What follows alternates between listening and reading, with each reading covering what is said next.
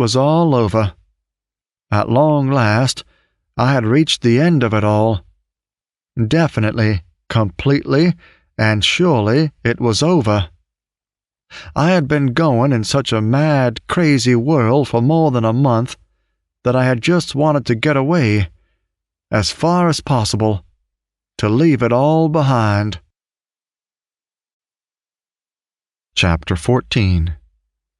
Pull down the curtains. Shut out the crazy world. Maris's one wish expressed his relief at the end of the 1961 baseball season. I just wanted to pull down the curtains and shut out the crazy world I'd just been through.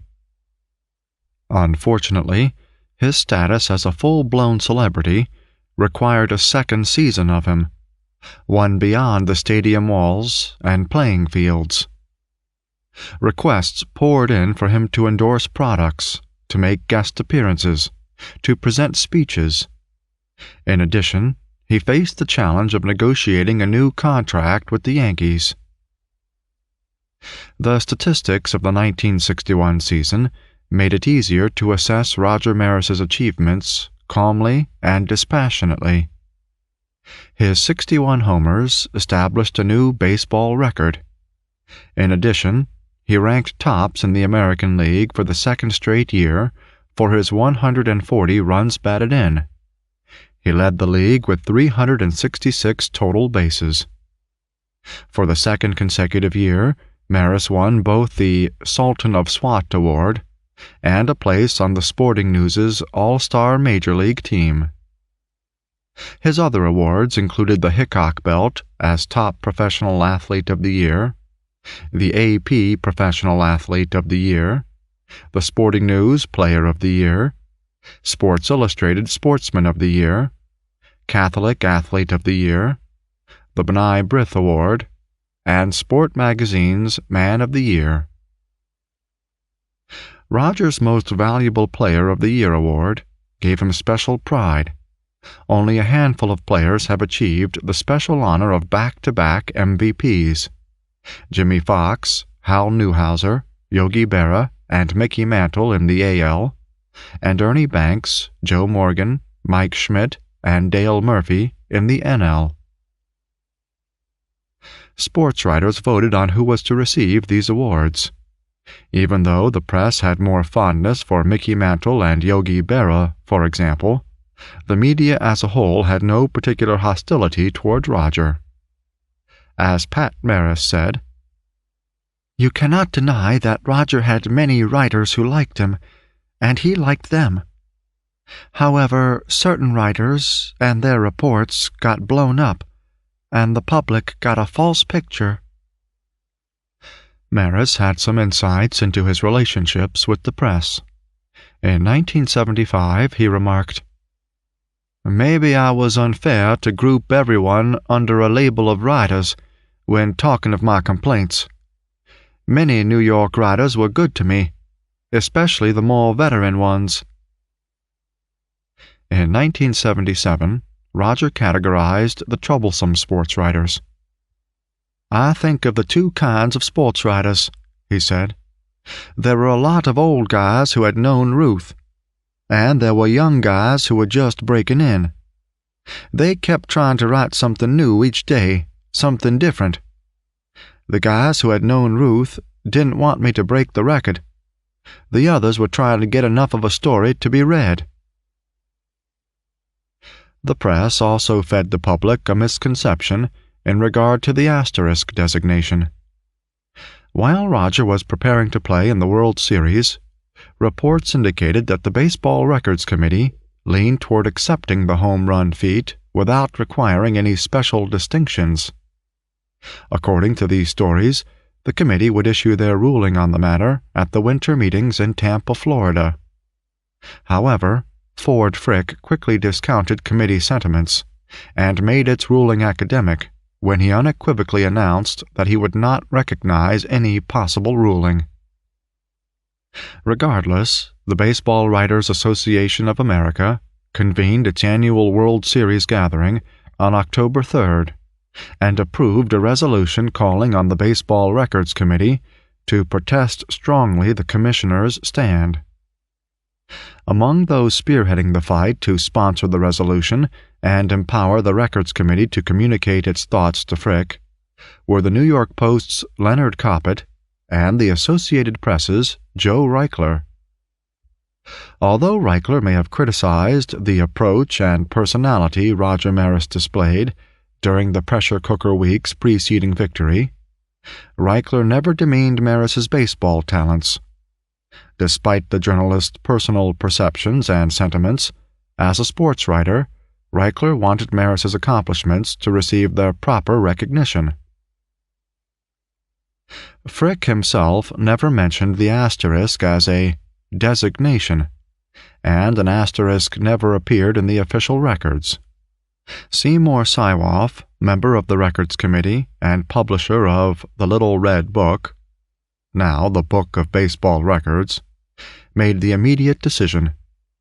He told Frick that the Red Book would contain this statement: "Each performance will be judged on its own merit, and if the accomplishment was directly benefited by an increase of scheduled games, the record will be annotated with the phrase 162-game schedule."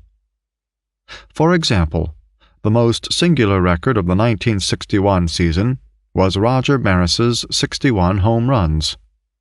It is a fact that he benefited from the expanded schedule of the American League, and it will in no way detract from his accomplishment to list his record as having been made during a 162-game schedule. On the other hand, it would be a gross inequity to delete Babe Ruth's record of 60 home runs in a season hit during a 154-game schedule. Therefore, Ruth's record will be retained along with Maris's. In 1969, the Baseball Records Committee ruled that Major League Baseball shall have one set of records starting in 1876, and no asterisk or official sign shall be used to indicate the number of games scheduled. Thus, neither the Book of Baseball Records nor the Sporting News Record Book has ever used an asterisk. The Book of Baseball Records lists the home run records. Most home runs, season, 61, Roger E. Maris, A.L., New York, 1961, 162-game season. 60, George H. Ruth, A.L., New York, 1927. It lists those having 50 home run seasons, with Roger Maris at the top, with no mention of the 162-game season. Under the Most Home Runs category, the Sporting News Record Book shows that Roger Maris had 61 in a 162-game season, and that Babe Ruth had the most in a 154-game schedule. Roger Maris's record does not carry the taint of an asterisk, despite the popular conviction that such a designation does or did exist. Even so-called experts who should know better persist in the error. George Vesey, in a Times story, inaccurately reported that Frick affixed the infamous asterisk to the home run champ. Joseph Durso, the New York Times reporter, wrote in Rogers' obituary, "The asterisk was inserted to distinguish Maris's home run record from the one set in 1927 by Babe Ruth, who hit 60 in the days of the 154-game season. It was inserted into the record books by Ford C. Frick, the Commissioner of Baseball, who apparently reflected the traditionalist view of many fans that the Olympian feats of Ruth must be defended against long seasons, short fences, and newly arrived sluggers." Durso added that fans will remember Roger Maris as the man with the asterisk in the record books. The asterisk problem affects not only bleacher fans and writers, but also national sports announcers like Al Michaels. In his TV commentary about the 1987 professional football players' strike, Michaels said that record books will list the games played with replacements in the same manner as Roger Maris's home run record, with an asterisk. Ford Frick reiterated his satisfaction years later in his 1973 autobiography, Games, Asterisks, and People. The former commissioner writes, "A lot of my newspaper friends have enjoyed kidding me about the asterisk incident. As a matter of fact, no asterisk has appeared in the official record in connection with the Maris feat. Roger hit 61 home runs that season to set an all-time record, and he is given full recognition for that accomplishment. But his record was set in a 162-game season. The Ruth record of 60 home runs was set in 1927 in a 154-game season." Even though no asterisk appears next to Roger's name, the record books still note that Maris achieved his home run mark in 162 games, while the Babe accomplished his feat in 154 games. Only Maris is so cited. The records make no such distinction for other marks established after the league extended the season by 8 games. A writer for the Fargo Forum called this discriminatory treatment a subtle stigma that still remains. But no one can doubt that in postseason 1961, Roger Maris was a star, not an asterisk. He made personal appearances, including one on the Perry Como show that netted him $10,000. His sports achievements had made his name a household word. Advertisers sought to use him in commercials, and Maris endorsed a handful of food products.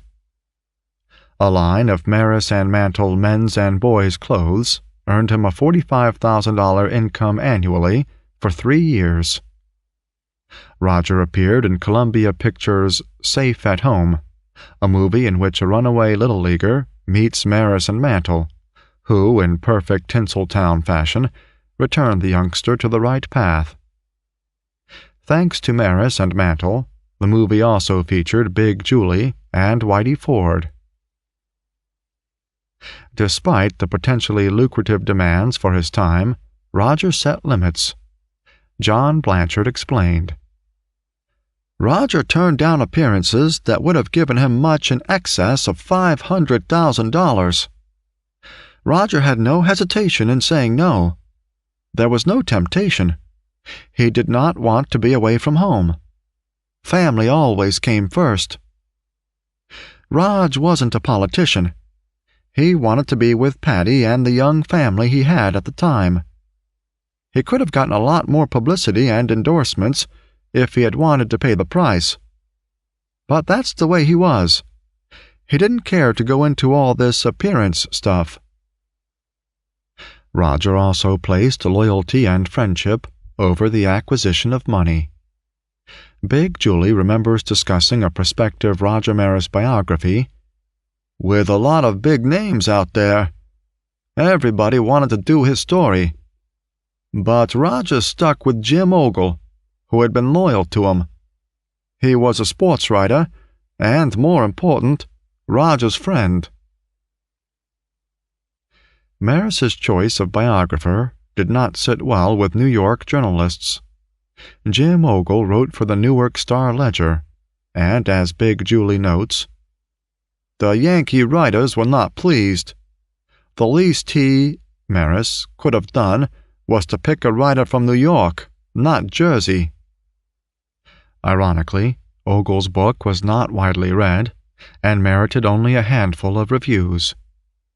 Today, the book has become almost a collector's item. The Roger Maris Museum in Fargo displays a copy, but the public library has none in circulation. Roger had little fondness for the rubber chicken circuit. When he received the Associated Press's Athlete of the Year award in Milwaukee, he told a private luncheon at the Miller Inn, "The banquet circuit is okay, except for 4 things: speeches, newspapermen, cameramen, and traveling. He told Dan Daniel, "I have had a lot of bids to dinners and the like for pay, but speechifying scares me to death, and I don't like the menus at those affairs. I have seen what the chicken circuit can do to a ball player, and I don't care to risk a similar experience." Perhaps Maris made superstitious reference to the Yanks' Bob Turley. In 1958, Turley had won the Cy Young Award. In 1959, after a postseason of dinner appearances, Turley's record plummeted to 8 wins. Maris became uneasy when he found himself surrounded by local bigwigs, businessmen, or politicians. The slugger preferred the slacks, sports coats, and T-shirts of casual get-togethers to the tuxedos and ties required at formal affairs. During these seemingly interminable events, Roger frequently consulted his watch, anxiously anticipating the tedium's end. The press at the Milwaukee Awards banquet mistook Roger's boredom for rudeness, and reported that he took his award and went into the back room to shoot pool. Jim Ogle's 1967 article, "Fact and Legend of Roger Maris," for the Sporting News, shatters that report. Ogle reports that Roger stayed until the end of the banquet and signed autographs, even though he had to keep his friend, sports editor Charlie Johnson, waiting. Without knowing the circumstances, the press also rapped Roger for rushing away from the New York B'nai B'rith dinner after accepting his award. Roger had intended to take the next day's early morning flight to the Hickok Award dinner in Rochester, New York, but a public relations man for the affair insisted that Roger board a 10:30 train that evening.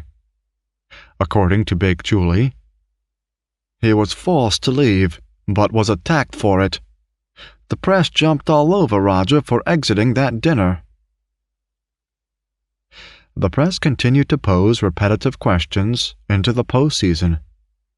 When asked to cite the most annoying of them, Roger answered, "During the season they kept asking me if I thought I could beat Ruth.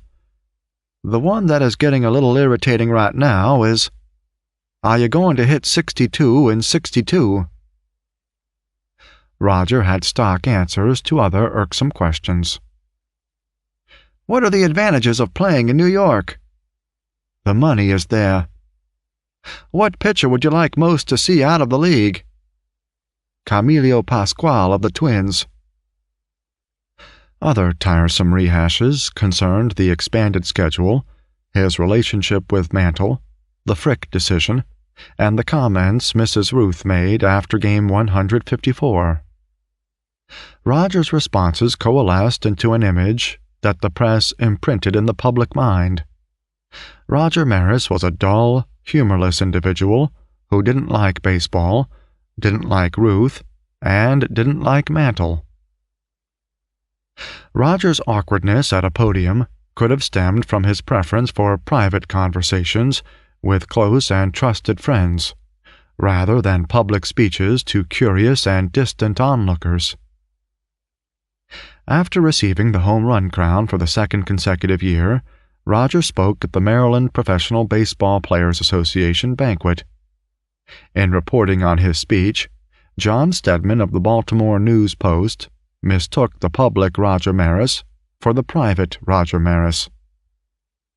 "As a public speaker, Roger Maris is much better as a home run hitter. The truth of the matter is, Maris doesn't talk much of a game. He's stoic, unemotional, and doesn't come crashing through as a conversationalist."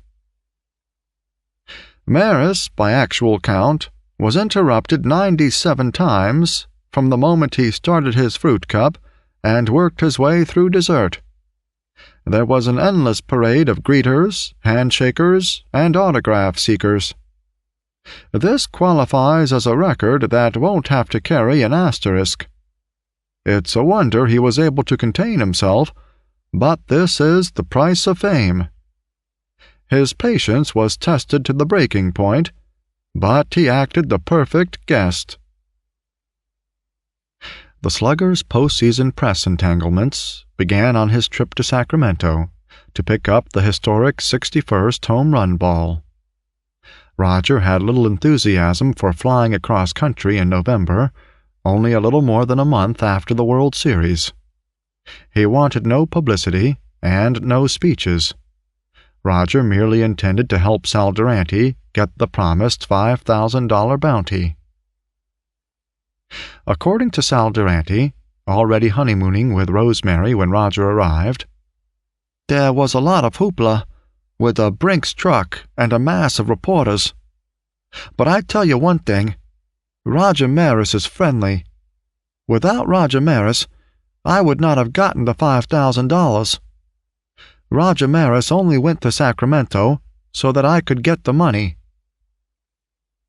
According to Jim Ogle, an unnamed New York columnist who hardly knew Maris, did one of the finest rip jobs on record. His contrived story said that Roger and his brother Rudy stormed into Sacramento and made ridiculous demands, among them that the Maris brothers get a piece of the business at Sam Gordon's Ranch Wagon restaurant. In actuality, Gordon did not keep his word. He invited a circus of reporters with their questions to greet Roger. Maris repeatedly insisted that he would not make a speech at the ceremonies marking the presentation of the ball. Gordon sought Maris's permission to use his name for a restaurant chain. Roger refused. In the confusion, a television lamp fell on Roger's head and nearly knocked him out. Despite the reality of the situation, the Sacramento media coverage reflected the hardened anti-Roger Maris bias of the press. Wilbur Adams's story for Sporting News, datelined November 15, 1961, Sacramento, presented a fairer picture, even though it did not receive wide circulation. It reported that Roger did not make a speech, but that he did make some brief comments and answered questions.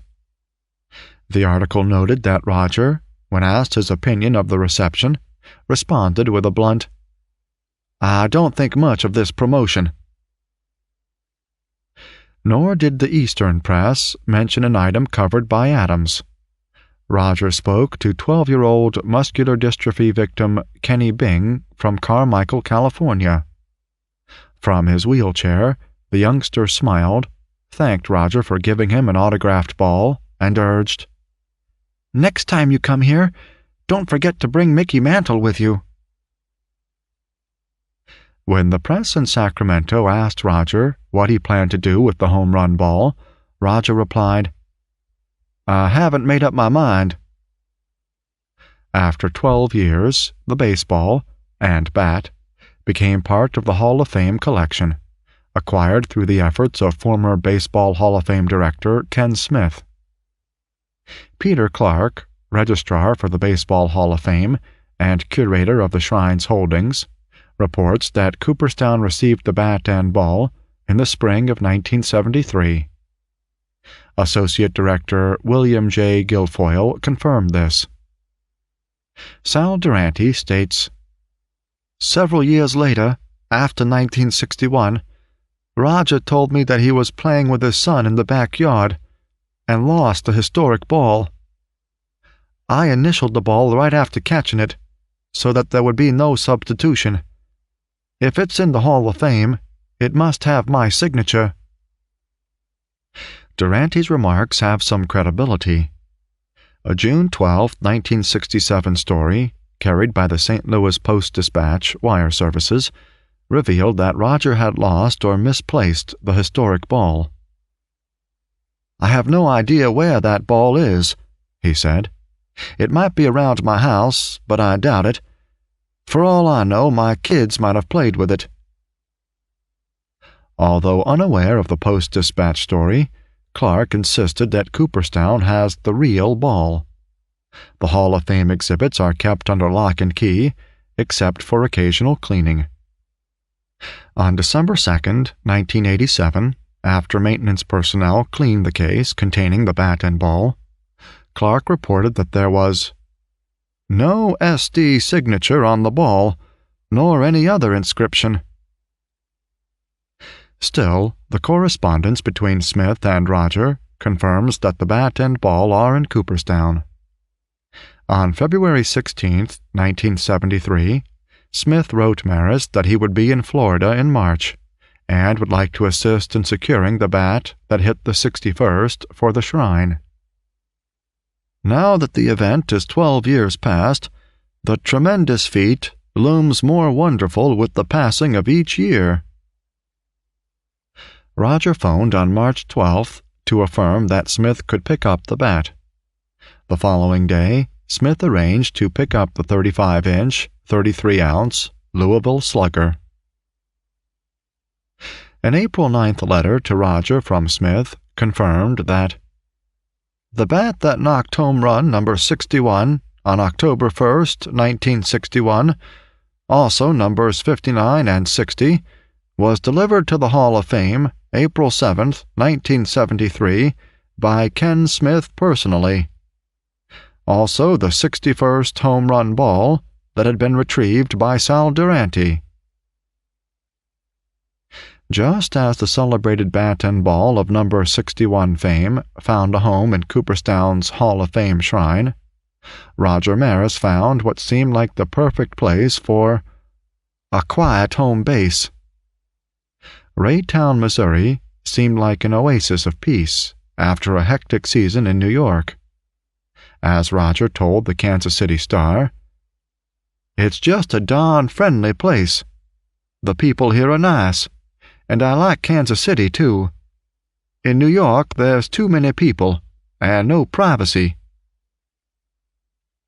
Jack Rice of the St. Louis Post-Dispatch found that while Raytown may be proud of him, it takes him in stride.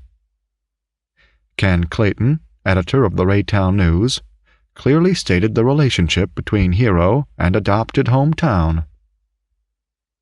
Raytown, so far, is to be commended for taking his sports achievements in stride. After all, Raytown really doesn't have to toot. Roger does have his home here. The Marises have been good neighbors. Roger and his wife, Patricia, have a pleasant suburban home. They have displayed interest in community activities. They have helped in the work of their church. They have avoided, rather than courted, the limelight. Maris has treated his home community with respect.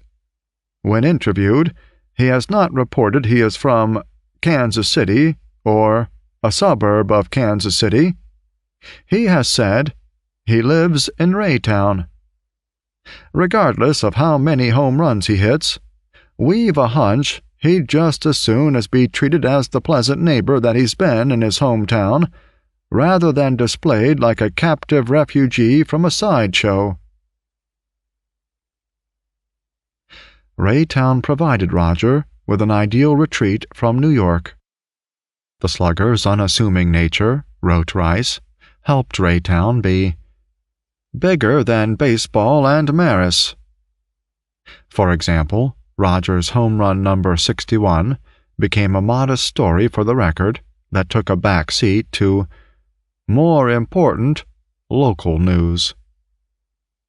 "We've gone along with Roger in line with his request," said Clayton. "We tried to play down his residence here. He's a very modest guy." The lack of adulation suited Roger perfectly as he went about his private life in his reasonably modest home on Blue Ridge Boulevard. He made lifetime friends in Raytown, like Jim and Jerry Cosentino, who ran the town family supermarket. Jim, who had done a short stint as a St. Louis Cardinal farmhand, befriended Roger because he knew how lonely a baseball player's life can be. "I remember what it was like, being in a strange town and not knowing anybody." Cosentino had been impressed with Roger at first sight when Maris played with the A's against the White Sox. "He's the greatest natural ball player I ever saw, and when I saw Roger in my store I told him that." The baseball connection grew into a relationship between the Maris and Cosentino families that has survived Roger's and Jim's deaths. In Raytown, the Marises became part of the baseball gang who resided in the Independence, Kansas City area. This group included Bob Serve, Ed Rackow, and those especially close to the Maris family, Norm Seaburn, Bill Tuttle, and Whitey Herzog. The families hunted, golfed, bowled, and partied together, often sharing steaming portions of chili, Roger's #1 weakness. A housewives' bowling league included Mrs. Pat Maris, Mrs. Mary Lou Herzog, Mrs. Lucille Tuttle, and Mrs. Liz Seaburn.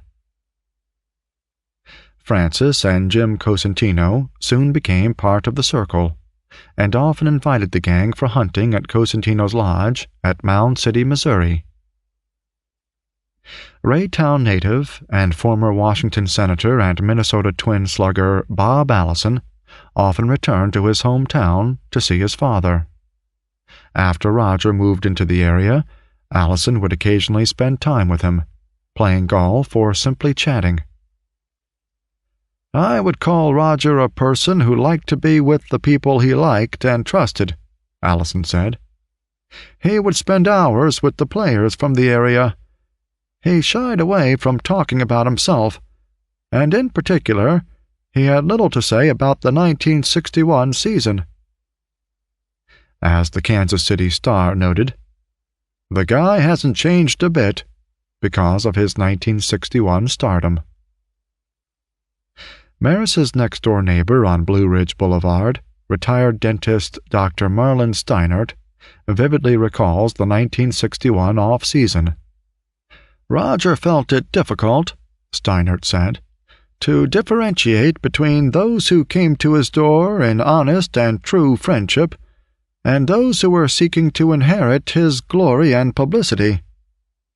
And Roger would try to be as courteous as he could be to those who came by." Roger was a very civic-minded person, and he and Pat loved those events that allowed them to have fun and not attract attention. Pat Maris remembers that although Roger would decline nearly all invitations, because he didn't want to hurt anybody's feelings by playing favorites, there was one Halloween party we attended after the 1961 season. Roger enjoyed it very much because he wore a mask. According to Steinert, Roger was the type of person who functioned best when he had a day-to-day routine that included get-togethers with baseball friends, carpentry in the house, making a cedar chest, for example, and, most important, quiet times together with the family. "The Marises were very family-oriented," Steinert said. "Roger did not go anywhere without the children, even if it was just a trip to the grocery store." Mrs. Mary Steinert remembers that family life meant everything to Pat and Roger. They wanted very much to be left alone. Pat hated the media intrusions in their private life. Still, even in the off-season, the media came to observe the Maris family.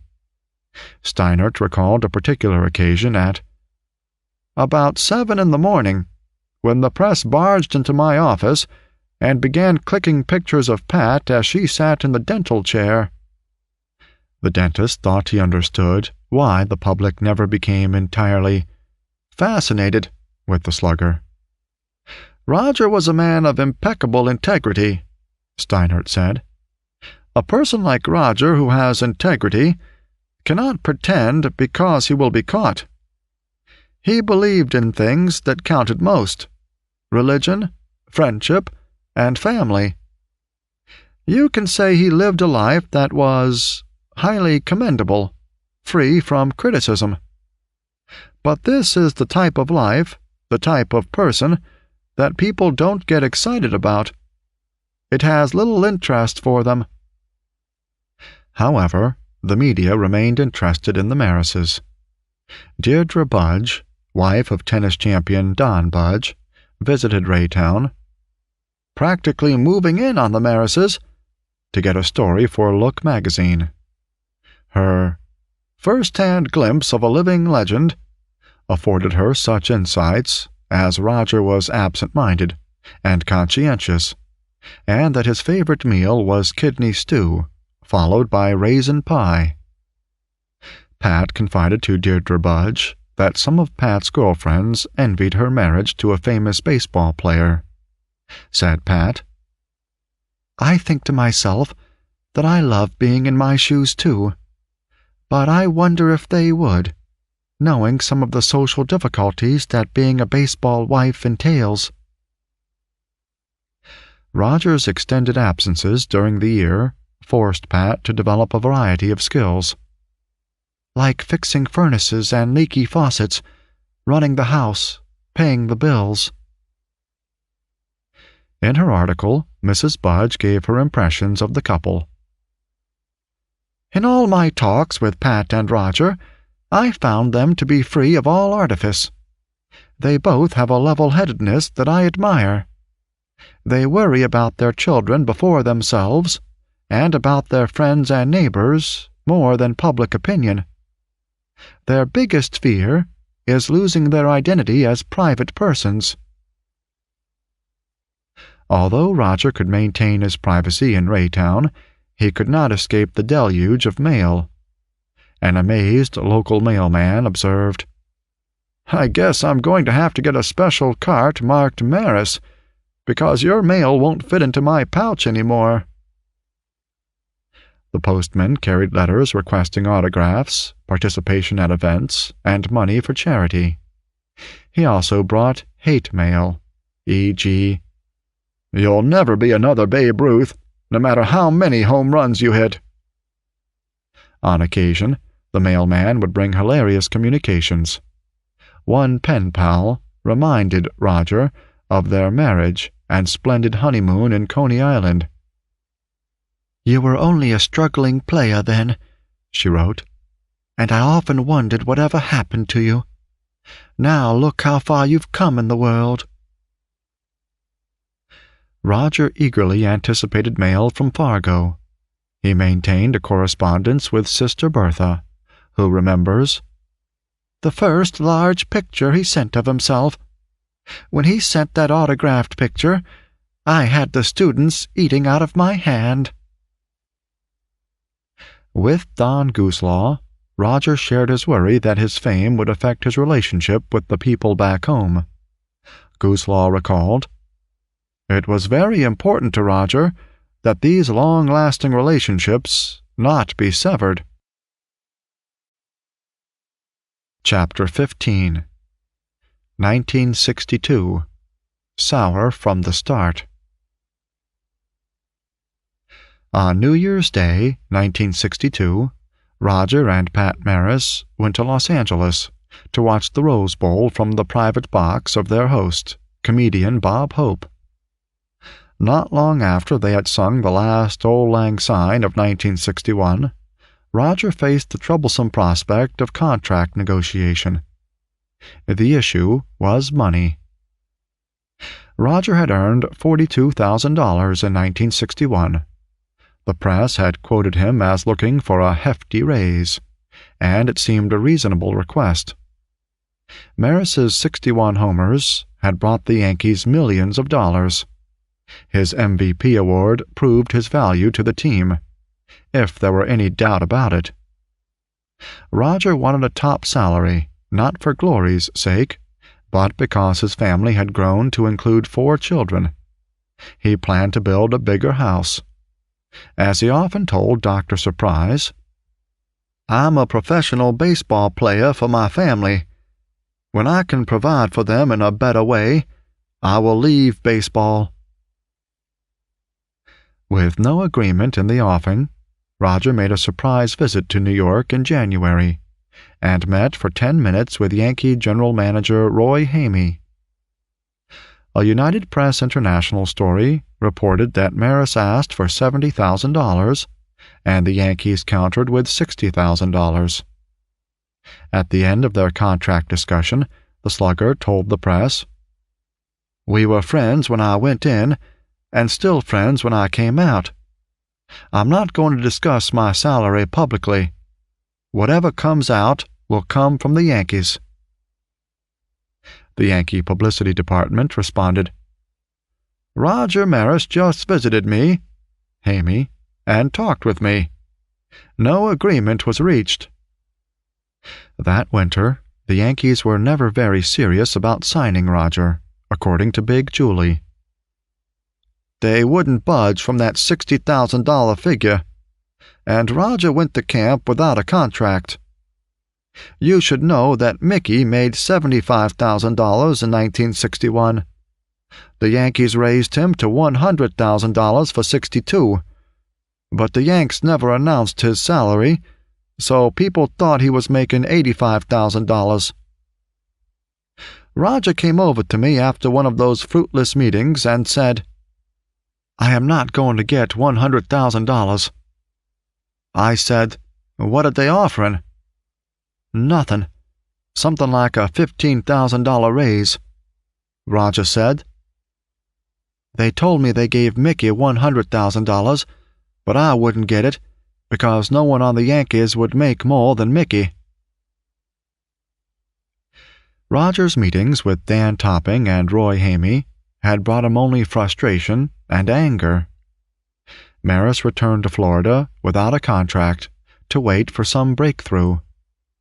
According to Big Julie, Roger offered to compromise at $90,000, but the Yanks wouldn't listen.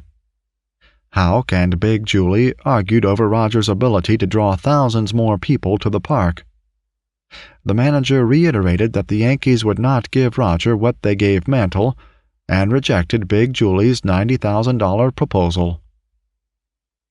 Roger lowered his demands, first to $85,000, and then $80,000. The Yankees would go no higher than $67,000. Without the ability to use arbitration or free agency as inducements, Roger was at the mercy of the Yankee management. Big Julie convinced Roger to continue bargaining. As a result, the Yankees promised Roger $72,500 with another $5,000 for living expenses. Roger barely disguised his resentment at his treatment during those pre-season maneuverings. He announced to the media, "I got almost what I asked for. The main thing is that I'm happy and satisfied and want to go to work." Hamey applauded Roger's capitulation. "We're very happy he's signed. We're most appreciative of what Roger meant to the ball club last year." A February 25th Associated Press story from Fort Lauderdale, Florida, reported that Roger had become the fourth highest-paid player in Yank history. DiMaggio led the list with $100,000, followed by Mantle at $82,000, not $100,000, and Ruth at $80,000. In terms of club history, Roger did receive the hefty raise he sought. His $32,000 contract hike set a club record. However, the entire negotiation process embittered Roger. After he retired, Roger remembered, "It was very difficult to get that raise. In fact, it was so tough that I never wanted to bargain for a contract again. I decided, this is the last time." Dr. Surprise maintains that the Yankees would have paid Roger the $100,000 salary he wanted if he had accepted the team's accompanying proviso. The deal was that Roger would have to cooperate with the press. No deal would be made by Roger, who would not compromise his principles. Shortly after Maris had signed his contract, DiMaggio offered his thoughts on Roger's prospects for another super season. "He'll have to be able to handle the pressure," DiMaggio said, because he's going to have plenty of it. He'll have more pressure on him this year than he did last summer when he was closing in on the Bambino's home run record. Media pressure began early, during the preseason in Fort Lauderdale. A youth with a ball approached Roger at the Yankee Clipper Motel and asked him, "Mr. X, will you sign this?" Playing along with the lad's game, Roger signed the ball, Mr. X. Maris later inscribed the ball and personally affixed his signature. The youngster's father, the mayor of Fort Lauderdale, had friends on the local newspaper. The next day, Oscar Fraley attacked Roger for his lack of courtesy in a lead sports page story carried by UPI. Fraley, creator of the TV program The Untouchables, had never had any contact with Roger, but perceived Roger as hostile toward the press. Fraley concluded his article, "If either of my two sons has a hero, I hope it's a modest fellow named John Glenn, who went for the circuit when it really counted, because guys like Maris bat around 0 with me." In retaliation for the story, Roger publicly leveled a barrage of insults to Fraley's face. "If you weren't so old," Roger roared, "I'd knock you right on your ass." The accumulated tension between Roger and the media reached its peak with the Fraley story. Roger announced to the press that from then on he would have 3 words for them. "I don't know." In an Associated Press story, Roger answered all questions. "What kind of year do you expect?" "Do you think you'll reach 61 home runs this year?" "How many home runs will you be satisfied to hit?" etc., with the same response. "I don't know." The Associated Press presented a fair explanation of Roger's position. "Maris hasn't been treated kindly by the fans here. He's been booed and jeered. He blames a bad press and has reciprocated by clamming up." The same story quoted Roger telling a friend his side of the story. "Look, I'm not going to change. I can't even if I wanted to. And I don't want to. I'm me, Roger Maris. I could have fed him a whole lot of baloney, but I'm no politician. I can't say things I don't mean. And when I've got nothing to say, I say nothing. If the guy wants to get sore, let him. I can't help that." Roger next caught the wrath of Jimmy Cannon. According to Big Julie, Cannon wanted to speak to Roger during infield practice. "Roger and Jimmy Cannon had been good friends," Big Julie said. "But Roger was still mad about the Fraley story, and so he told Cannon, 'I'm not talking to anyone, and that includes you.'" As Big Julie tells it, after the practice, when Roger felt a little more composed, he agreed to speak to the writer. At that point, Cannon refused a meeting. In Maury Allen's version of the incident, Cannon, with the assistance of the Yanks' Bob Fischel, had scheduled an interview with Roger before the practice, and Roger did not show up. Yankee teammate John Blanchard remembers it differently. "Roger came off the field tired, drenched, and certainly emotionally weary. Cannon comes over and says, 'Roger, can I have some of your time?' And Roger answers, 'I'm too tired now. Some other time.' This was too much for Cannon. 'Who do you think you are?' he snapped at Roger. 'I interviewed Gene Tunney and other sports greats.'" Jimmy Cannon revealed his side of the story in the New York Journal-American. According to the sports writer, the slugger had told him that it was his policy not to grant interviews. "I've been ripped too much," he said. "By me?" I asked. "Oh, no," he said. "You've never hurt me. but I have a new policy. Cannon's first column was entitled, Maris the Whiner, a Threat to Yank Pennant. In his opening, Cannon observes, Success has made Roger Maris the most unpopular player on the Yankees. Their boredom with him has assumed aspects which conceivably could place the team's pennant chances in jeopardy.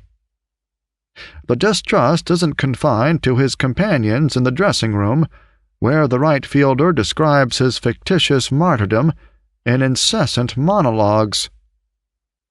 It has long been the policy of the people who run the Yankees to select ball players with the care of men picking a son-in-law.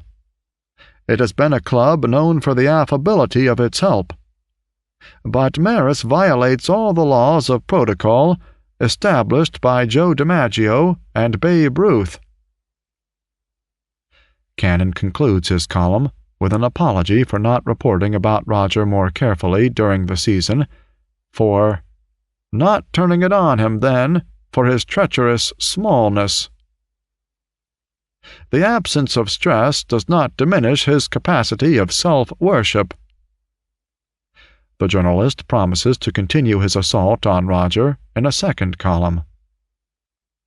Cannon's second column, Maris envies Mantle's prestige among Yankees, reports on the supposed disharmony Roger created on the team. The article centers on Mantle's role as a Yankee and Roger's envy. Obviously, Maris considers Mantle a competitor instead of a partner on a team. It might be a dangerous situation to the club's prized harmony if Maris could appeal to more of the players. But his personality limits his cult to a dwindling few. Only Bob Serve is constantly in his company. In a bitter summary, Cannon states that Roger threatened the morale of the Yankees, envied Mantle's high regard among teammates, and was an ingrate in his relations with the front office. In short, said Cannon, Roger Maris was an embarrassment to the Yankees, and out of tune with the sterling Yankee tradition. The excoriating columns end with Cannon's parting shot. One fact is clear. Maris isn't a Ruth or a DiMaggio. He isn't a Mantle either. That's what seems to annoy Roger the Whiner most. Maury Allen felt that because of the Cannon incident, Roger would be left so battered and bruised that for the rest of his life he never fully trusted any reporter. Yet, while a Cardinal, Roger revealed his version of the Cannon dispute story in a Red Barber column. Jimmy Cannon came along right then. He'd always been a good friend of mine, or so I thought. I was so burned about Fraley, I told Jimmy I didn't want to talk. He cursed me. I cursed him back. He wrote 2 stories and called me everything.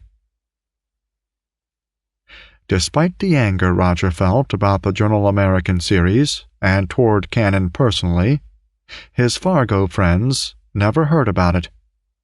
I never heard a bad word from Roger about anybody, said Don Gooselaw, even if it were crude sports writers. According to Bob Wood, this reticence was consistent with Roger's motto, "If you can't say something nice about someone, then say nothing." Even though Roger would not speak ill of the journalist, he would long remember the Cannon episode in sorrow and disappointment. I really thought our friendship was worth more than that, the retired player said to a reporter in 1978. The Cannon series was read across America. Picking up on Cannon's tone, other writers started referring to the slugger as Rude Roger. The Fraley piece paled in comparison. As Golenbach writes in Baseball Quarterly, in the Cannon columns, Roger's character had suffered such assassination that if he had discovered a cure for cancer, he still would be thought of as an arrogant and aloof scientist. On the day Cannon concluded his diatribes, the Yanks and the newly born Mets arrived in St. Petersburg, Florida, for an exhibition game. United Press International photographer Joel Schrank suggested that Hall of Famer Mets coach Rogers Hornsby, who had a second-to-Cobb career .358 batting average, pose with home run king Roger Maris. A surprisingly agreeable Hornsby said, "Yeah, I'll pose with them. Bring 'em over." The unwitting photographer never knew, and a biased press never admitted, that during the 1961 season, Hornsby had publicly insulted Maris. The Mets coach had said that the only thing Roger could do as well as the Babe was running. The Hall of Famer added that Roger couldn't carry Ruth's jock. Smoldering from the journalistic torches of Fraley, Cannon et al., and still reverberating with the taunts of Hornsby, Roger had no response to the request for a picture. He simply turned his back and walked away. Fargo's Bill Weaver remembers that incident. "Roger felt, if Hornsby wants a picture, let him come to him. Roger told me, 'I can't pick my relatives, but I sure can pick my friends. When I pick my friends, they are friends for life.'" Roger's rebuff stunned Hornsby. "How the hell do you like that?" he thundered. The headlines reported the rest of his comments. "Hornsby calls Maris a little punk ball player." Stories read, "That bush leaguer. I've posed for pictures with major league hitters, not bush leaguers like he is." Maris calmly explained his actions. "During the winter, Mr. Hornsby said I was a lousy hitter, who had to be awfully lucky to hit 61 homers. I didn't want to embarrass a great hitter like Mr. Hornsby by having him pose with a lousy hitter like me. He might have forgotten what he said, but I didn't." No one championed Hornsby's case better than Jimmy Cannon's paper, the New York Journal-American. Barney Kremenko's story carried the headline, "Hornsby, Maris couldn't carry my bat." The newspaper also ran a comparison of the lifetime records of both players, a picture of Hornsby with his arm around Kremenko, and a quote of the sports writer saying, "It was a thrill to pose with the Hall of Famer." Within the article, Hornsby not only downplayed Rogers' home runs, but also assailed Rogers' personality. "This fella's behavior off the field is unforgivable. I just can't imagine anyone refusing to sign autographs. As for having good relations with newspapermen, that's basic for a ball player. I always cooperated with them, and most of the players I know did the same." Hornsby obliquely contrasted himself and Maris by relating another incident in St. Petersburg. Yankee first baseman Moose Skowron approached Stengel for permission to talk to Hall of Famer Hornsby about hitting. Hornsby said, "There were a few things he thought I could straighten out for him. I was glad to help. That shows you the difference between a class fellow and a swelled-up guy." Bob Stewart, who profiled Roger for Baseball's Greatest Players Today, saw the Hornsby incident as part of the slugger's disdain for diplomacy. More important, Roger acted toward Hornsby as he would have at any other time. "There was no reason why Maris should have posed for pictures with Hornsby, if anyone wants to argue.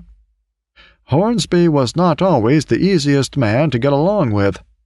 His records, not the man, earned him admiration. Maris would have shrugged off Hornsby in 1959, just the way he did in 1962.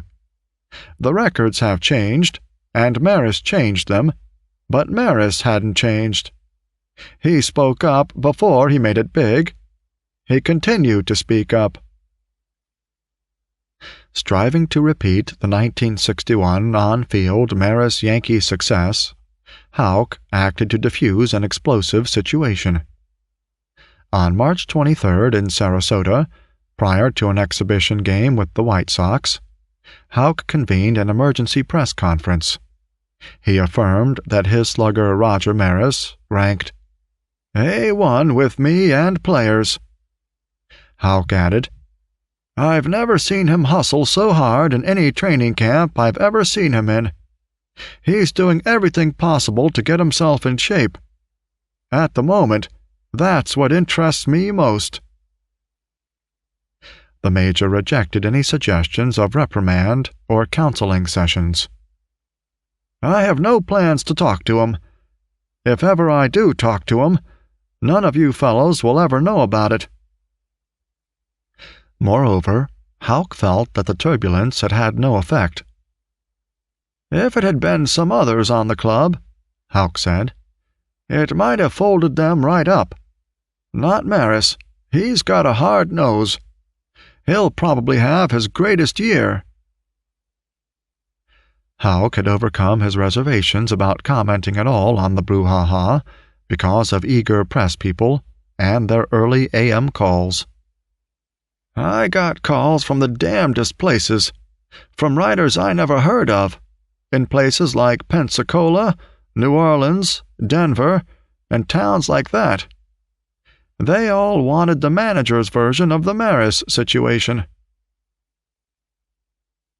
His manager's vote of confidence gave Roger an emotional lift. In Tampa, he gladly posed for a pre-game photo with Cincinnati Reds slugger Frank Robinson. On March 25th, he slammed his first round-tripper of the spring. Next at-bat, hitter John Blanchard greeted Roger as he crossed home plate and noticed, "Roger looked relaxed and confident. Good times were ahead." Maris's euphoria vanished as the press again made him its target. Tommy Devine, for example, took his pot shot in the Miami News. "If it weren't for sports writers, Roger Maris would probably be an $18 a week clerk at the A&P back in Missouri." A beleaguered Roger Maris even lashed out at Dan Daniel, who had solidly backed Roger and earned wide respect as the dean of the sports writing profession. After receiving a barb from Roger, Daniel responded with grandfatherly concern. "Maris will have to learn to laugh, even while bleeding internally. If he continues to be the angry man, may the Lord have mercy on him. The customer won't." The Yankee front office indicated its concern for Maris and the 1962 season by sending Big Julie to Florida. He said, "Every paper I opened had a story ripping Roger. He was being abused, being called a redneck and worse, by people who never even met him or spoke to him. Roger explained everything to me, chapter and verse. What can you expect? I have been in restaurants when he would be approached by grubby middle-aged men who would say in a nasty way, 'Hey, Maris, I personally don't care for you, but my boy wants your autograph.' So when Roger tells them to go to hell, they have it coming to them." Although Roger felt like cleaning his locker and heading back to Missouri, he would not let the criticism frustrate his determination to excel in 1962. In mid-September 1961, he realistically appraised his chances of topping his 61-61 season. "Ever since I've been in baseball, I've tried to do better the next year. But I'm on the spot for 62, no matter what happens." According to Pat Maris, "The 1962 season was sour from the start because of his relationship with the sports writers. Nobody respected him. Not the fans. They wanted more. The boos increased. The season started positively when Roger hit a 3-run blast that put the Yanks ahead of the Orioles and him ahead of his own record. In 1961, home run number 1 had not come until the 11th game. However, when the Yanks came to Tiger Stadium for Detroit's opener on April 13th, an unpleasant incident marred Maris's early optimism. Once before, someone had hurled a seat-slat protruding metal at Maris. Now a soda bottle thrown from the right field stands struck Roger on the arm. The broken glass barely missed him. Detroit's owner, John E. Fetzer, pledged, "We'll prosecute if we catch them in the act." As April came to a close, Roger had hit only 1 homer, with a .152 average. But he rallied quickly in a 4-game set in Washington. With 10 for 19, he raised his average to the .262 mark. In addition, he put 3 into the seats. Almost as Roger mouthed, "It's one of the best starts I ever had in baseball. Everything's wonderful now," the injury hex struck, the first of many to plague him after the 1961 season. On May 16th, while leaning against Fenway's right field bullpen wall, trying to snatch a Carl Yastrzemski home run, Roger strained a groin muscle in his left side. Maris had been hitting .309 and had 6 homers when forced to the sidelines. Fan support for Roger ran high. He showed a reporter a stack of some 75 letters, the majority favorable. Roger returned to the lineup and set a record in the May 22nd game against the Los Angeles Angels. In the Yanks' 2-1 12-inning victory, Roger drew 5 bases on balls, the last 4 intentional, a mark for deliberate free passes. Roger phoned Mantle, disabled with a leg injury, at Lenox Hill Hospital. "Hey, Mick, you'd better get back here. I'm tired of getting all those walks. Now I know how it feels." Although Roger continued to produce, his performance could not satisfy the fans. "The boos came along," Pat Maris recalls. Mickey Mantle thought that, "Nobody respected him." Roger, "They wanted more." As Mantle emphasizes in Just for the Record, Maris was never treated as a champion because he challenged the immortals and won. Roger suffered all sorts of abuse from fans who could not be pleased. In the second game of a July 29th doubleheader against the White Sox, for example, fans bombarded Roger with 2 golf balls and a beer can. Blanchard, who witnessed the scene from the bullpen in Yankee Stadium, said, "Some of the things those fans yelled at Roger were enough to make your skin crawl.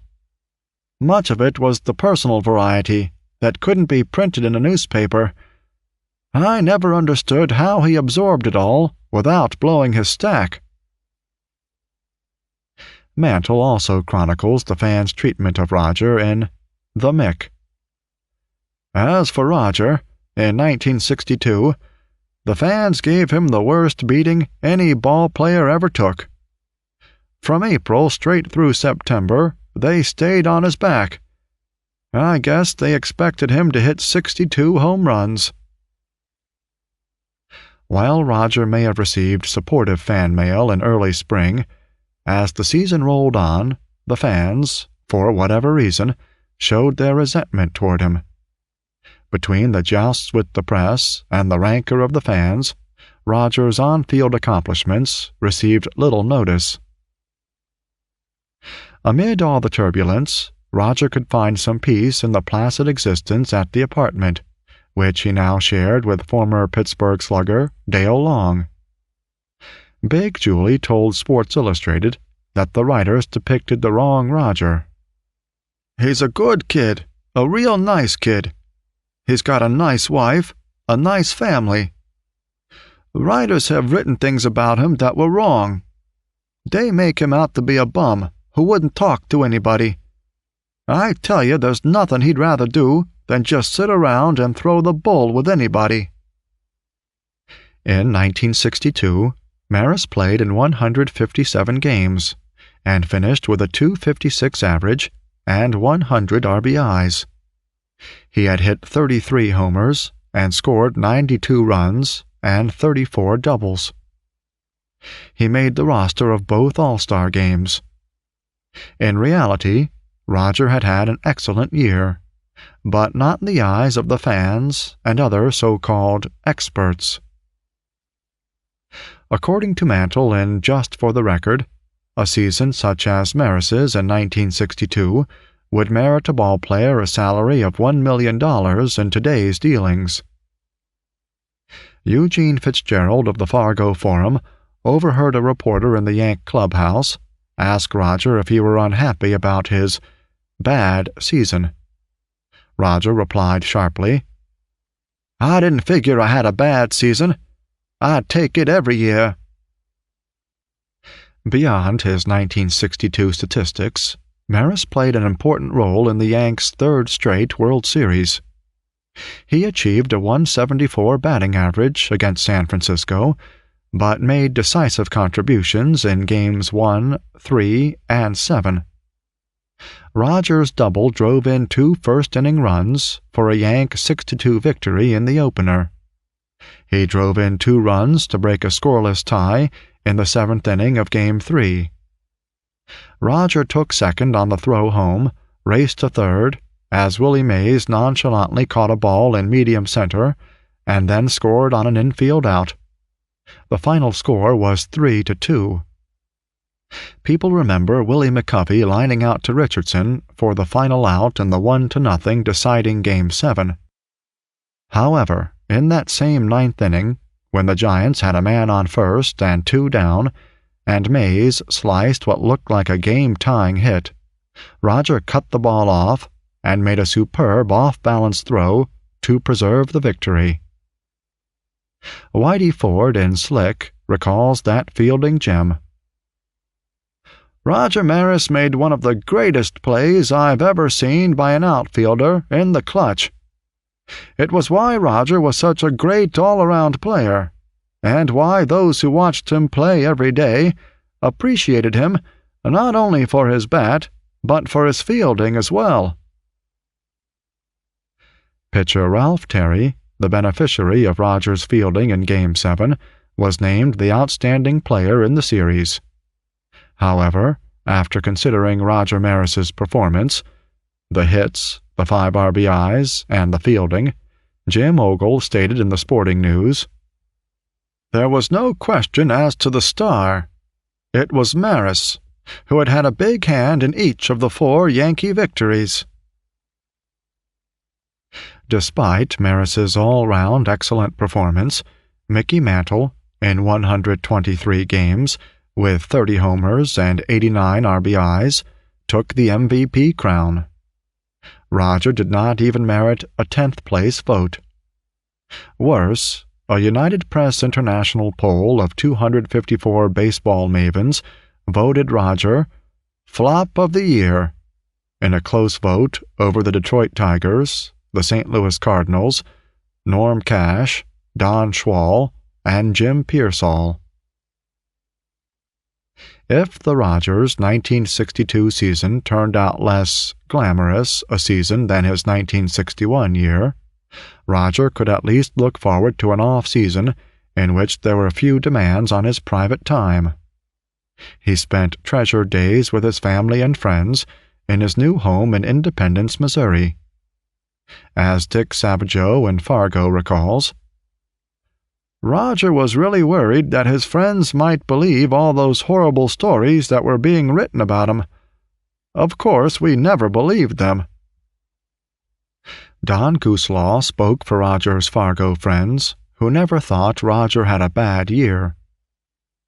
"I remember Roger telling us how important the luck factor was in hitting home runs.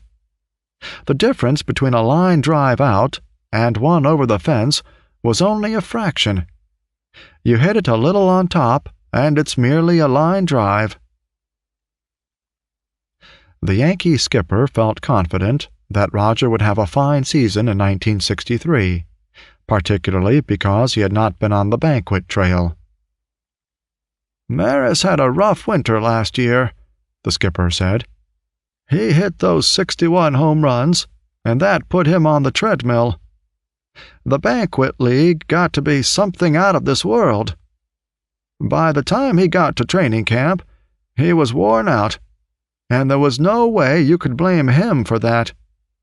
He was paying the price of the winter he spent." Chapter 16. Summers That Were Bummers. Yankee manager Houck thought that Roger would have a solid year. "He won't be starting out with the pressure he had a year ago. Folks won't be around him so much, and that alone ought to get him off to a better start than he had last year in Florida." The Yankee management, however, upset by the booing, had little confidence in Roger's future. Golenbach wrote, "If manager Houck had not insisted that Maris remain with the Yankees, General Manager Roy Hamey would have traded him at the end of '62. Roger himself believed that the booing would continue. "As long as I stay in New York, it's going to keep on. They're on my back, and they're never going to get off." Despite management reservations, Roger stayed a Yankee. He even avoided a contract hassle, like the one that marred the post-1961 season, by accepting a salary frozen at the 1962 level. A series of 10 injuries pockmarked Roger's 1963 season.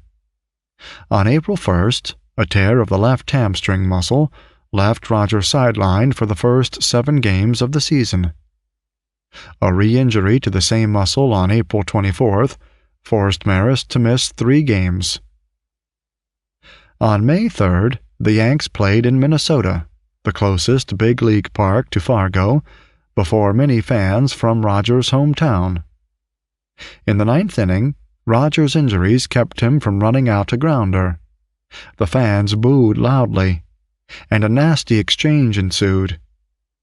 Houck defended Roger by explaining that medical personnel had given Roger strict orders not to do any unnecessary running and risk further damage to an already twice injured leg.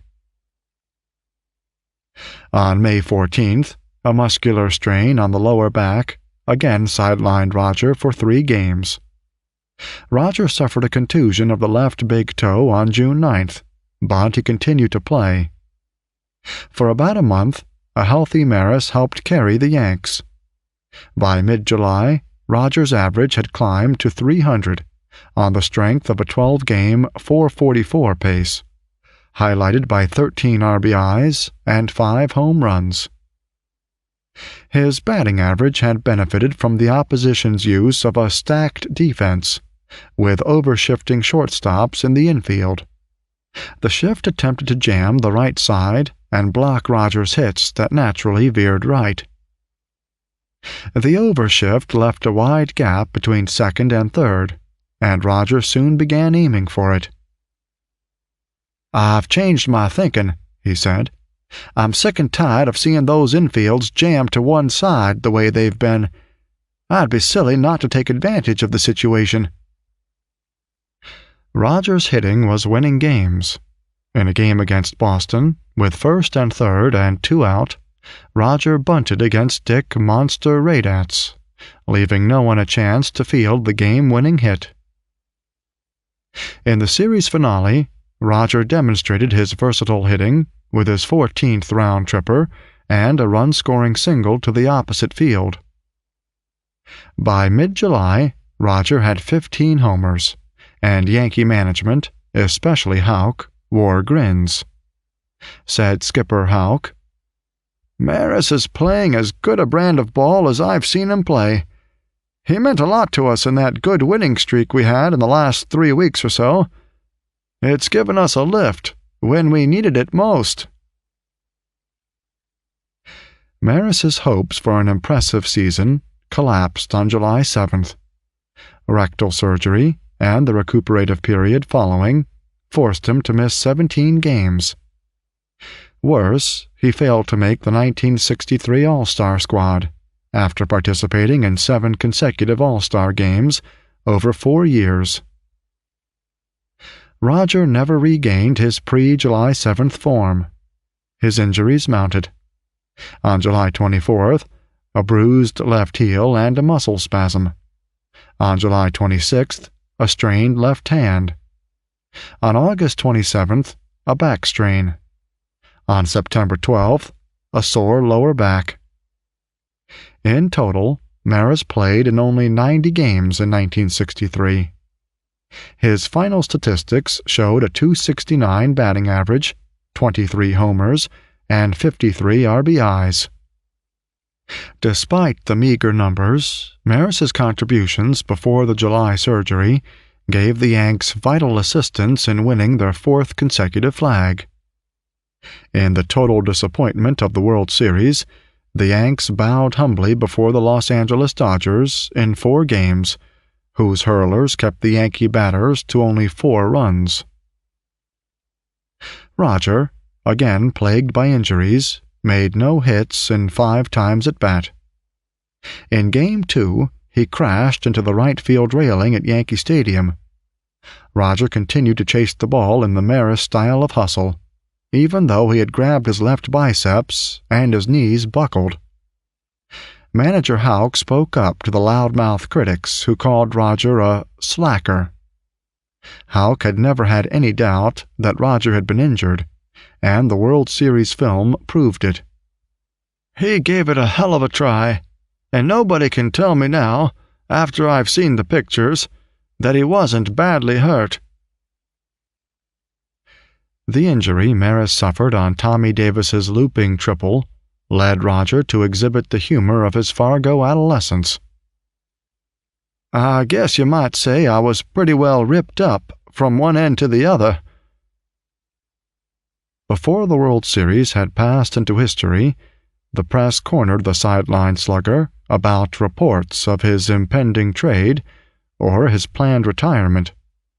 Roger said, "You might call me a well-traveled man," referring to his days with Cleveland and Kansas City, but in regard to being traded, "I don't know a thing about that, nor is it anything I have any control over." However, he had total control over his retirement, and, "I've never heard anything more ridiculous in my life," he said. "If I had any such idea, I wouldn't just tell one person. I'd tell everyone." Roger neither retired nor was traded after the 1963 season. Instead, throughout another grueling season, Roger depended on his friend, Big Julie. "I got to know Roger when he first came to New York," Big Julie said. "I was with him at the beginning, not just when he began his 61-homer season. Roger was always loyal to those who were with him from the start. When everybody wanted to dump and hang Roger after 1961, I was still there with him." Although still allowed to wear the Yankee pinstripes, Roger took a cut from the salaries of 1962 and 1963. A week before Christmas, Roger and now General Manager Houck met at the Hotel Muehlbach in Kansas City, where Houck relayed news of the $10,000 slash. Houck later announced, "It didn't take us long to shake hands on the new terms. Roger was good about everything. He realized he had been able to play in only 90 games because of injuries." Most sources cited $72,000 as Maris's set salary. Others reported $75,000. The press quoted Maris on his reaction. "After the year I had, I couldn't see how I could ask for a raise or even the same salary," Roger remarked on his first pay cut in baseball. During the off-season, Roger enjoyed tranquil good times with his family and friends. It was when he was home for long periods of time that he realized how difficult was the responsibility of raising a family. "You're playing a boys' game," Mrs. Margaret Surprise once told Roger, "while Pat is home taking care of the kids." Bill Campbell, a friend of Roger's from Independence, will not forget the Sluggers' off-season friendship. "Once we went duck hunting in Squaw Creek, the finest hunting in the St. Joseph's area. When we arrived at the inn, Roger asked the manager, 'How many accommodations?' 'Only one,' was his reply. 'Well,' said Roger, 'if my friend can't stay, neither can I.'" Another historically prominent citizen of Independence was President Harry S. Truman. President Truman and Maris were two stubborn, give-'em-hell individuals. The Truman Library records their only meeting in Independence on November 7, 1963. During that visit, Roger posed with Mr. Truman, museum curator Milton Perry, library director Philip Brooks, and Ken White, a neighbor of Roger's. As a fellow outdoorsman, Roger was present at the ceremonies honoring White, a world champion freshwater fisherman. As the 1964 season approached, Maris looked forward to obliterating the memories of the nightmare 1963 season. He gave the press his philosophy for the new season. "I try my very best every time up there. You give 100%, and that's all you can do." The Yankee front office had selected Yogi Berra as manager for 1964. As Dr. Surprise noted, "Roger liked Yogi and enjoyed playing for him." Maris approached the 1964 season with good humor. He relied on the fact that "they have finally forgotten 1961, as Roger said in spring training. I had 2 ordinary years, and they have forgotten the homers. This year I'm going to enjoy playing. I hope no one bothers me." Although the fans continued to boo, the pressure on Maris had eased tremendously. The popular Berra began to fall into disfavor. Team discipline flagged as Yogi managed an aging squad that included the ailing Mantle, 32, and Ford, 35. In August, the sluggish Yanks fell to 3rd place, behind Baltimore and Chicago. In September, it became obvious that Mantle, with his injured legs, could no longer cover center field. Yogi replaced the Mick with Roger, and things began to happen in center field. Roger shored up the outfield defenses, and during the last month of the season, hit over 300, consistently delivering the key hits. On September 4th, in an exciting 9-7, 11-inning victory over Kansas City, Roger went 2 for 4 and contributed to the winning rally with a bunt single. The Yanks moved to 3 behind Baltimore. The next day, the Yanks again beat KC 9-7, while Roger had 2 for 5, 1 RBI day. His 2-out single in the 4th helped produce a 3-run rally that put the game out of reach. The Yanks tasted victory once more on September 6th. Mantle drove in the winning run in the 3-2 game, and Richardson scored in the 8th. Maris's ability to move Richardson to 3rd on a grounder enabled the runner to score on Mantle's swinging bunt. An 11-inning 5-4 win over Minnesota on September 7th brought the Yanks to 1 1/2 games behind Baltimore. Rogers' double down the right field line with 2 outs off Red Worthington gave the Yanks their margin of victory. His 3 other hits that day included his 21st homer, wrapped in the 5th with a man on.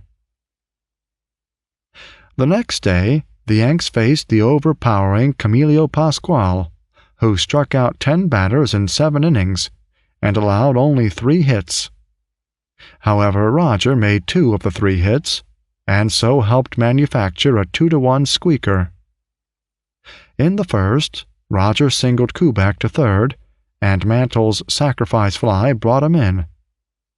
Roger scored the decisive run after opening the 7th with a double, being sacrificed to third, and scooting home on Elston Howard's single. Roger had no hits in the Yanks' 5-2 triumph over Detroit on September 10th, but he started the 3-run, 2-out rally in the first by being hit with a pitch. The victory kept the Yanks even in the loss column, 1 1/2 games behind first-place Baltimore. On September 16th, Angels' Aubrey Gatewood served Roger his 22nd homer of the year and the 1,000th hit of his career. Earlier in the game, his single keyed a 3-run rally. Roger's homer became the game winner in the 9-4 triumph. The Yanks regained first place on September 17th with a 6-2 victory over the Angels after a comeback from 6 games behind Baltimore on August 22nd. Roger, with 3 hits against the Angels, hit a bunt single that made him the table setter for the 3-run rally in the 4th. The Yanks held on to their 1 1/2 game lead over Baltimore with an 8-3 triumph over Kansas City on September 19th, as Roger batted in 2 runs, featuring his 23rd homer. No lead seemed safe in the season's final days. The Phillies' 6 1/2 game lead had started to slip with 2 weeks left. Roger again became the star on September 25th. His first homer, in the 7th with 2 on, brought the Yankees to 1 run behind the apparently victorious Buzz Narum. Maris clinched the game with his 2nd homer of the day in the 9th inning. The Yanks held on to their 4-game lead, increasing their winning streak to 10 with a 6-5 victory over the Washington Senators. The Yanks closed September with a sweep of the Tigers at Yankee Stadium, giving them a 3.5 game lead over the White Sox with 5 games to play. Roger had 3 hits and 3 RBIs in the nightcap. His single in the first brought in the first of 4 runs in the first, and the Yanks never lost their lead in the 11-8 win. Maris led the Yanks to victory in 22 of 28 games that September. The team secured the flag, their last until 1976, on the next-to-last day of the season, by finishing 1 up on the White Sox and 2 on the Orioles. As a player on a contending team, Maris had 100 World Series tickets that he could dispense at will. He talked about what to do with them with his friend George Surprise. "Don't sell them, George," Roger advised. "Give them away to baseball fans." Surprise remembers, "As he said this, we noticed an older man with a crippled kid who had come from Memphis, hoping to see the game in St. Louis. Roger nodded to me. 'Here's 3 tickets,' I told the man. 'Are they good tickets? What do you want for them?' he asked. 'You bet they're good,' I said. 'But maybe you can root for the Yankee right fielder to get a hit.'" Despite his charitable act, Roger's only RBI in the World Series against the St. Louis Cardinals came with his 1 home run. Soon after the Yanks' loss, the Yankee front office fired manager Yogi Berra. Roger felt pleased with his performance during the 1964 season. His .281 batting average almost matched his 1960 mark of .283. Maris hit 26 homers and 71 RBIs, 24 of which came in the last 41 games, for a .464 slugging average that was second only to Mantle's. As a reward for Maris's 1964 contributions, the Yankees reinstated the top salary he had earned in 1962 and 1963. The press made no comment on the $7,000 to $10,000 raise. Maris received his greatest honor of 1964, and perhaps of his life, not on the ball field, but at the North Dakota State Capitol. North Dakota Governor William Guy presided over ceremonies in which Roger received the Teddy Roosevelt Rough Rider Award, a commendation accorded to those who have distinguished themselves in their various careers. Previous Rough Rider Award recipients came from the worlds of art and letters: musician Lawrence Welk, singer Peggy Lee, actress Dorothy Stickney, photographer Yvonne Dimitri, and journalist Eric Severide. Roger was the only North Dakotan honored for his achievement in sports. In his report for the Fargo Forum, Del Johnson writes, "Roger Maris, a New York Yankee, who speaks softly and carries a big stick, received North Dakota's most notable achievement recognition." Roger anticipated the 1965 season, watching with fatherly pride as his older boys, Roger Jr. and Kevin, began to wear baseball mitts, swing bats, and fight over which ball players they would pretend to be. The innocent feuding of the Maris boys seemed to portend a much more serious brawl involving their father in the spring of 1965. On April Fool's Day, Jerry Modzelewski, a Chicago male model, filed a complaint against Roger for assault and battery following an incident in a local Fort Lauderdale bar. Roger denied the charge, claiming that he and other players had returned from Bradenton and entered Nick's cocktail lounge. An altercation had occurred between Yankee third baseman Clete Boyer and Modzelewski. According to Maris, he had tried to act as peacemaker. "When I noticed Clete was getting mad, I said nothing to him," Modzelewski, "and he said nothing to me. The first I ever saw him was when I nearly tripped over him while he was down. Somebody in the bar hit him, I guess, but it wasn't me, and anyone who says so in court will be making himself liable to perjury."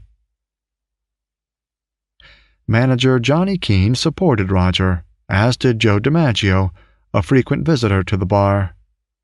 The Yankee Clipper phoned Yankee Vice President Houck to say, "I want you to know that Roger most certainly did not hit anybody."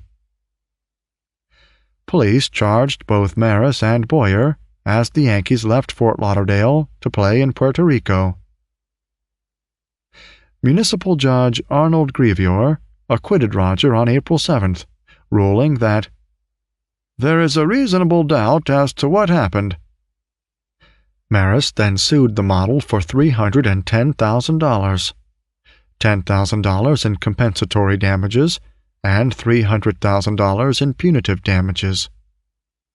The episode prompted numerous Associated Press and United Press International stories.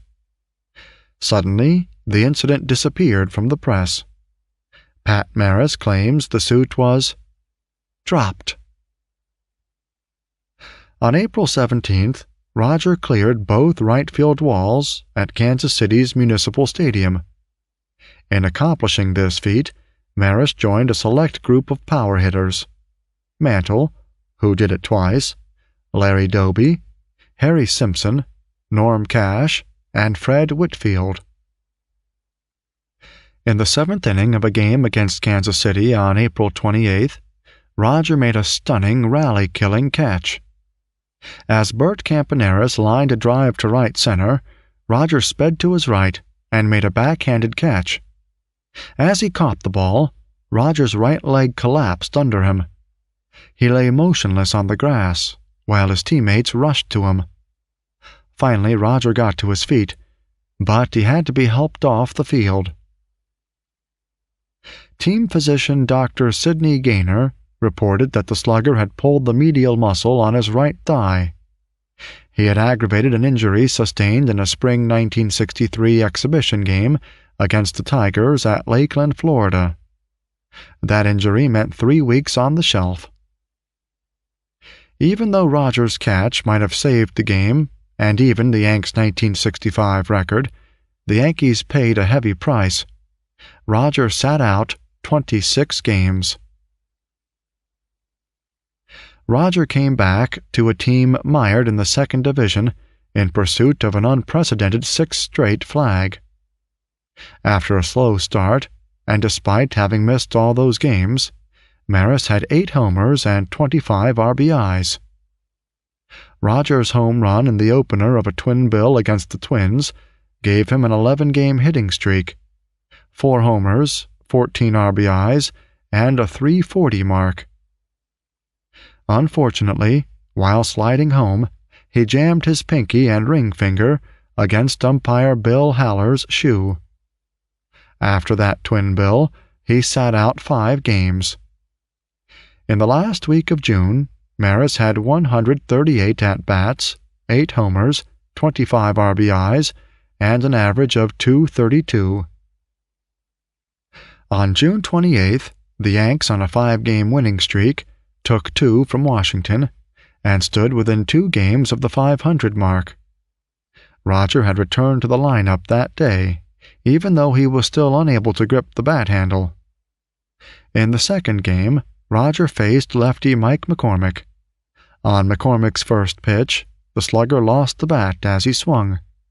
Maris said later, "There was a real sharp pop in my hand, loud enough that I could hear it. It was just like you snap a pencil. The hand swelled up right away, double its size. I ended up taking a pitch right down the middle to strike out." 3 doctors, one each in New York, Washington, and Minnesota, examined Roger's mini X-rays for the Yanks. After he retired, Roger revealed that despite the medical consultations, there was never any mention of a break. The Yanks just accepted the injury as one of those day-to-day occurrences. Their growing roster of injured in 1965 included Maris, Mantle, Howard, and Stafford. Roger and the Mick, particularly, had been so physically battered by July 4th that 2 New York Met heroes, Ron Swoboda and Ed Kranepool, had more home runs, more runs batted in, and a higher combined batting average than the Yankee duo. Clete Boyer, in Just for the Record, observes that because the Yankees were an old team, many people, including Roger's fellow players, looked at him in a funny way. Some thought he was jaking, players' terminology for laying down on the job, even though Mrs. Margaret Surprise still vividly recalls the Roger of the 1965 season as constantly in pain, bent over in great torment. According to Pat Maris, the Yankees believed Roger was only sloughing off, that he was not interested in playing anymore. Maris himself described his Herculean efforts to play. "At first I could go out in the field and take infield practice, throw the baseball. Then the ball club every 4 or 5 days asked me to take batting practice, or I'd go ahead and try a few things, and it didn't work. It got to the point where I couldn't even throw a baseball because I couldn't hold the baseball in my hand. Yet they were continually asking me to take batting practice. The press said I just didn't want to play. But what player doesn't want to play?" David Wohlreuter remembered that Roger did want to play. He wrote to the Sporting News in 1967 when he was Director of Sports Information at Ithaca, New York College. He recalled the Roger Maris who played in 1965 in the Hall of Fame game in nearby Cooperstown. "At the time, Roger was injured. With all his problems, he was a gentleman, very cooperative, and a true major leaguer. This is more than I can say for another member of the Yankee outfield, who, when he did talk, only complained about having to play at the Hall of Fame on his day off." Finally, Big Julie acted on Maris's behalf. The pain in Roger's hand was not to be endured. He could hardly stand up. How could anybody say that he was faking it?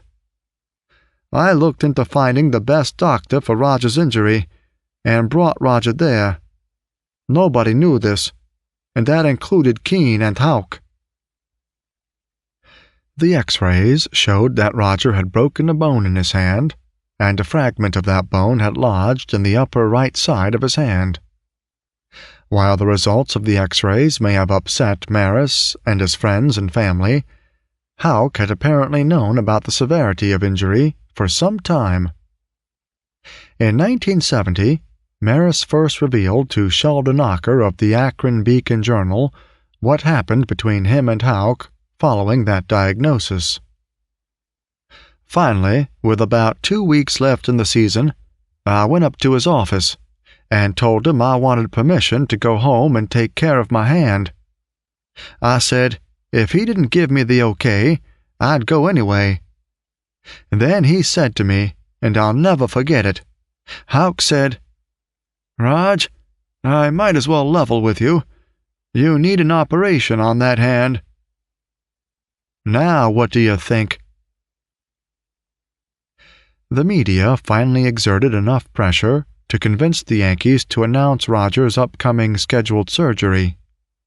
A writer noticed that rookie Horace Clarke had taken over Roger's locker, and the journalists demanded an explanation. The Yankees quickly scheduled a press conference with the club physician. Dr. Sidney Gaynor gave his statement. "Maris has a bone fracture. Maris goes into the hospital Monday and will be operated on Tuesday. He should be released by Thursday, and the recuperation period will be about 6 weeks. We expect 100% recovery. The hook of the hamate bone, lower left area of the right hand, under the flesh of the palm, was torn loose. It is a small thing, about 1/3 the size of your pinky. We had hoped that nature would reunite it to the hamate bone, which often happens. In this case, it didn't. We hoped surgery wouldn't be necessary, but when we saw that the hook was not going to rejoin the main bone, we decided to operate." At first, Roger opposed the surgery, for he saw little hope that the hand could improve. After his visit to New York surgeon Dr. J. William Littler, Roger changed his mind. Maris related to reporter Milton Gross, "He, the surgeon, told me that I might be able to get by without the operation for a while, but eventually I wouldn't be able to do anything with the fingers, a job or anything. I knew that one little slip and I could wind up with no feeling in the fingers, but I knew I had little choice. I said, 'Go ahead and have it out.'" Before checking in for surgery, Roger said that the entire season had been a total waste. "I feel like a bump on a log. There's no real way to describe it. You can use any word you like, frustrated, disgusted, or anything like that, but it's even worse than that. Do you know how tiresome it gets just sitting around doing nothing?" On September 28th, Dr. Littler performed a 3-hour surgical procedure on Roger's hand. The surgeon's records indicate that the reparative surgery on Roger's injury demanded great care to prevent damage to the adjacent motor branch of the ulnar nerve. Littler, internationally acclaimed as the father of hand surgery, maintains a file describing Roger's operation, since it was the first such operation he had performed. His notes read, "Via an incision in the palmar surface of the hand over the hamate bone, the hamate was exposed, carefully retracting the deep branch of the ulnar nerve and the ulnar artery. The free-floating fragment was then removed. The patient withstood the procedure well, and left the operating room in good condition."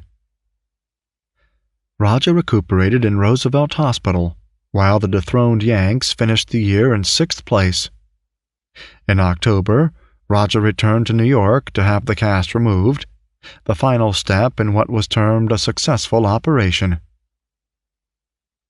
Maris's surgery had strained the relationship between Roger and Yankee general manager Houck.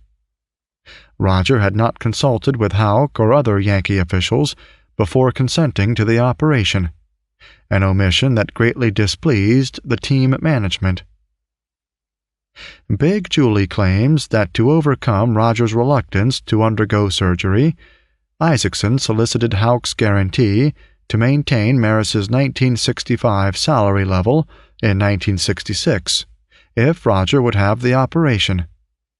At first, Houck balked, but then he went along with the deal. According to Big Julie, Roger agreed to the operation, but left the hospital when the Yanks called a press conference about his condition. As a member of the Cards in 1967, Roger charitably defended his former boss. "Maybe it's unfair to the individual player not to have it known generally when he's playing under par," Roger said. "But it's potentially beneficial to the opposing team to know the truth. So I don't blame a manager for concealing the extent of injuries from the other side." Whatever the source of friction between them, Roger refused to attack Houck publicly. In 1978, Maris told Peter Golenbach, "I'm not going to knock Mr. Houck. I'm not going to knock anybody. Everybody's going to draw their own conclusions. There are just a lot of things that I don't understand, and I never will. A lot of things. I just don't want to get into knocking Ralph. I've got my own personal feelings. I feel that a lot of things could have been handled a lot differently than they were." However, in 1985, while terminally ill, Roger could criticize the treatment he had received. "The Yankees didn't take care of me. They didn't send me to the right doctor. They were only interested in getting me back in the lineup. Ralph knew how bad I was hurting. He should have told the press. Instead, they kept on with that day-to-day crap, so that it looked like I was a malingerer." An example of press dissatisfaction with the Yankee cover-up appeared in the New York Daily News on October 18th, in a story headlined, "Maris, now it can be told." Gene Ward reported that the Yanks had finally revealed the extent of Maris's injury. Ward wrote, "Their candor came very, very late. And when they, the doctors, told him, they told nobody else except the Yankee brass. A lot of fans, and some players, went right on thinking Maris was gold-bricking on a team that was sorely in need of his talents. I think the Yankee public relations staff goofed in not revealing the seriousness of Maris's injury long before they did." Tony Kubek, one of Roger's teammates who played under Houck, records in '61, "I asked Ralph about Roger's wrist, and he acted as if nothing was wrong. It wasn't something he cared to discuss. Neither man," Roger and Houck, "was willing to make the first move to sit down and talk over what had happened. And over the years, the misunderstandings grew and festered until it was impossible to really know the truth." The 1965 episode soured a professional relationship that had greatly benefited Roger's career. Houck ran interference for Maris when the press pilloried him during the drive for the '61 home run record. The general manager defended Roger during the trying days of the 1962 training season. In the 1962 off-season, Houck supported Roger at Yankee front office discussions. But Houck's behavior when Roger injured his hand remains uppermost in the minds of Roger's family, friends, and supporters.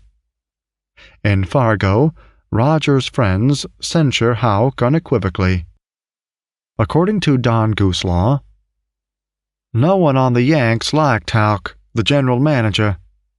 Houck knew fully what was wrong with Roger, and never, until the end, told him the truth. Who's to know what would have happened if Roger had gone to surgery earlier that season?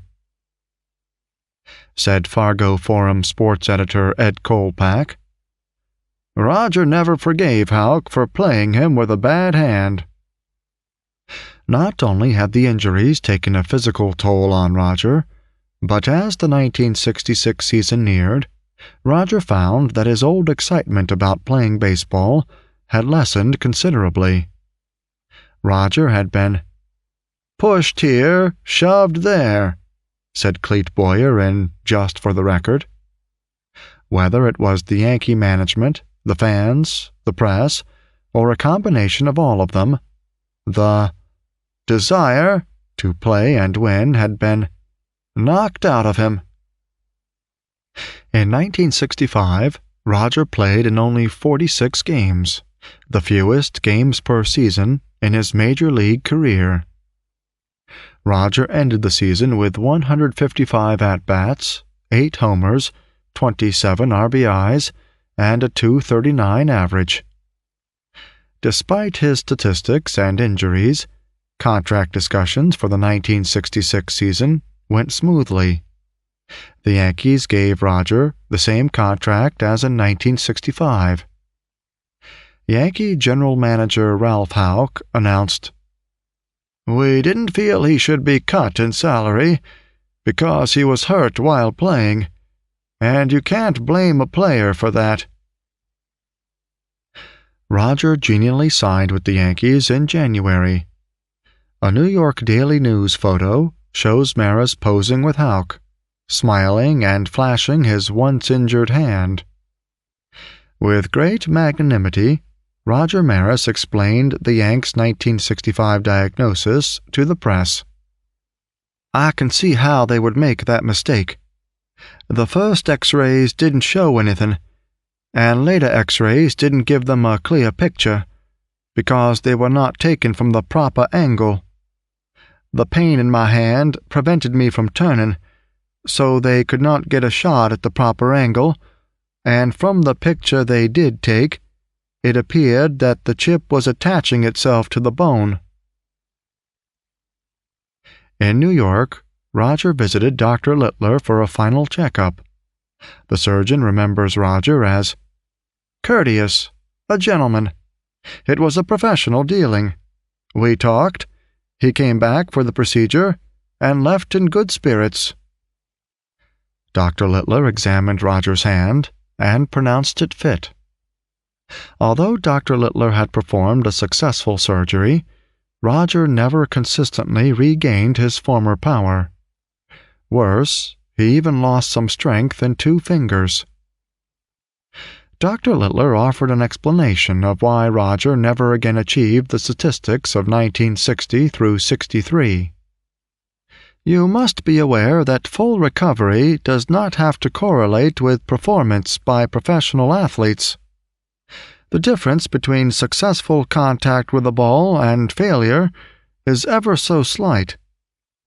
I suspect that in Roger's case, where the injury was in the protective pathway, there was an emotional factor that forced him to hold back, so that he could not perform at his very best."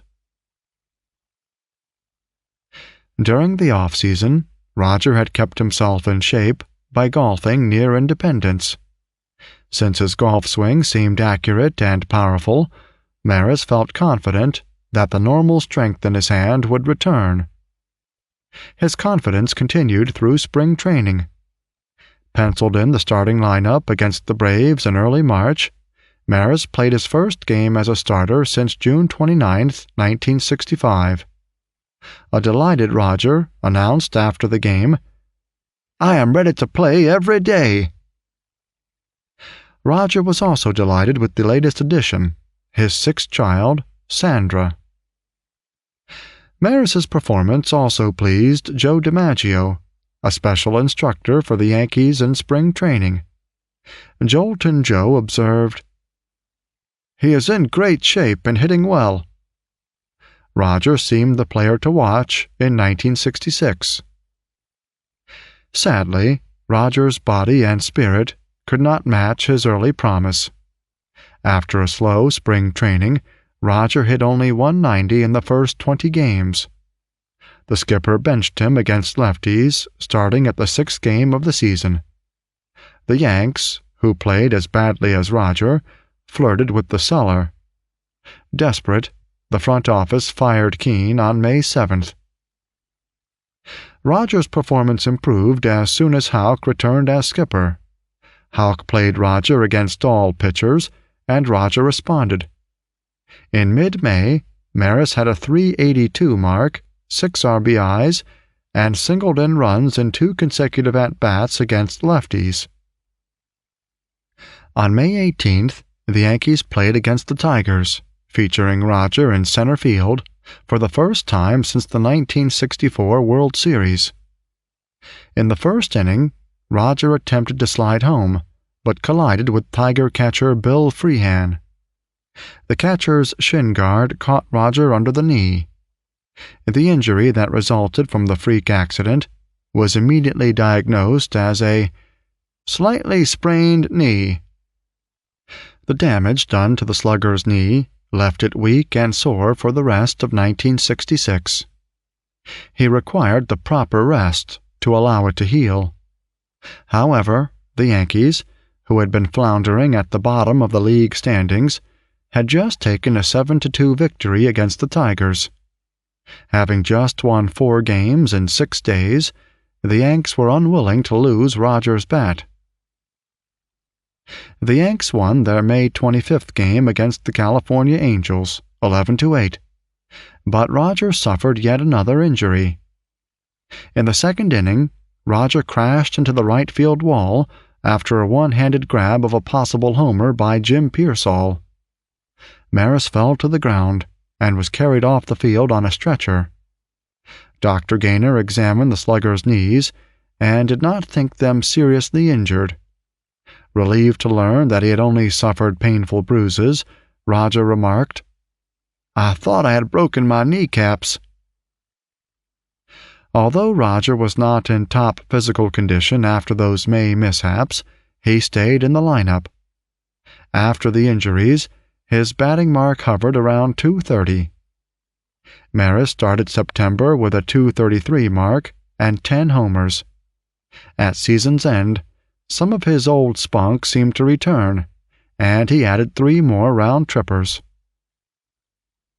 Roger had orders not to run hard unless his exertions seemed crucial to winning the game in question. He incurred the wrath of both fans and the media when, for the first time in his career, he didn't leg out grounders to the infield. Reporter Paul Zimmerman's story labeled Roger a $70,000 loaf. A very genial Roger cornered the scribe to correct him. "Quite a story, but I wish you would get it right. I'm a $75,000 loaf." Roger played his last game as a Yankee on September 30th in Chicago. He ended his Pinstripes career with a familiar scenario. Maris answered the fans' boos with a home run. The best efforts of Roger and all his teammates could not save the 1966 season. The Yanks finished 10th and last in the league, after having set a record for losing ball games by 1 run. Roger's batting average fell to its major league low, .233, but he did manage 24 extra base hits, with 13 homers and 43 RBIs. Big Julie believes that Roger had lost his old spark during the 1966 season. The surgery, the team performance, and the treatment by the front office all contributed to the deterioration of spirit. As an example of Maris's loss of inner fire, Big Julie recalled what was for Roger an out-of-character incident. Maris had become good friends with Paul Grossinger, owner of the famous Catskills Resort, after Roger had done a Yonkers Police Department benefit there. One Sunday afternoon, Big Julie invited Roger to a birthday party for Grossinger, commenting that Maris might find it difficult to attend because of the Yanks' Sunday doubleheader. "Roger assured me that would be no problem," Big Julie continued. "Would you believe that Roger got thrown out of the first game midway through? And then Roger sent word to meet him in the clubhouse." "How about the second game?" I said, stunned. "Let's skip it," Roger said. "Nobody will miss me." That was not typical Roger Maris, but things had hit bottom.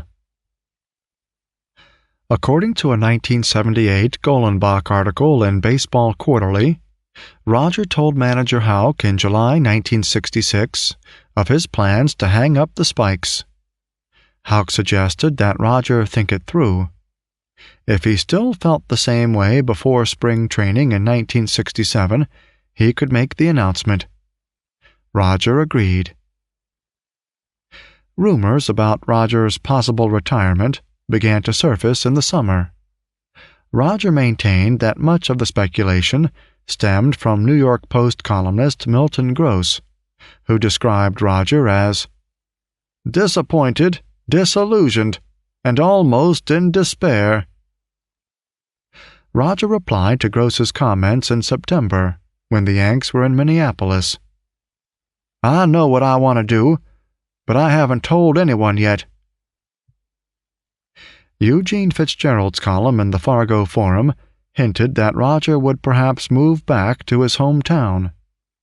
According to Fitzgerald, the Fargo Grapevine had reported Roger in the area searching for business opportunities since he had gone to the Yankees. Fitzgerald concluded his article by assessing Roger's 1966 position. "He said in 1960 he would leave baseball as soon as he felt he could live on his savings. He can't afford it." Yankee general manager Lee MacPhail felt that the team could not afford the leisurely timetable set up by the Maris-Houck agreement on Roger's retirement plans. Soon after the 1966 season ended, MacPhail phoned Roger in Independence, asking whether Roger had had a change of heart. Roger gave the same answer as he did in his summer conversation with Houck. Then, suspecting something afoot, Roger bluntly asked the Yanks GM, "Lee, if you have any intention of trading me, let me know now, and I'll announce my retirement." MacPhail guaranteed Roger that the Yankees did not plan a trade. Roger reiterated the terms of his agreement with Houck. Any announcement of changes in the slugger's status would come in the spring. MacPhail agreed to the deal and ended their telephone conversation. A few days later, a photographer waiting on Roger's lawn greeted him with the news of his trade to the St. Louis Cardinals. Pat Maris remembers how she heard of the marketing of the 61-homer king. "On a December day, it was before Christmas, I had just come home from taking some of the children to see Santa Claus. The phone was ringing. The babysitter was in a frenzy. I saw Roger coming in the back door, and there was the photographer. That's how I learned of the trade." A shocked Big Julie heard the news from Milton Gross. The terms of the swap hit him like a thunderbolt. Roger Maris for Charlie Smith. The lead of an Arthur Daly column clearly enunciated the degradation of the swap. "The trade that sent Roger Maris from the Yankees to the Cardinals was an insult to him. He was disdainfully dealt off for the equivalent of a couple of broken bats and a scuffed baseball.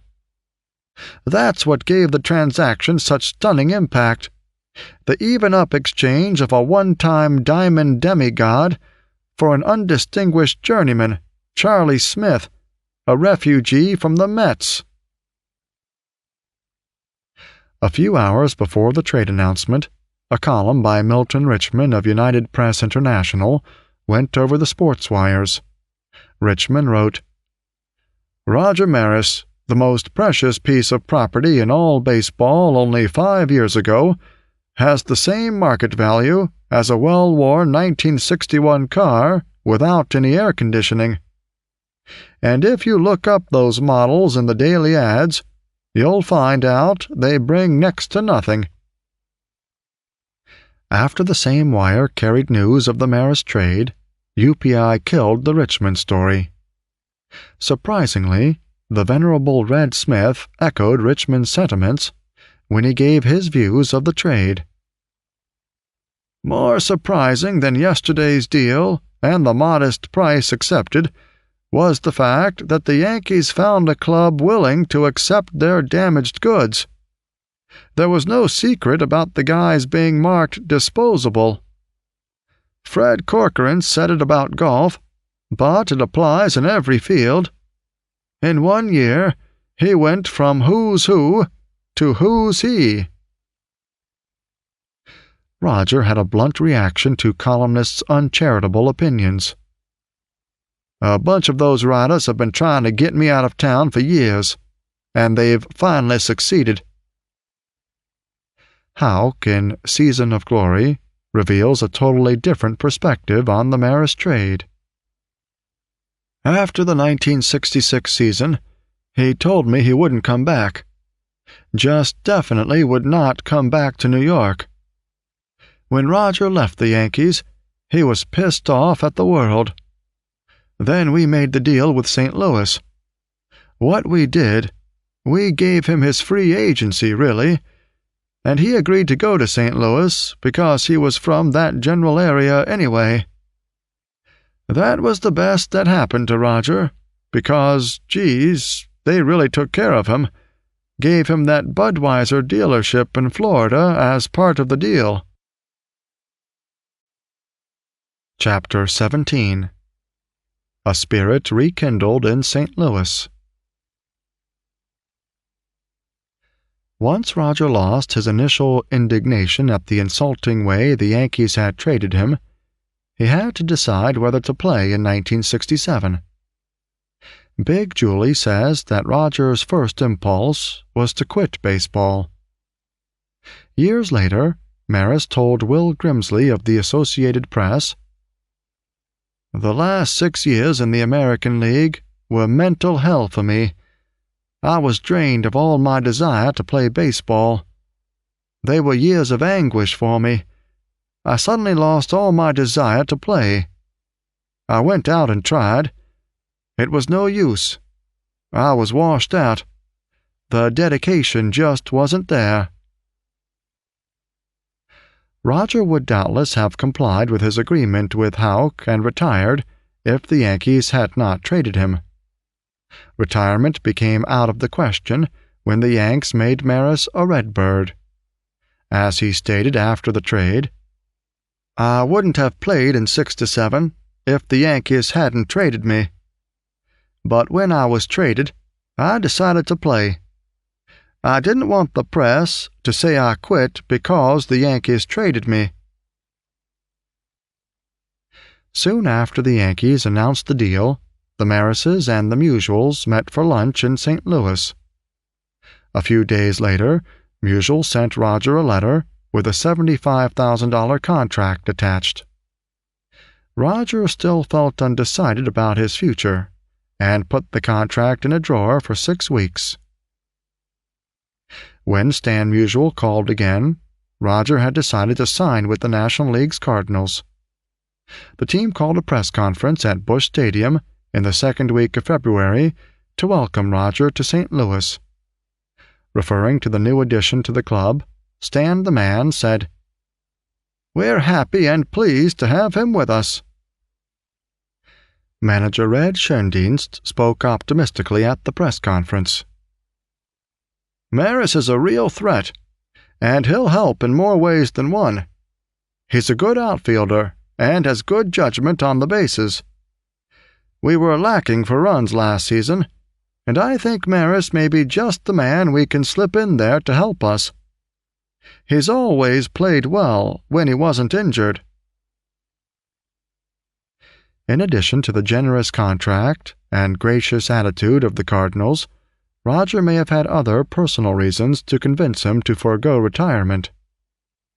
The traveling time between St. Louis and Independence is approximately 3½ hours by car and fewer than 45 minutes by plane. The proximity meant Roger could spend more time with his family. "I'll go home now whenever time permits," he said. Fan sentiment might also have influenced Roger's decision to stay on with the Cards. "Of every 10 letters I got, 9 are good. Most of the letters say, 'Play, play, play, and keep on playing.' Maybe they helped me to make up my mind." Kubek's 61 cites Big Julie's opinion that a beer distributorship offered by Cardinals owner Gussie Busch induced Roger to reconsider his retirement plans. Kubek quotes Big Julie saying that St. Louis general manager Stan Musial made a deal with Busch that Roger could buy one distributorship after he retired. In his early 80s book, Where Have You Gone, Vince DiMaggio, Edward Kirsch also states that the Cardinals promised Roger a beer distributorship for signing with them. Commenting on the book, Roger rejected Kirsch's claim, insisting, "That's not true. I was trying to get a distributorship before I came to St. Louis." Another version of the story comes from Roger's Fargo friend Bob Wood. "After the Cardinals had won the 1967 World Series, they were whooping it up in the dressing room. A very happy Busch came over to Roger and asked, 'What will it take to get you back with us next year?' Roger quickly answered, 'A beer distributorship.'"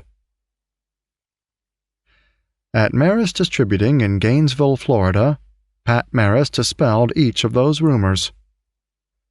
"Roger was never promised anything when he came to St. Louis. It is true, though, that Roger's playing in St. Louis made it possible for Mr. Busch to see the type of person that Roger was." The eager-to-please Cardinals delighted Roger when they announced he would continue to wear his number 9 jersey. Previous St. Louis players to wear number 9 included Bob Uecker, Tim McCarver, in spring training, and most notably Hall of Famer Enos Country Slaughter, best remembered for tearing around the bases to beat the Red Sox in the 1946 World Series. A predecessor like Slaughter and the beginning of spring training brought Roger press questions on criticism he had received in New York for his nonchalance in getting from the dugout to the outfield. As usual, Roger replied openly and non-evasively, "I don't believe in false hustle. Why wear yourself out wasting all that energy running to and from your position when you can jog? The games are long enough. I'd rather not be tired when I get up to the plate. I've always been ready when my pitcher was. I've never been caught with my back to the pitcher." All the early press criticism of Roger, before he had even arrived in camp, made many of the Cardinals wary. Mike Shannon, who became one of Roger's close friends, described the Cardinals' attitude in Just for the Record. "Everyone was apprehensive because of his New York record." However, Shannon continues, when Roger put his tail on the line, his teammates found out in a big hurry what a good person, a good player he was. Roger found a new spirit in St. Louis. "Maybe it's because there are baseball men running things. Red, Schoendienst, and Stan, Musial, but I found a relaxed atmosphere." Maris explained his satisfaction with the Cardinals to Red Barber. "Everything is going fine. Red, Schoendienst, was a whale of a pro ball player who had his share of injuries and sicknesses. He plays me and keeps me running. I want to get off to a good start and not pull my leg again." The Cards felt enthusiastic over the prospect of a spirited, healthy Roger Maris helping the St. Louis team better its 1966 sixth-place finish. In an exhibition game against the Mets, Roger teamed with power-hitting first baseman Orlando Cepeda to give the Cards an optimistic preview of the season. Cepeda slammed 3 hits, among them a homer. Roger banged out 4 hits, and made all the Redbirds smile when he raced home on a short fly to left. Roger and Cepeda had first met in Arizona in 1958, when Maris was training with Cleveland. Roger recalled, "We talked a little and got along good together then. I like playing on the same club with him. He's a good hitter, and I know he's going to do it. I just hope I can." Cepeda saw a similarity between his experiences and Roger's. Both Roger and Cepeda had their best years in 1961. The first baseman hit 46 homers, knocked in 142 runs, and showed a .311 batting average. While Roger played alongside Mantle, Cepeda played in the shadow of Willie Mays. Both Maris and Cepeda received criticism for not being team players. Like Roger, Cepeda subsequently suffered injuries and found himself traded like meaningless merchandise. "What happened to me with the Giants," Cepeda said, "is exactly what happened to Roger with the Yankees. I know what it means for him to come to a club like this, where everybody looks to help each other. My knee started giving me trouble in 1962, after a collision with Dodger catcher John Roseboro. Still, I didn't say anything. Then they said I was faking, the same way they said Roger was faking." Cepeda played hurt for 2 more years, and then was traded in 1966, just as Roger was. "I understand what it means for a fellow like Roger to come here. I understand better maybe than anybody else. He's good people. Everybody on this club loves him. And if you ask me personally, I don't think they come much better." Cardinal hitting coach Dick Sisler told the world what he had discovered about Roger. "I found that a lot of things written about Roger just don't hold water. I read that he was a loner and wouldn't cooperate. But I often see him with the other players and signing autographs politely no matter where he is. People should know that he really is very friendly and warm. He showed great desire to get into shape and have a good year. I think he'll do it on desire alone." At the close of spring training, Roger pronounced himself in top condition. He had reduced to his normal 203-pound playing weight. His injured knee even seemed to have improved, and he confidently said, "This is the best and most I've been able to run for some time." A very impressed Red Schoendienst had noticed that Roger worked hard in Florida in every way. After playing 5 or 6 innings, he'd do a lot of hard running and do his pickups. Roger had some apprehensions about competing in the National League. Even though the league pitchers would have to learn all about Maris, Roger still felt, "It'll be like starting all over. The biggest thing will be learning all the new pitches." However, many familiar faces had moved to the National League, including Jim Bunning, Bo Belinsky, and those hurlers who participated in Roger's 61 and 61 season, namely Jack Fisher, Juan Pizarro, Bob Shaw, Pedro Ramos, Ray Herbert, Joe Nuxhall, and Milt Pappas. Roger showed smart batting in the home opener with a double and bunt single against the shift that had 3 Giants placed between first and second base.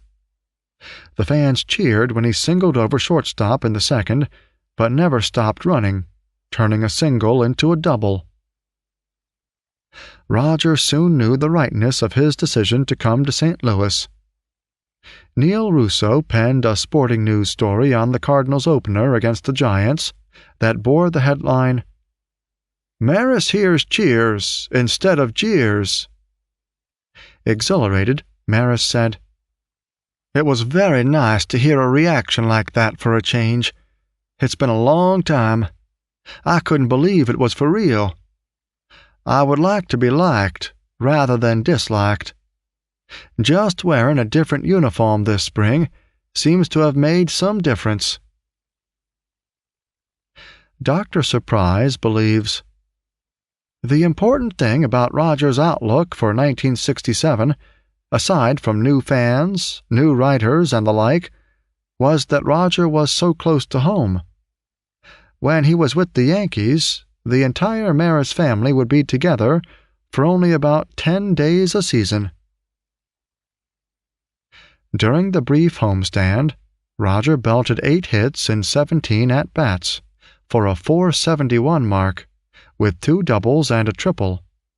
He told interviewers, "All I want are base hits. I've got some good hitters like Orlando Cepeda, Tim McCarver, and Mike Shannon behind me."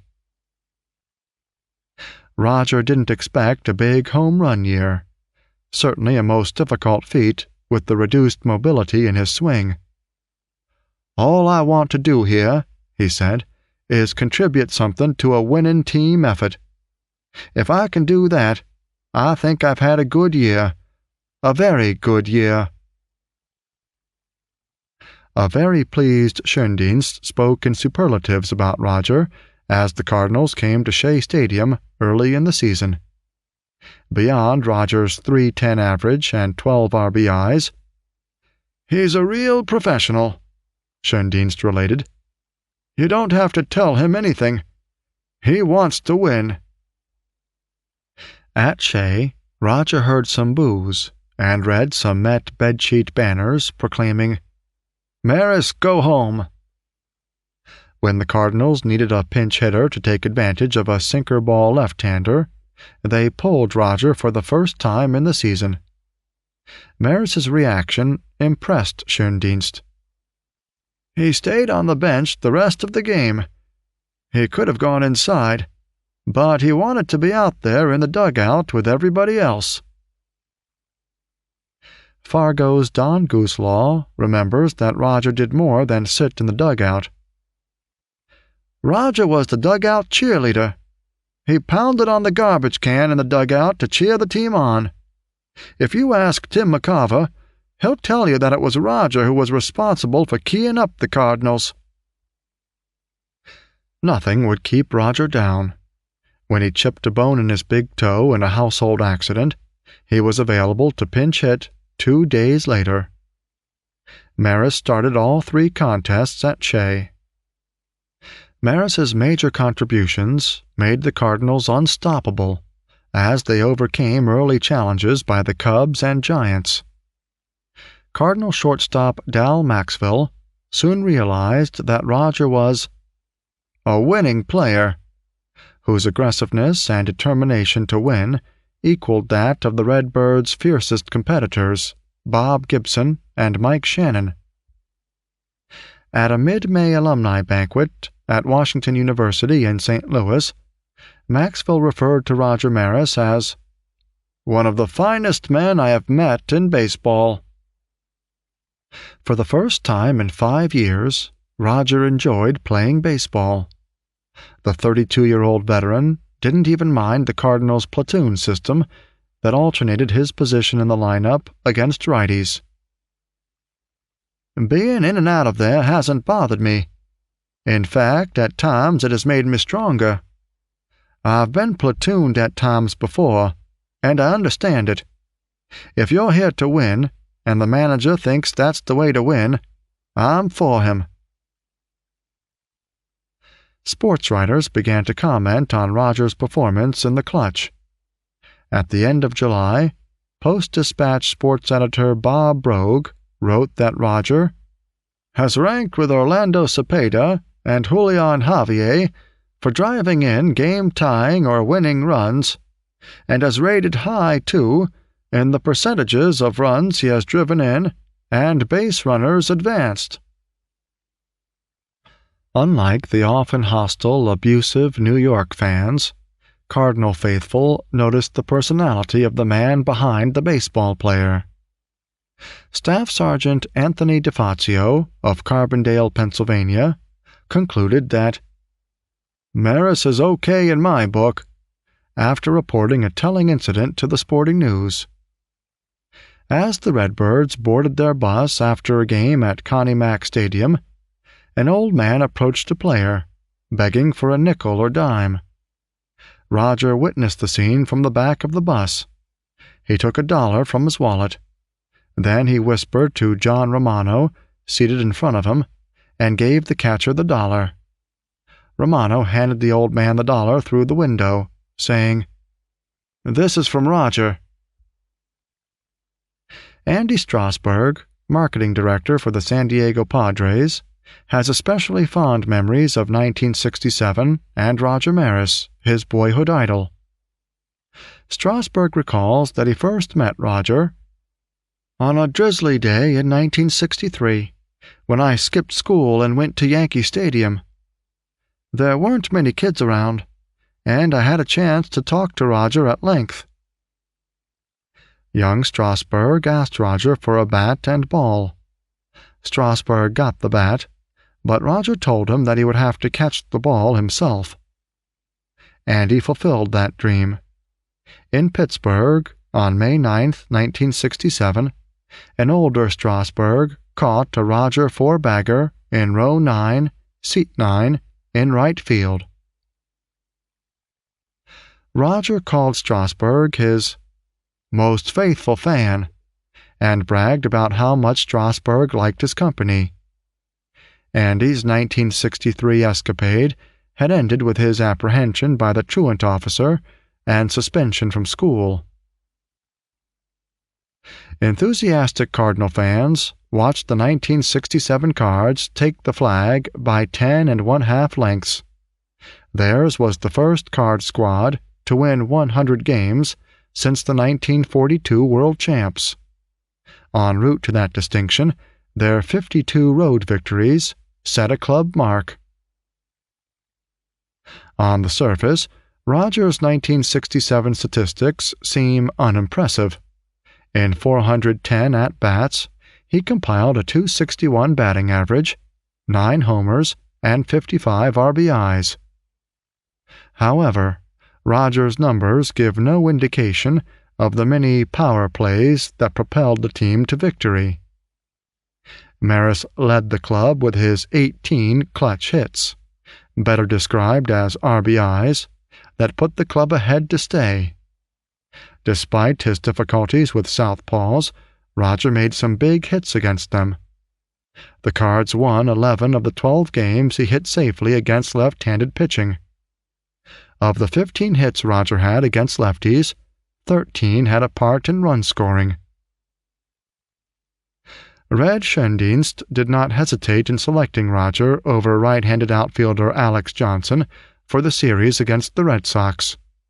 Schoendienst gave the reasons for his choice. "Maris is steady in the field. He rarely makes a mistake out there, and he doesn't make mistakes running the bases. And he has the advantage of being through all that World Series pressure." Maris's performance in the 7-game clash made Schoendienst's a masterful decision. The obvious Cardinal heroes in their 2-1 opener victory were Bob Gibson, with 10 strikeouts and a 6-hitter, and Lou Brock, with a series-tying record of 4 singles. But it was Roger who brought home both runs on groundouts. The gamer came in the 7th, with the infield drawn in. Roger hit a sharp shot. Second baseman Jerry Adair grabbed the ball, but could not keep Brock from scoring, After Jim Lonberg tied the series with a shutout, the Cardinals roared back to take the next 2 games. Gibson shut out the Bo Sox with a 5-hitter, but Roger hit an opposite field double down the left field line in the first to give the Cards a lead they never relinquished. A few moments later, Roger also made the 3rd run possible. He raced to third on a medium-deep fly to right and scooted home as the drawn-in fielders helplessly tried to retrieve McCarver's single.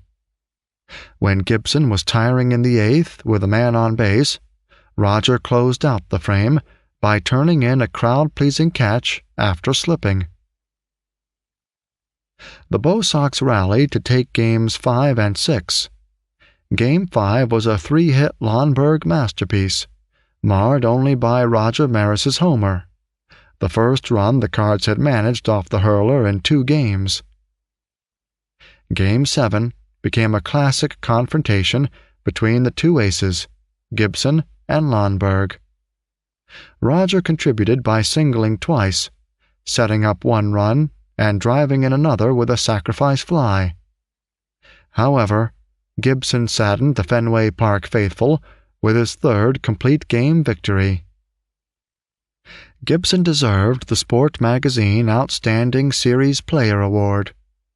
Brock stole a record-breaking 7 bases and hit a lusty .414, so the Cardinals' management awarded him a car. Roger, who earned his 3rd championship ring, also merited recognition.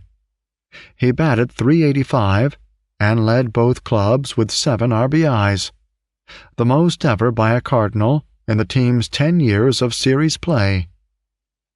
Years later, Ken Smith, Hall of Fame director, would write to Roger, "Funny, instead of the home runs, I remember in the 1967 World Series how you helped win it by moving runners along, beside hitting." The public never knew the truth about Roger's physical condition during the series. Throughout, Roger took antibiotics to ward off a low-grade fever. Maris played with a shoulder so painful that the Cardinal physician, Dr. I.C. Middleman, injected him with Novocaine and cortisone after Game 7, as he had on 6 other occasions during the season. Nevertheless, Roger played every inning of the 7-game set. During the post-game locker room celebration, pitcher Ray Washburn extended his hand to Roger and said, "Thanks." Then, turning to another teammate, Washburn remarked, "That's got to be the best professional job you've ever seen. He went out and got his hits and made the plays, and he never said a word." Roger stayed quiet throughout the spirited festivities that began in the clubhouse, continued at the airport, and climaxed at Musial's restaurant, Musial and Biggie's. He explained his reticence. "I'm not a champagne guy. Sure, I'm happy, but my thrill is just watching these other guys be happy. That's my thrill. I'm all tied up inside, but I don't show emotion. I've always been that way." However, Roger could express himself about being with the Cardinals. "I've never been happier in my life. The fans, the writers, the city, they've treated me wonderfully." Pat Maris agreed. "Those years in St. Louis were the fun years. The kids got to see Roger play a lot more. Roger really liked that." Despite his happiness in St. Louis, Roger would not commit himself to another year in baseball. As the rock and roll music blared at Musial and Biggie's, and with his wife Pat at his side, Roger said, "I haven't made up my mind what to do. Money won't help me decide. I guess you'll have to look in the 68 box scores to find out. I don't know, honestly." All the Cardinals, from Stan Musial to Red Schoendienst to the players, hoped that Roger would return. The team remembered outfielder Curt Flood's remark during the season. Without Roger, the Cards probably would have been a second-division team. Dal Maxwell, sipping his champagne, spoke for all the Redbirds. "Raj has been just great, and we want him back next year. We don't care how much he got paid this year, and if it takes $270,000 to keep him from retiring, then I say pay him that much." While the team drank champagne, Roger appeared to be thinking beer. On November 3, 1967, both the St. Louis Post-Dispatch and the Gainesville Sun reported that Roger had assumed an 8-county Budweiser distributorship in Florida. The Sun quoted the comments of an unidentified Post-Dispatch reporter that Cardinal owner Gussie Busch had told Roger at a post-pennant-winning celebration, "Anybody who hits 33 homers and drives in 100 runs deserves a distributorship." The papers stated that Roger and Rudy Maris, who had been in business in Youngstown, Ohio, would operate the distributorship. The deal became possible when former distributor Art Pepin took control of the Tampa area. The stories never openly related a quid pro quo, but the reports did tie the distributorship to Roger's rejoining the Redbirds in 1968. Neil Russo wrote for the Post-Dispatch, "Whatever doubts existed about Roger Maris's plans to play for the baseball Cardinals next season were dispelled today when he and his brother had been granted the Anheuser-Busch distributorship in the Gainesville, Florida area." Roger officially returned to the Cardinals in January, when he signed a $75,000 contract for 1968. Dr. Middleman also attended the conference, held in St. Petersburg, Florida, during a sales convention of Anheuser-Busch, Inc. In the off-season, Roger had revealed that for some time, unknown to the Cards front office, he had suffered from an ailment called Bell's palsy. The affliction causes temporary paralysis of the facial muscles. In Roger's case, the paralysis affected his right cheek. In addition, the facial numbness made him unable to blink his right eye. As a result, vision in his right eye became blurred. Roger's prognosis seemed very good.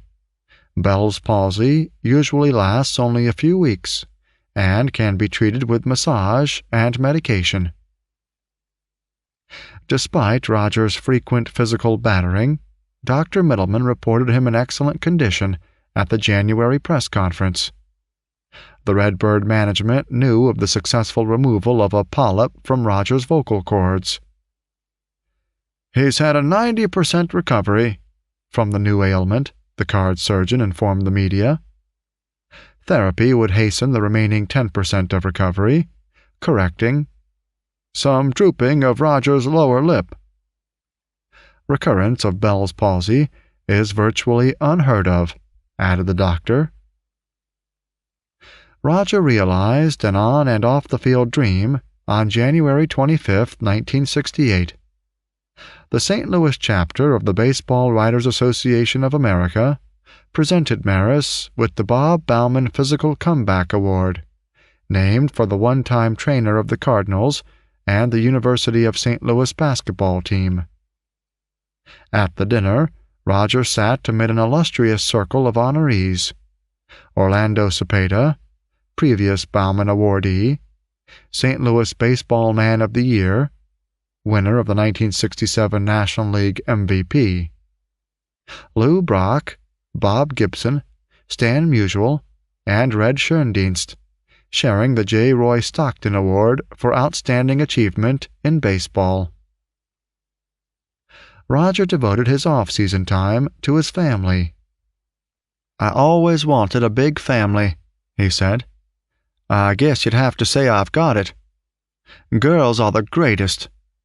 The girls all have time for Daddy, but the boys, They don't even realize I'm around most of the time." Nevertheless, the four boys always knew where to find Roger when they needed help. Maris, ever the loving father, delighted in whatever task his children set before him, from fixing bicycles to setting up aquariums. The Cardinals of 1968 repeated their success of the year before.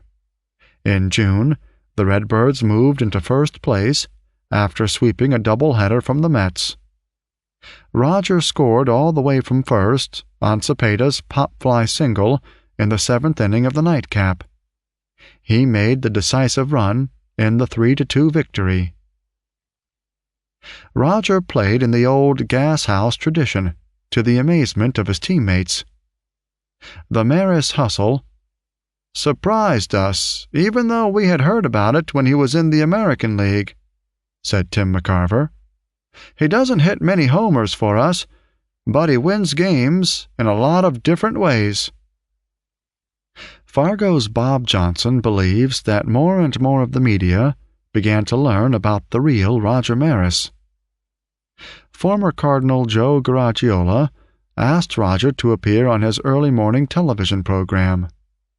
Even though the scheduled appearance followed a Cardinal night game, Roger responded, "If it'll help you, I'll be happy to come." Roger found himself playing less and less, and he realized that eventually he would only play on a part-time basis. "The injuries had begun to take their toll," said Pat Maris. "Roger could not be content to sit on the bench. He had to be a good player to produce. Simply being a pinch hitter would not be enough." Roger knew his happy days in St. Louis would soon end. In New York, fans greeted him with boos, proving that their feelings toward Roger had not changed. Maris disregarded them. "I couldn't care less what these people think," he said. "I never did, and never will. They can boo me all they want." A report by New York Post columnist Milton Gross spawned much midsummer talk and rumor about Roger's after-the-season retirement. Sarcastically, Roger commented, "It must be right. I read it in the newspaper," adding, "I'm good copy when there's nothing else to write about." Maris announced his retirement on August 5th, to no one's surprise. He had begun hinting in March that he would retire, and talk of it continued steadily. When he made his announcement, his batting average was .269 in 110 games, with 4 home runs and 27 RBIs. At a St. Louis press conference, Roger stated that he had made the decision to retire because I don't have the type of body that can keep going on and on. I have a thickly set body and heavy legs. I can feel the aches and the pains in the legs and arms when I wake up in the morning.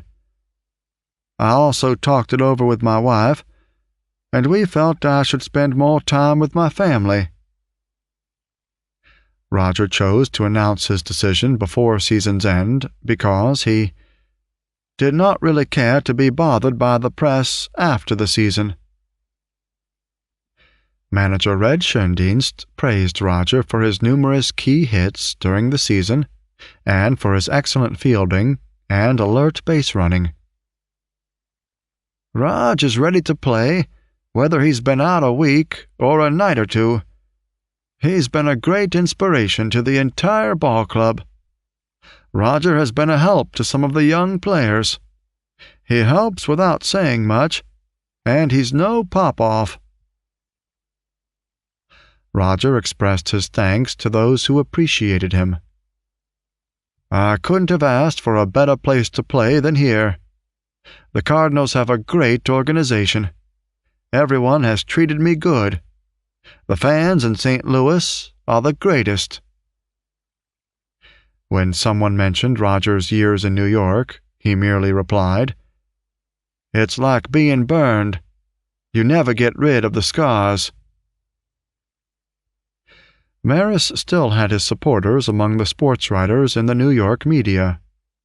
Dick Young wrote in his August 18th column, "Few men in baseball, in sports, in anything, have been bad-rapped so cruelly as Roger Maris. No man was more cooperative, more patient, more understanding than Roger Maris, and under the most nerve-wracking of circumstances." Roger bid his St. Louis fans farewell for the regular season.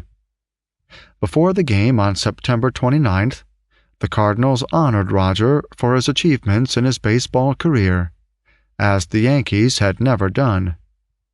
Roger, Pat, and their 6 children, Big Julie and Andy Strasburg, 2 of Roger's biggest boosters, and a crowd of 23,792 enjoyed the ceremonies.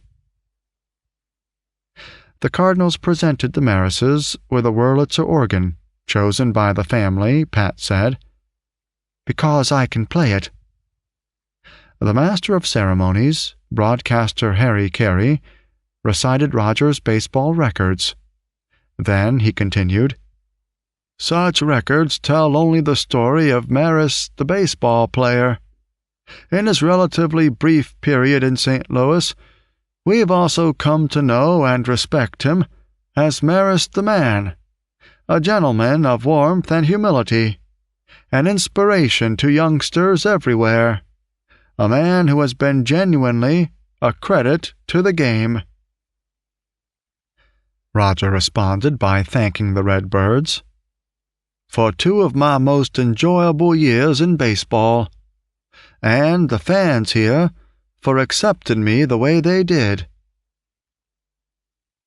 The Yanks' meager contribution to the celebration came in the form of a telegram sent by Vice President Bob Fischel and read by former teammate Tony Kubek, who had become a television broadcaster. The message said, "Manager Ralph Houck, President Mike Burke, Mickey Mantle, and all the present-day Yankees and ex-Yankees join me today in congratulating Roger Maris on his great baseball career. Not only the years he spent with the Yankees, but also the 2 past great years with the St. Louis Cardinals. He is a great asset to the game, and will be missed. We all wish him happiness and good health in the many years of retirement from the game which lie ahead." Before he would retire, Maris faced the challenge of his final World Series.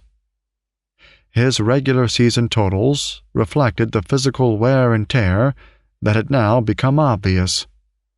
Roger had a .255 batting average with 310 at-bats in 100 games, 45 RBIs, and only 5 homers. Neither Roger nor the Cardinals wanted to remember the 1968 World Series. The Redbirds roared to a 3-1 game advantage over the Tigers. Then Detroit turned them back. The efforts of Tiger pitcher Mickey Lolich won 3 games. A frustrated Maris had made only 3 hits and 1 RBI for 6 games of the series. Lolich got Roger to pop out in his last baseball at-bat, after striking him out and inducing him to hit into a double play. Roger's baseball career had come to an end after 12 seasons and 2,253 at-bats. Cardinal Mike Shannon remembers that Roger showed astute baseball sense in his evaluation of Lolich. In July, when the Tigers looked like the Cards' opponents, the biggest threat seemed to be Denny McLain, who was headed for a 30-win season. "Forget about McLain," Roger told his teammates. "The guy we have to worry about is Mickey Lolich." Shannon believes this judgment proves that Roger was especially knowledgeable about baseball. The Post-Dispatch's Ed Wilkes wrote several stories on Roger Maris, the player and the person. In reviewing Roger's career, Wilkes stressed not only Maris's achievements, but also his impediments. A weak right hand had robbed Roger of power, and for the past 3 years he had not been able to grip a bat properly. Still, Wilkes wrote, "He was a pro who delivered." Years later, one of Maris's fans, Alan Hayes of Washington, Illinois, remembered Roger the Cardinal for the Sporting News. St. Louis fans recognized him for what he was, a first-class gentleman and fine professional baseball player. Personally, I'll never forget his contributions to the pennant-winning Cardinals of 1967 and 1968. I remember him as a team player who could contribute with the bat and in the field. He did everything expected of a professional. It was very difficult watching the 1977 Cardinals in right field, where balls were juggled, bobbled, and misjudged, and where throw-ins missed cutoff men, often went to wrong bases, and where outfielders even fell flat on their backsides on several occasions on routine fly balls. However, when I conjure up thoughts of 1967 and 1968, I recall a right fielder that was tops. Chapter 18. Post-Baseball. As before, family comes first. Roger's 16-year professional baseball career sometimes overshadowed his life outside the ballpark. Once he retired, he could devote the 16 years remaining to him, to his family, his business, his friends and relatives in Fargo, and his associates in the baseball world. From the day he first put on his uniform in Cleveland to the day he emptied his locker in St. Louis, Roger's family and their welfare were paramount in his mind. Roger cared for them and spent time with them. He also provided for their future as best as he could, through wise investments and conservative, almost frugal, living. Wayne Blanchard, an assistant vice president at Fargo's First Bank, said of Roger, "Fame didn't change him. He didn't drive new, flashy cars, and he never indulged in spending a lot of money on clothing." Roger's children remember him as a firm disciplinarian, but primarily as a caring and concerned father. Roger Jr., his oldest son, remembers that, "Dad was always there for us. He was interested in what we were doing, and would do it for us whenever he could." Before Roger died, his son Randy talked about the children's relationship with their father. "We didn't idolize him. He was our dad, first and foremost. We've appreciated the opportunities we've had because of the name, but he was just our father." Roger Maris centered his life on his 6 children. Their baseball, basketball, and golf activities meant that sometimes Roger and Pat would attend as many as 3 sports contests involving the children. Roger frequently golfed with Richard, Randy, and Kevin, and proudly boasted, "The 2 older boys are shooting in the low 80s. I'm a 12 handicapper myself, so it's getting tougher to beat Randy and Kevin." Maris had firm beliefs about children and sports. As he told Forum sports editor Ed Kolpak, "Children shouldn't be in organized sports until they reach junior legion age. Let them play games for fun. There's so much emphasis on winning." Although Roger took great interest in his son's sports achievements, he never actively encouraged them to emulate his sports career. Dick Savageau observed that Roger's attitude about possible professional sports careers for his sons was colored by his own experiences. Roger wasn't convinced the price a professional athlete had to pay was worth it. I often heard him say, "I'd just as soon my children don't go into professional sports." Despite his emotional pounding during the 1961 season, Roger, at an Associated Press awards dinner, clearly articulated that if his sons showed interest in becoming professional baseball players, "I would try to help them if they wanted to play, but I wouldn't force them. What I'm trying to do is fix things up so they won't have to play." Only Kevin and Randy have sports careers as pro golfers. Baseball had benefited from Roger's unschooled, keen instincts and fine display of common sense. But, according to Dr. Surprise, Roger felt that he lacked a full education. Consequently, the Maris children took advantage of the educational opportunities in Gainesville, Florida. Sandra, Kevin, and Richard enrolled at Santa Fe Community College, where Sandra studied dental technology, and the boys participated in extracurricular sports. Their baseball coach, Harry Tholen, helped the boys develop their skills, and he also observed Roger Maris being a parent. The retired coach said, "Simply put, Roger Maris was an outstanding family man. Before I came to know him, I sort of had an idea he would be like his press clippings, aloof and unfriendly, but I found him to be a down-to-earth person. Yes, he was a very private person, and he wanted to protect his family very much. He was an outstanding father. Any man would be proud to have him as a father, not because of his heroics on a baseball field, but because he cared about his children. He was interested in his children's activities. He wanted them to be good in school, and very concerned that they be good citizens. He wanted people to be proud of them. You might say that he had the old-fashioned values: hard work, loyalty to family and friends. And, of course, the family was held together by Mrs. Pat Maris, a very strong lady from the word go." Pat Maris felt that Roger had good business sense and always knew how to take care of himself.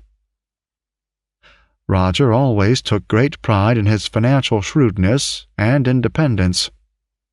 When the Internal Revenue Service challenged some financial planning that Roger had done for his children, Bob Wood recalls that Roger stood firm and won his case. Maris's determination had won him the beer distributorship that he had dreamed about for so long. Roger knew that only hard work and discipline would bring him the financial security of a successful business.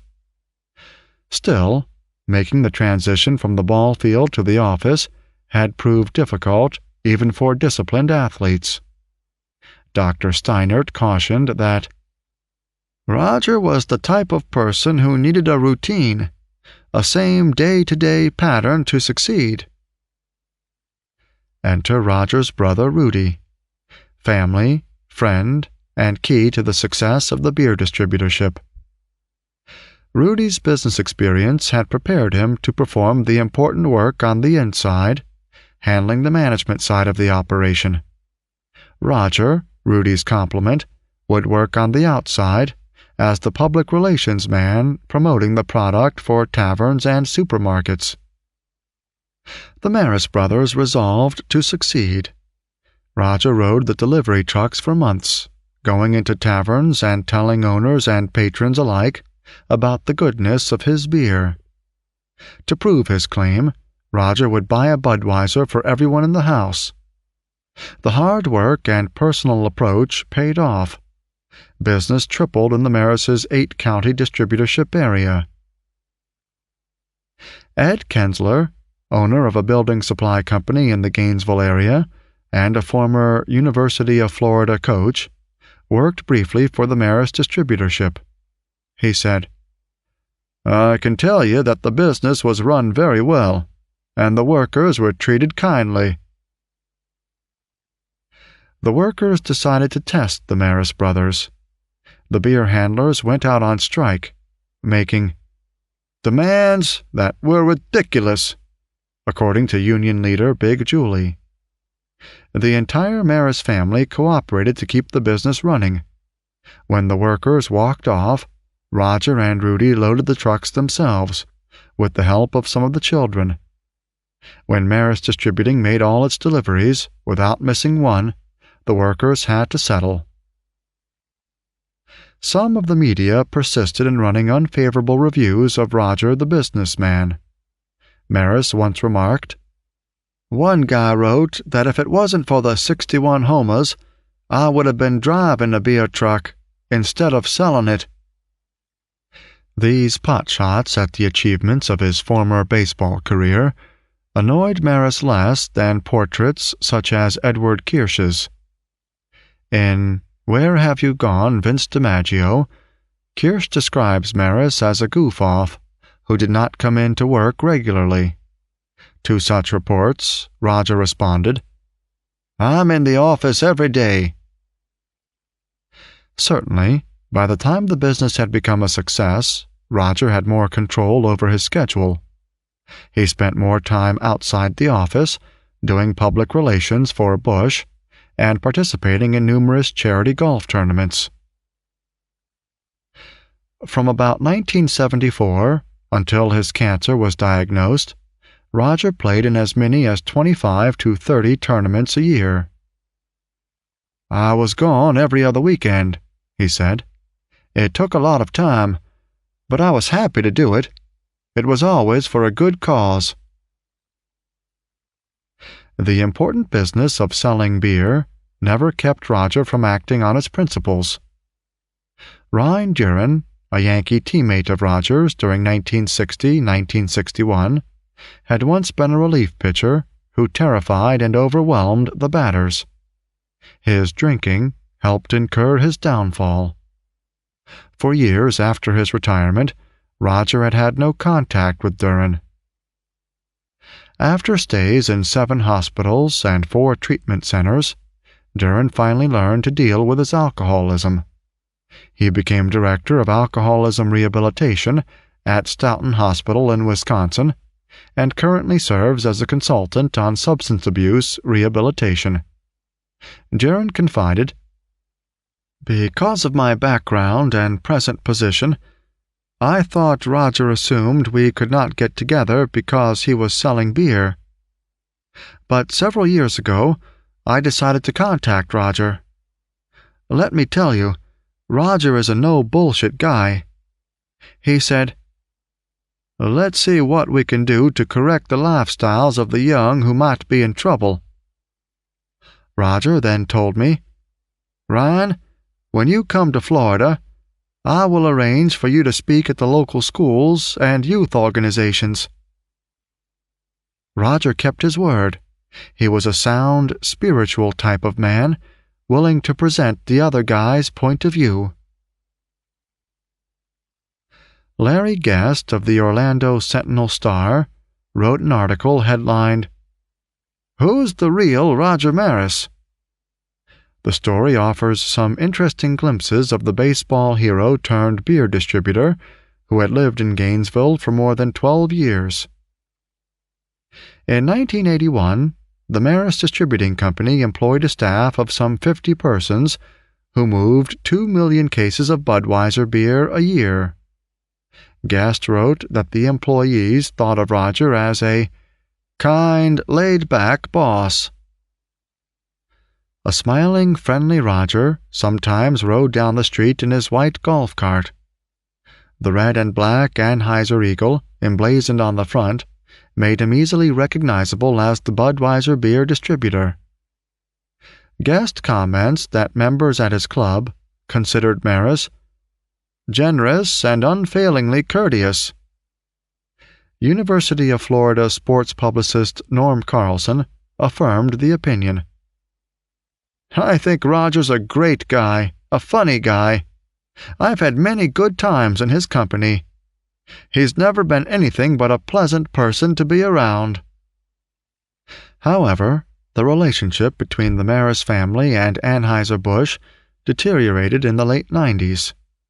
The franchise had blossomed into a $50 million a year business. The feud, still not resolved, was told in a January 22, 1997 story in the Wall Street Journal by Chad Terhune. The story was titled, "Beer Brawl. Maris Clan Fights for Its Franchise." The Maris family filed a lawsuit in State Circuit Court in Gainesville, accusing Anheuser-Busch of unfairly seeking to end the franchise agreement with Maris Distributing Company. "We have put a lot of blood, sweat, and tears into this place," said Roger Maris, Jr., sales manager in his father's former office. "And what they are trying to do just isn't fair." Terhune seeks to explain the tangle. "Industry officials say that with beer sales flat nationally in recent years, brewers figure one way to lift possible profits is to recruit distributors from within corporate ranks, who will let them dictate retail prices, marketing strategies, and other sales tactics." Guest found that nothing about the Roger Maris who lived in Gainesville matched the image that had been drawn of him in New York. The surly neighborhood ogre, who isolated himself from the community, appeared to have been a media fiction. Roger himself felt that an unsympathetic press imaginatively created many of the negative things his neighbors supposedly said about him. "I don't think they said some of those things," he remarked. But Maris did concede that his insistence on being a private, faceless citizen might not sit well with some. "I think some of them thought I was going to be throwing parties all the time when I first came here. And they were probably put out that we didn't show up every time somebody throws a cocktail party.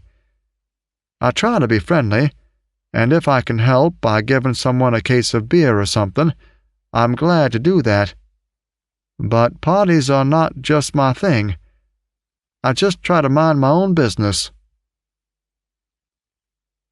Maris preferred maintaining his privacy to pursuing material gains. 20 years after his historic home run, he turned down an enticing offer from a production company interested in a 2-hour television movie about the 1961 season. "The offer was pretty good," Roger said, "but I'm not sure I'm ready for that. My life is very peaceful right now." In 1979, Roger had moved into a new home that augmented the serenity in his life. Located about 30 miles from Gainesville, the house lies adjacent to a golf course and fronts on a lake. When the Maris children began fishing, Roger tried to share their interest and developed a new hobby. Fishing proved to be an ideal leisure activity for a man who shunned the spotlight. On the pier, Maris was just another fisherman, talking to fellow fishermen immersed in their craft, and not with media looking for a juicy item. Years had passed since Roger's happy days in Fargo, but he and Pat had a special relationship with their hometown. In Pat's words, "Fargo was always home to both of us. We just never forgot that." A Fargo Forum story conveyed the message in its headline, "Roger Maris still calls Fargo home." Whenever an opportunity arose, Roger visited the home where he spent his formative years. Roger had gained a significant amount of weight after quitting smoking in the mid-70s. Fargoans saw only a change in Roger Maris's physical appearance, not his personality. Dick Savageau said, "Roger never forgot us up here.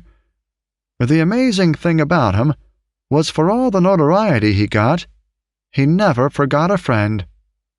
Everyone was his friend.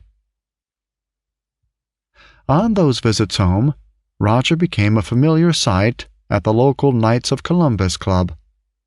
On one occasion, some bigwigs from a local country club called and invited Roger to join them. Terry Devine, Forum News editor, recalls that incident. Roger said no. It was more important for him to be with his friends. Often he spent time reminiscing with Don Gooselaw, whose daughter Renee was his godchild. A neighbor of the Gooselaws, Mrs. Jeanette Helgerson, remembers one such visit during the early 70s. Roger Maris was having dinner at the Gooselaws. My son Jeffrey, then 8, was at the Gooselaws' house too. Jeffrey went up to Roger Maris and asked him for his autograph. Give him a chance to finish his meal, Mr. Gooselaw told Jeffrey. My son came home very disappointed. Who needs the autograph anyway? He said unhappily. It didn't seem long after he'd returned that Susan Maris came to our door with an autographed ball.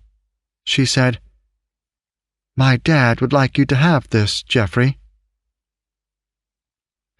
Sometimes when he returned home, Roger and his dad would get together to watch American Legion baseball, the developing ground for Roger's training, where Roger developed his baseball skills.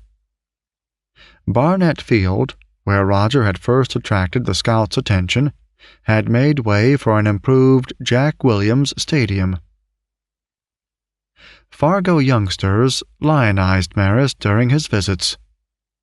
Boyd Christensen, now with WDAY-TV in Fargo, recalled how children's eyes would pop out when they saw Roger in the flesh. "You're the guy who hit all those home runs," they would say in awe. Roger came to Fargo in late August of 1983 to take part in the 1983 American Legion Baseball World Series and attend the banquet at the Holiday Inn. Roger not only renewed friendships at home, but he also rehashed the past with another invitee, Yankee teammate Moose Skowron. The slugger found that on the grounds of Jack Williams Stadium, the town had built Roger Maris Park in his honor. This historic visit for the city of Fargo gave rise to the idea of a Roger Maris Museum. American Legion officials Bob Smith and Jim McLaughlin first broached the subject of the museum at a breakfast meeting at the Legion World Series. Smith said, "We got to talking about it. Roger said it was a great idea. I told him we have the new North Dakota Heritage Center in Bismarck, where the museum could be located." However, Roger insisted that the museum be in Fargo. "I played baseball in Fargo, and that's where I want my things to go." Bill Weaver, who was closely involved in the project, remembers that Roger was very concerned that the project be first class, that it be an attractive museum. Maris also insisted on a site ensuring security and maximum visibility. The choice of West Acres, Fargo's busy shopping center, seemed ideal. According to Bob Smith, he and McLaughlin made a promise to Roger that if we couldn't do the project right and proper, we wouldn't do it at all. It was going to be great for baseball and great for North Dakota. It was something long overdue. As plans for the museum took shape, Roger learned that he had cancer. Those involved in the museum project didn't learn about Roger's struggle with the disease until the spring of 1984. Smith and McLaughlin traveled to Gainesville to inventory Maris's memorabilia for the museum. Maris had made their work easy. According to McLaughlin, Roger has done a good job of keeping track of his memorabilia. The original museum collection totaled some 150 items. A taped narration of Roger's last 12 home runs in 1961, announced by Yankee broadcasters Mel Allen and Phil Rizzuto, draws the most interest. Other objects on view in the three-tier museum include bats, balls, uniforms, awards, photographs, scorecards, rings, cartoons, and other memorabilia of Maris's career. Maris donated almost everything he had to the museum. However, his most valuable player plaques of 1960 and 1961 remained in Gainesville. The Maris boys could not bear to see the walls of their home in Gainesville totally bare. Roger's sons have also kept the 4 World Series rings. In the fall of 1984, the Gainesville Sun visited Roger's office. The reporter commented on the photo history of his baseball career hanging behind his desk. A second wall had more baseball memorabilia. Roger told Al Hall that the Roger Maris Museum had all the trophies, honors, and other historical highlights. He added, "That makes me feel good, because there's not much up that way." Fargo. "If it helps get the place a little attention, then it's good for them. Most of the stuff in this office will go there when I'm through with it. I think that's where it should be." He even promised that the MVP plaques will go in the museum eventually. Each museum item, memorable or notable though it may be, has its own fascination. For example, the museum has a badly worn copy of the slugger's autobiography of 1961, Roger Maris at Bat, so difficult to obtain that it is not in the Fargo Public Library. Mementos have continued to arrive even after Roger's death. The Yankees sent Roger's number 9 pinstripe shirt in 1986. Andy Strasburg contributed his Roger Maris baseball cards, and a ticket stub from the 162nd game of 1961, when Roger hit number 61. Nearly 2,000 people came to the opening of the Roger Maris Museum on June 23, 1984. Maris's memorabilia, displayed in a 72-foot showcase in the mall, attracted many youngsters on Roger Maris Day in Fargo and in North Dakota. Roger felt it very gratifying that so many people are interested in what I've done. I know a lot of younger kids are not that aware of it. I'm proud to be from Fargo and North Dakota. North Dakota officials felt very proud of Roger, too. Governor Allen Olson said Roger made our buttons pop when he hit his 61st homer. Echoing the sentiments of many that day, U.S. Senator Quentin Burdick stated, "This is a day in history when you recognize the accomplishments of one of our boys." Following the opening of Roger Maris Museum, the road through Fargo's Lindenwood Park became Roger Maris Drive. A display at the park's entrance carries a picture depicting Maris's 61st home run, accompanied by his athletic record. In addition, a summer park board baseball program honored Fargo's hero by being named the Roger Maris League. As Sister Bernice of Shanley wrote in the school's Acorn, "Who in Fargo could not have heard of Roger Maris?" On June 25, 1984, 2 days after the Roger Maris Museum opened, the Oxbow Country Club held the first annual Roger Maris Shanley Open in the Fargo suburb of Hickson. Fargo greeted the tournament enthusiastically. The Roger Maris name drew celebrities from baseball and other sports into participation at the dinner and on the golf course. In its second year, the tournament featured 19 celebrities, 6 of whom were in the Baseball Hall of Fame.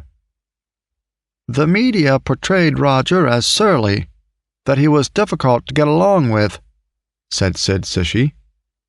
"Well, you should see how his former teammates, stars of Yankees and Cardinals, and other players in baseball and other sports, have gone all out to get here for the golf tournament, just because Roger was involved. Does that sound like someone who couldn't get along with people?" Roger helped inaugurate an annual event that gave him deserved pride and satisfaction. "Maris Golf Tournament Meaningful," read the headline of a forum editorial at the opening of the second annual tournament. As Roger battled cancer, the tournament was helping defeat the disease. In its second year, the tourney added to its beneficiary list the Hospice of the Red River Valley. The editorial concluded, "When categorizing sports events around here, the word extravaganza is not often used. But the Maris Golf Tournament is an extravaganza. It is big league in every way, just as Maris is big league himself in every way. We hope and pray that he will be able to participate in the event. Maris loves Fargo, and Fargo loves him back." Chapter 19. The Road Back to Yankee Stadium. In an interview after he retired, Roger Maris observed, "Baseball is just like a kid with a train. You got to outgrow it sometime." Roger never outgrew baseball, never lost his love for the game. He bought a satellite dish to follow the team's contests and rooted heartily for the Yanks. Dr. Surprise believes that while he was not treated royally in New York, there was something that Roger liked about the Yankee pinstripes and tradition. America's sport kept Roger firmly enthralled, even though he had retired. Some of his fans would detour through Gainesville from the spring training camps just to try to see or meet Roger. The media continually grilled him about his past or contemporary baseball developments, almost forcing Roger to keep up on the sport. Past friends and contacts, Athletics, Yankees, Cardinals, others, kept Roger in touch with the game. Maris could not forget baseball. Roger gave few interviews during his first years of retirement, but the 10th anniversary of number 61 did not go by unnoticed. A New York Times article by Marty Ralbovsky focused on Frick's ruling and Maris's feelings about the asterisk 10 years later. The headline said that Maris disdains use of asterisk on 61 homer mark. The jump headline read, "After 10 years, Maris still resents." The article left the reader with the distinct impression that an asterisk in fact appeared in the record books. Ralbovsky thus reinforced a popular myth. Most people did indeed believe that an asterisk not only stood in the book, but also diminished the value of Roger's deserved record. The lead of the story states that Roger's memories of 1961 are punctuated with an asterisk. However, Roger said that he tried not to think too much about the home runs. These apparently contradictory statements actually convey Roger's conflicting feelings. He tries not to think about the season and the record, but when he does, he sees an asterisk. Maris's unhappiness over the distinction continues. With the 162-game season firmly established, his is the only record overshadowed by and qualified with an asterisk. Maris feels that the asterisk designation had underlying motives. "A lot of people didn't want me to break Ruth's record at all, especially older people. They tried to make me into the mold of Babe Ruth, and I don't want to fit in anyone's mold. I'm Roger Maris." Roger Maris the person pays a physical price for his baseball years. "Every day my body tells me I used to be a baseball player, I can't sleep on my stomach because my rib cage is so tender.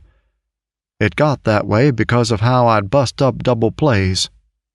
And my knees hurt if I just brush against them.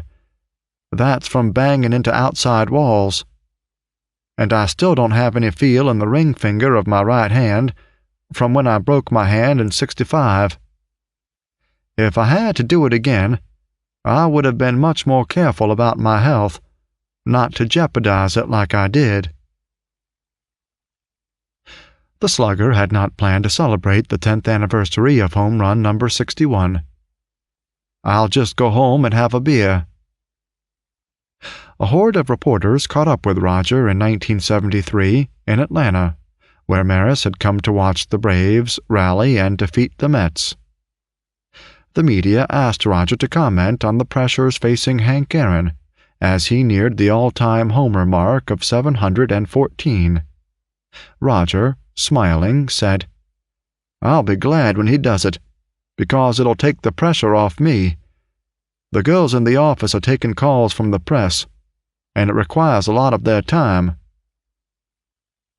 Roger cited the important differences between 1961 and the Aaron pursuit.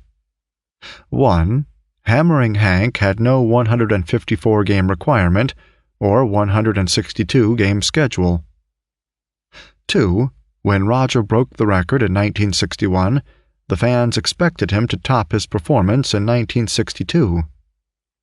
If Aaron were to break the record, as he did on April 8, 1974, he couldn't repeat his career performance. He could only increase his mark. Roger wished Aaron well. He had no advice to offer the 39-year-old Aaron, who was only a few months younger than the retired Slugger. "What could I tell Hank Aaron that he doesn't already know? He's been around a long time. He knows the ropes. He doesn't need any advice from me." Aaron himself articulated another important difference between himself and Maris. While both were detested for daring to break the Ruthian records, Hank Aaron became the object of special resentment. As Aaron observed, "People don't want to accept that a black man is breaking Ruth's record." 5 years later, in 1978, both Sluggers met in Orlando at the annual baseball meeting and shared memories, some of them unpleasant, of struggling to overcome Ruth's marks. "For me, it was sheer hell," said Roger. "It was tough. In my case, I felt I had to play every day. One little injury, and I've blown it. The day-to-day pressure was tremendous." Aaron, now under a 5-year $1 million contract with Magnavox, conceded, "I thought pressure on Roger was tougher than the pressure on me. He had to get his 61 homers in a set time. Me? I felt it was only a matter of my staying healthy. If I couldn't do it this year, there was always next year." Aaron and Roger discussed how fans' resentment of their challenges to Ruth spilled into the ballplayers' personal lives. The former Brave revealed, "I never opened my mail for a year. Just lucky someone ran across the letter from Magnavox." On one occasion, a newspaper printed a front-page picture of Hank's wife and implied that she had brought the NAACP and other black activist groups into the controversy. Aaron answered a particularly sarcastic reporter by hurling a bowl of strawberries in his face. "I couldn't stand it when my family was brought into it," Aaron said. "I don't think I could have gone another month."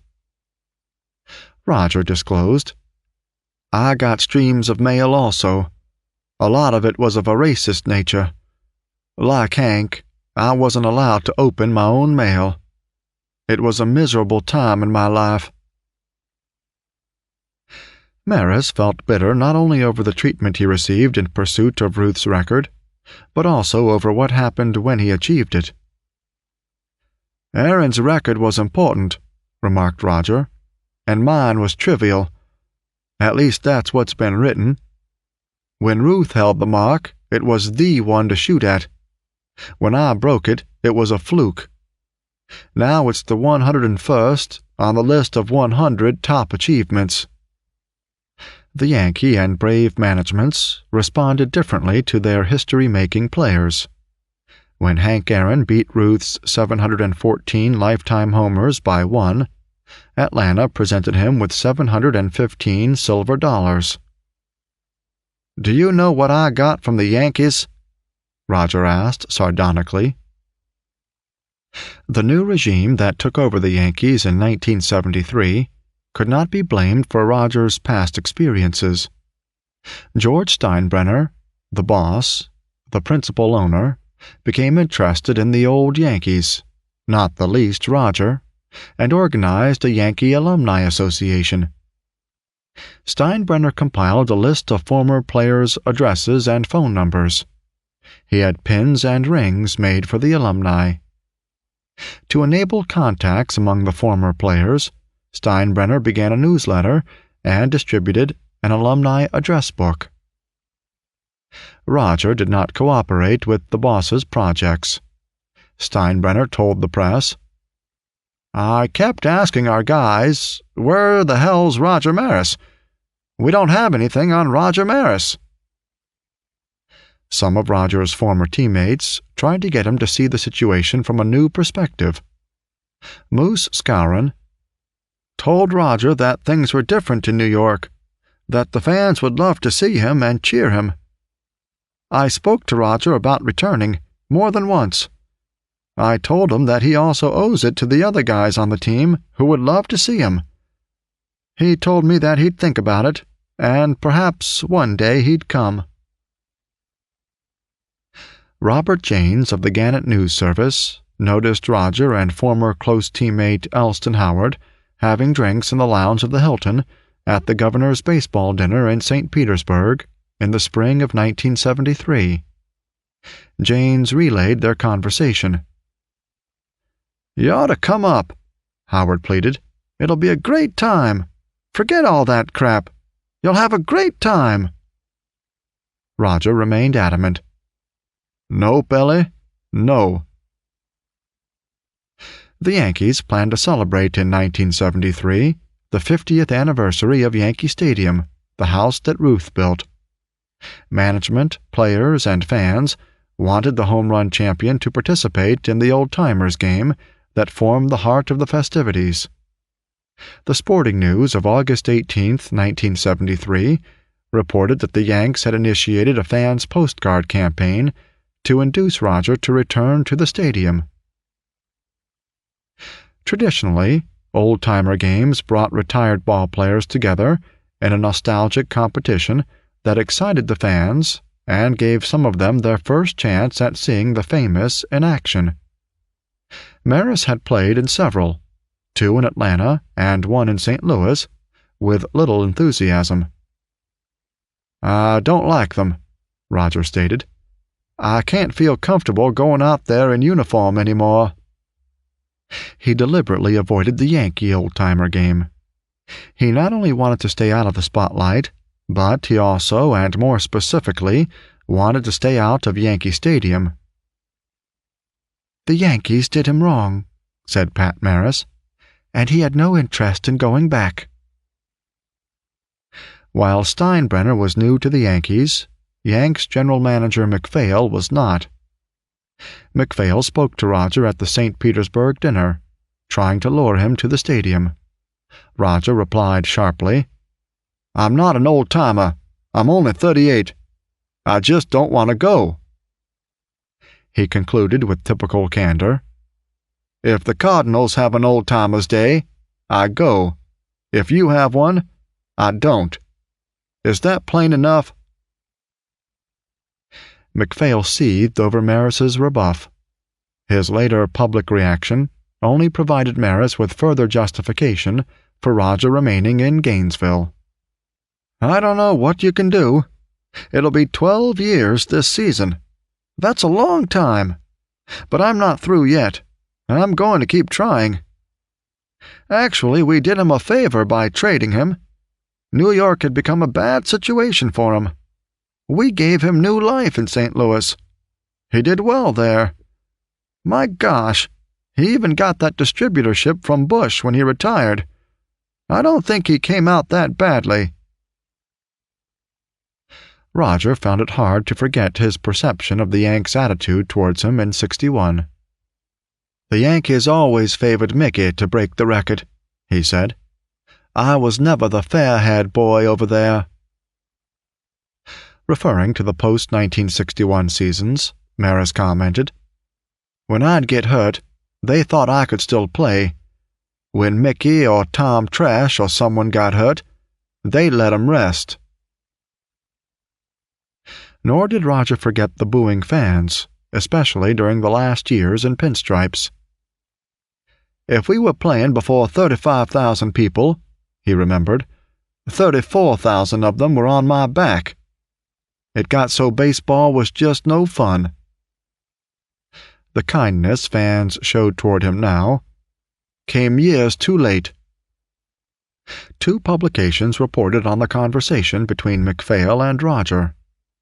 The article's headlines caught Roger Maris's mood with their headlines. One, "Maris still bitter over Card's trade." The other, "Raj old-timer in St. Louis, but not to New York." While ballplayers and fans alike persisted in their efforts to convince Roger to change his position, the game of baseball went on. In 1974, the media sought Roger's opinions about Yankee hitter Greg Nettles, whose batting performance in April seemed to pose a potential threat to the Maris record. When Nettles' challenge fizzled after April, Roger, referring to the press, said, "I guess they've expected it to happen every year. Their attitude is that if Roger Maris can do it, anyone can do it. It's just one homer every 2 1/2 games." Before he died, Roger told a reporter, "Every year a guy gets into the 30s, and some newspaper man calls me. We talk a bit, and then I always tell them to call back when the guy gets into the 50s. I can relate my experience to his." By early July 1976, Dave Kingman of the Mets had connected for 27 homers in a batting performance reminiscent of Maris's in 1961. Kingman's rise prompted Maury Allen to write a New York Post column, "Remembering Roger." Conceding that Maris had been wronged, Allen asked Roger to come home to Yankee Stadium. "Forget it, Roger. These are new people, new times. Only the memories are old. Come back, Roger. People won't boo. People will also remember you could run, field, and throw. People remember you took a lot that summer. People just want to say thank you for one hell of a summer." Roger still did not return. In the spring of 1977, to the surprise of many, Roger again took an active role in baseball. While en route to Marco Island, Florida, to play golf, Maris met the Kansas City Royals manager. The manager asked Roger to help the team's big, powerful left-handed home run threat, John Mayberry. Roger detoured to Fort Myers, Florida, where he began a stint as hitting instructor to his assigned pupil. "I did it for Whitey Herzog," Roger explained. "Whitey and I are good friends. I was hesitant at first. You never know how anybody is going to react. You can stand there all day long and suggest things, but the hitter still has to go out and execute." Roger enjoyed his assignment, but he would not guarantee results, despite the responsiveness of his student.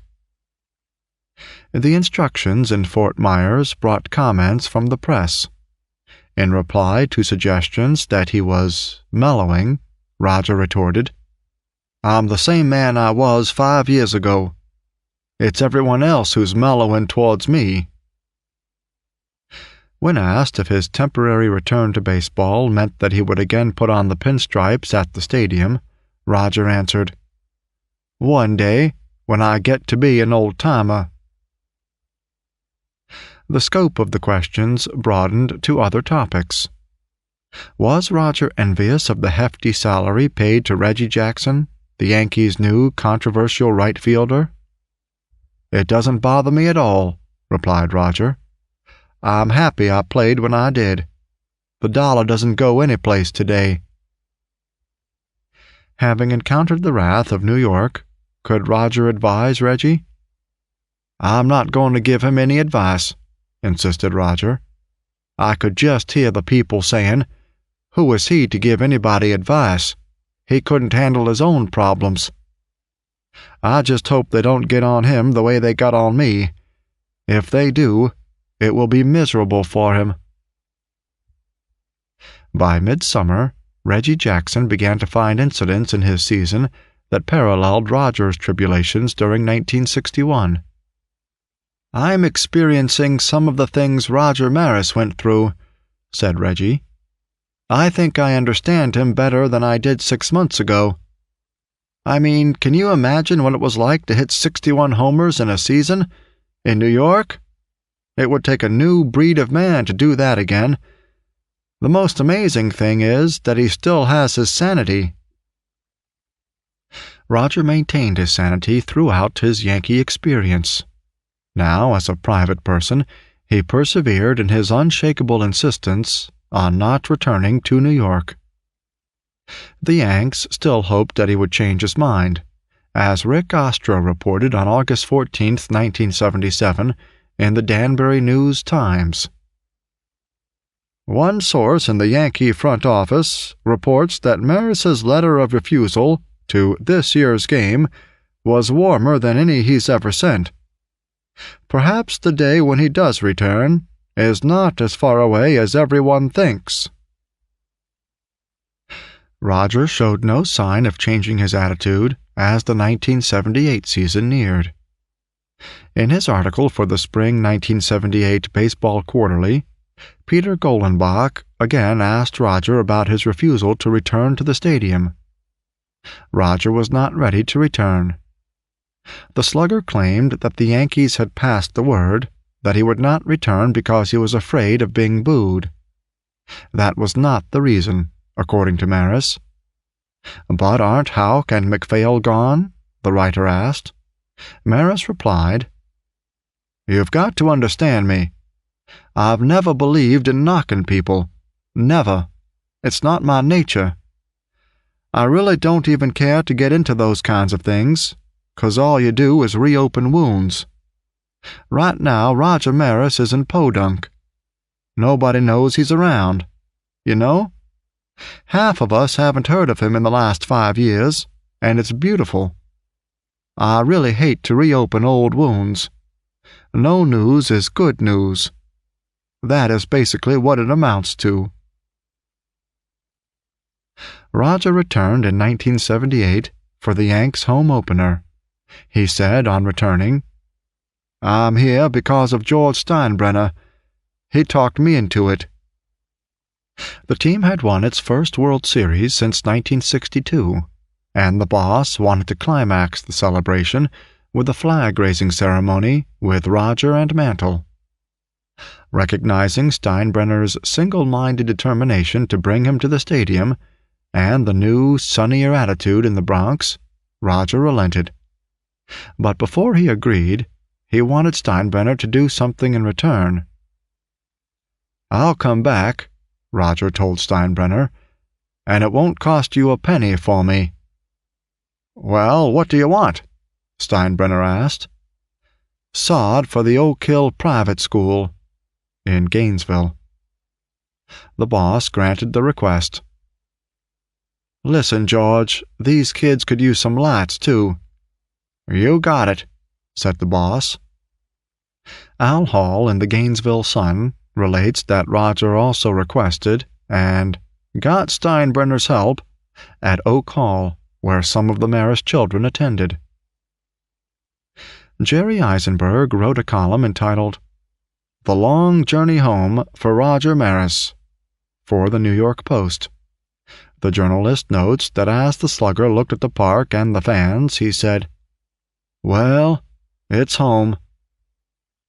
To avoid potential problems or embarrassments, the Yankees did not publicly announce Rogers' return. The fans in attendance numbered 44,667, nearly double the crowd that had seen him hit number 61. Roger waited in the dugout next to another number 9, third baseman Greg Nettles. "Are you nervous?" Nettles asked. A relaxed Roger answered, "I've got nothing to be nervous about. I don't have to face anybody. I'm not going 0 for 5 today." Roger still had his crew cut, although for 3 or 4 years he had given in to his sons and let it grow longer. As Mel Allen began talking on the field microphone, the video screen in center field showed the confrontation between Stallard and Roger. Roger came out of the dugout slowly. Before he reached home plate, the crowd recognized a hero returned. "And then it began," wrote Eisenberg. "Waves and waves of noise, different from the jeers and slurs which once were for him a living hell in this ballpark. It was a spectacular ovation." The media wondered, after all these years, what Roger thought of his ovation. Roger responded to his acceptance on April 13, 1978. "It's like obituaries. When you die, they always give you good reviews." The press persisted.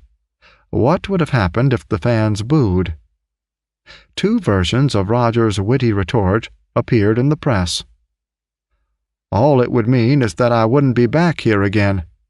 And, "Well then, I guess I would have been right in staying away all those years." Pleased at his stadium reception, Roger stayed in New York long enough to attend a dinner welcoming the 1978 Bombers at the Americana Hotel. Maris received a standing ovation following an introduction by Howard Cosell. As the boss was introduced, the band played Yankee Doodle Dandy. During his invocation, the priest prayed, "Oh Lord, don't leave it all to George. Even he needs some help." But Steinbrenner did manage to induce Roger back to the stadium in 1978. Not as others, e.g. Kubek and Pluto in '61, have said in 1984. Roger told the Gainesville Sun in 1984, "I went back again and again, but they sometimes booed Steinbrenner, and that bothered me. I haven't really been around George that much, but he's done a lot for baseball in Florida, in South Florida, in Jacksonville. People can say what they want about him, but he's done a lot." Once Roger had returned to Yankee Stadium, the press seemed to lose interest in him. An ideal situation for Roger. He continued to give occasional interviews, many from the golf links where he played at least once a week. The year 1981 held historic importance for the sport of baseball. 20 years after Roger Maris made his 61 homers, baseball parks stood quiet and vacant as a result of the strike-abbreviated season. Sheldon Acker's article headlined, "Maris Scarred by Events of 1961. 20 years don't ease belittlement of record, media treatment," and the Akron Beacon Journal typified most press coverage of the record-breaking anniversary. Roger hadn't intently followed the strike's developments, but he commented on the economics of the strike and of baseball. "It seems to me the way the system, in baseball, has gone in the last 20 years is the way the whole country has gone. I certainly don't think players make too much money. Baseball players are basically entertainers. No one complains if a movie actor gets $1 million. Years ago we were underpaid. People think the Yankees paid their players better than most clubs, but I'd be willing to bet that if it all came out in the wash, other teams had much higher payrolls. I know one thing. They didn't pay me that well." In 1982, when Edward Kirsch asked him if he would go through that unforgettable season again, Roger said, "Maybe I wouldn't do it all over again if I had the chance. Sometimes I think it wasn't worth the aggravation. Anyway, baseball led to my getting the beer distributorship. Plus, I have the record, and that's the only thing that counts." Roger stayed active throughout the early 80s. He devoted much time to the Major League Alumni Association, an organization involved with communal and charitable work. Rick Reichart, a former Angel player and Gainesville neighbor, notes that Roger rarely made public appearances. Consequently, according to Reichart, nobody really knew what a caring person he was. For example, in the appearances he had made at hospitals in Orlando. 23 years after Roger belted number 61, he made his curtain call at Yankee Stadium. Through the efforts of George Steinbrenner and Howard Cosell, Maris received his due respect as a Yankee during his final glorious appearance in The House That Ruth Built. As a feature of the Yankees' annual Old Timers' Day celebration on July 21, 1984, the team would place a plaque honoring Roger alongside those of such Yankee greats as Joe DiMaggio, Mickey Mantle, Casey Stengel, and Thurman Munson. Fittingly, the site would be close to the memorial to Babe Ruth. As a crowning touch to the ceremonies, the Yankees would retire Roger's number 9. Howard Cosell informed Roger of the Yankees' plans during an interview for ABC TV's Sports Beat, which was shown on March 31st. Frank Kelly of the New York Daily News viewed tapes of the program before broadcast.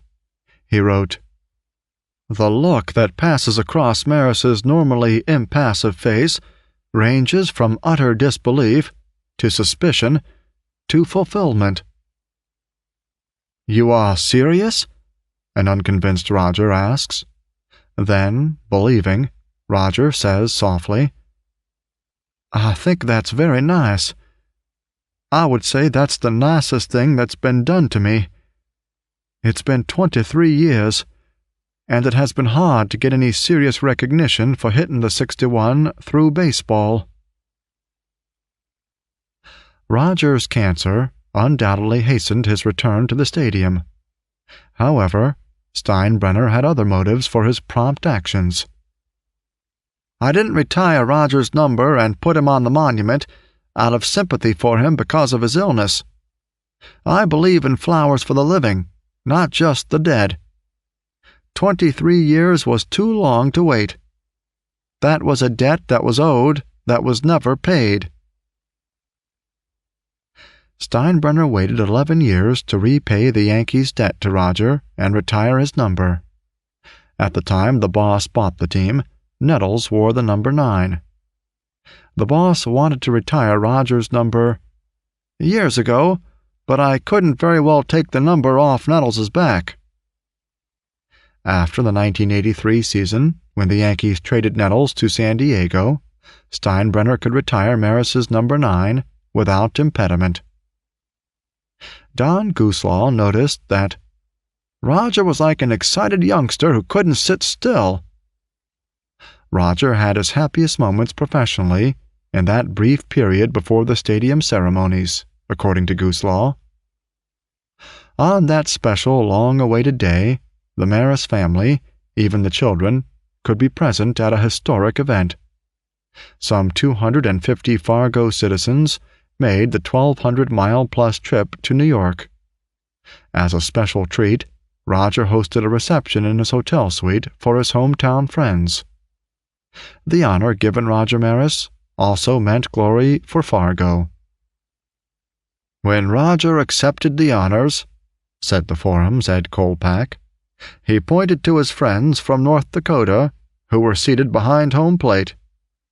You can bet it was the last, and perhaps the only time, that North Dakota was mentioned on a Yankee Stadium PA system."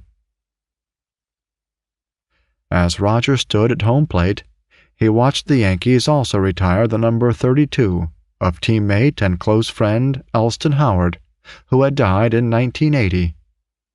Arlene Howard accepted the honor for her husband.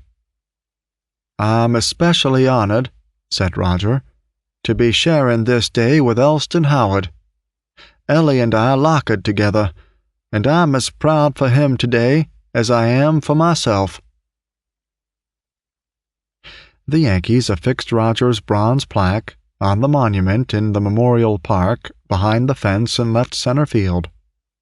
The tribute to Roger engraved on the plaque began, "In belated recognition of one of baseball's greatest achievements ever." The media asked Roger his thoughts on whether the record would be broken soon, if at all. Maris replied, "I think as long as baseball stays with the same dimensions I had throughout the league, it will be pretty tough. Everybody talks about my short porch at Yankee Stadium, but I did hit 31 on the road." Don Guzlaw felt that the monument and the number being retired meant more to Roger than his being in the Hall of Fame.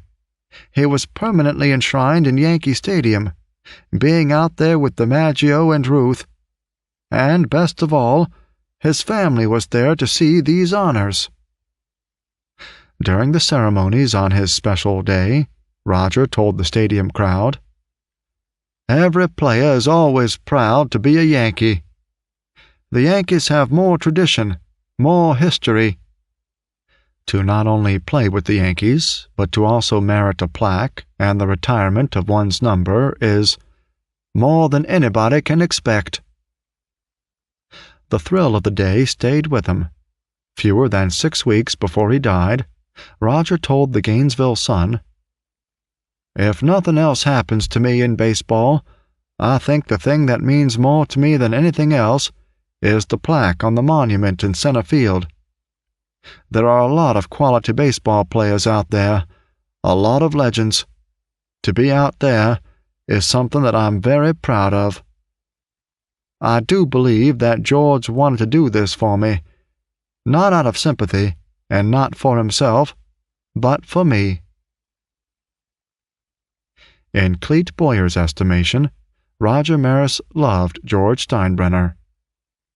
The Yankee owner said, "To me, Roger Maris symbolizes the Yankees, just like Ruth, Mantle, DiMaggio, Gehrig. All those guys got their credit. Now Roger has his." 23 years passed before Roger got his due. The clock might have run out on Roger before he had his hour at Yankee Stadium. As Clete Boyer put it in Just for the Record, "If he had died and not returned to the stadium, it would have been a damned shame." Chapter 20. Come, lovely and soothing death. Come, lovely and soothing death. Walt Whitman. When lilacs last in the dooryard bloomed. In the fall of 1983, Roger Maris consulted a physician about what seemed to be a continuing sinus problem. Pat Maris remembers that in the last 5 years he got colds and flus. He was able to keep going, but during this period these colds would really zap him. During the physical examination, the doctor noticed Roger's swollen lymph glands and ordered further tests. In November 1983, the doctor diagnosed Maris's condition as malignant lymphoma cancer. Roger had had it for 5 years. The doctors told Roger that his type of cancer had an 80% cure rate. Pat recalls, "Cancer is a scary word. We were told that Roger had the good kind of cancer. Roger would joke about this and say, 'If this is the good kind, I'd sure hate to see the bad kind.'" "Roger was diagnosed about 5 times, said Dr. Surprise, and they said the cancer was due to smoking. But Roger had not been a smoker for many years. Roger's friends in Fargo soon learned of Roger's cancer. "It was very early in 1984, said Bob Wood. "Roger started explaining to me about the 4 stages and the remission periods. "I think we can lick it," Roger said. I began crying. "Please don't tell any of our friends," Roger pleaded. Bill Weaver didn't know about Maris's condition until the slugger, thinking out loud, inadvertently shared his secret. "It was in 1984, Weaver remembered, but I can't say exactly when. One day we were driving through Fargo, on my way to taking Roger out to lunch. As we passed the cemetery, Roger turned to me and said, 'Bill, I want to be buried in Fargo.' I was stunned. I had no idea that Roger was sick." By the middle of March 1984, everyone had learned of Roger's struggle with the disease. A story released by the Tampa Tribune revealed that Roger was battling cancer. Roger said, "It looks like it is under control now. I was awfully sick for a while. I mean, it's not over, but, well, it's coming. The doctors tell me that if you have to have this thing, this is the best kind to have. It looks like they are right. It looks like we're on our way to victory." Roger weathered the sickness well, according to Pat Maris. "It was in remission by April," she said. "But when it came back, it was worse. There were chemotherapy treatments. He would look forward to the good days after the chemo, because he knew when the good days would be. It was hard for me, because I wanted to do something to help him get over this, but I couldn't." Sister Bertha remarked that Roger had his own inner strength. "Roger was not a stranger to pain and disappointment. He accepted everything God asked him to. The cancer was another thorn in his path that he accepted." In the spring of 1984, Howard Cosell interviewed Roger Maris. Before a nationwide television audience, Roger openly discussed his disease. "There's what they call lymphoma, which is a lymph gland cancer. I had a couple, 3 pretty trying months here, starting back in November. Right now I feel very good. The medicine I've taken over the course of the last 4 or 5 months seems to have taken care of the problem for now. I think we've got it pretty much controlled. My last checkup, everything looked very good, so I'm encouraged about what's happening. Fortunately, in my case, I have, if you have to have cancer, the type to have. This is the one they've made the greatest strides to control it and treat it." In the summer of 1984, Roger still seemed outwardly optimistic. The opening of the Roger Maris Museum, the golf tourney, and his awaited honors at Yankee Stadium all buoyed his spirits. He told Jerome Holtzman of the Chicago Tribune, "I consider myself lucky. I could have had a heart attack and died. Now at least I have a chance to get well, and I feel I am getting well, except that I still get tired." Roger's boyish humor never left him throughout his illness, as Yankee alumni director Jim Ogle learned. Ogle wanted only the most accurate, up-to-date information on the status of Roger's illness. The New York Daily News reports that Ogle heard the latest details on the slugger's condition from Roger, who then said, "By the way, Jim, I died last week, and you are now listening to a recording." The excitement and appreciation Roger witnessed at the July 1984 ceremonies at the stadium bolstered his spirits considerably. After the big day in the Bronx, Roger simply said, "I'm assuming I'm in good shape." Roger again traveled to New York in April 1985 to attend the Yanks' welcome home dinner, where he received the Lou Gehrig Pride of the Yankees Award. That spring, Roger returned to New York's Mount Sinai Hospital in Manhattan for treatment by cancer specialist Dr. Ezra Greenson. Big Julie was present when Roger suffered a relapse. It was in the late summer of 1985 that we were in Elmer's restaurant on 2nd Avenue. Roger had gotten a good report about his health, and we were celebrating the news with champagne. Suddenly, Roger began sweating. He was coming out of remission. Dr. Surprise claims that Roger's health had been deteriorating since the spring of 1985. He could only walk a half a block before he tired. On one occasion, Dr. Surprise and Roger spent the day together on Maris's boat. Roger was in very good spirits, the Independence friend said. Roger had a Pac-Man and kept on bumping me onto the machine. It was a beautiful day. Roger put the trolling motors on the boat. It was a job that involved physical labor. Roger was trying to get the boat ready so that I could fish. Roger turned gray. "I don't feel too good," he said. No matter how ill he felt, Roger would not refuse an invitation or request from a good cause. He attended the old-timers baseball game at the University of Florida's Perry Field, wearing a Yankee uniform in the home dugout. Although Maris could not stay long, said the Gainesville Sun, his presence certainly helped boost the program and the young athletes who take part in it. Ironically, despite his desires, Maris could not attend the 1985 Roger Maris Celebrity Cancer Benefit golf tourney in Fargo. The disappointed tournament chairman, Wayne Blanchard, had feared from the very beginning that his health may be a factor in his being here. Participant Ken Hunt, Roger's former classmate and Yankee roommate, voiced an optimistic assessment of Roger's chances.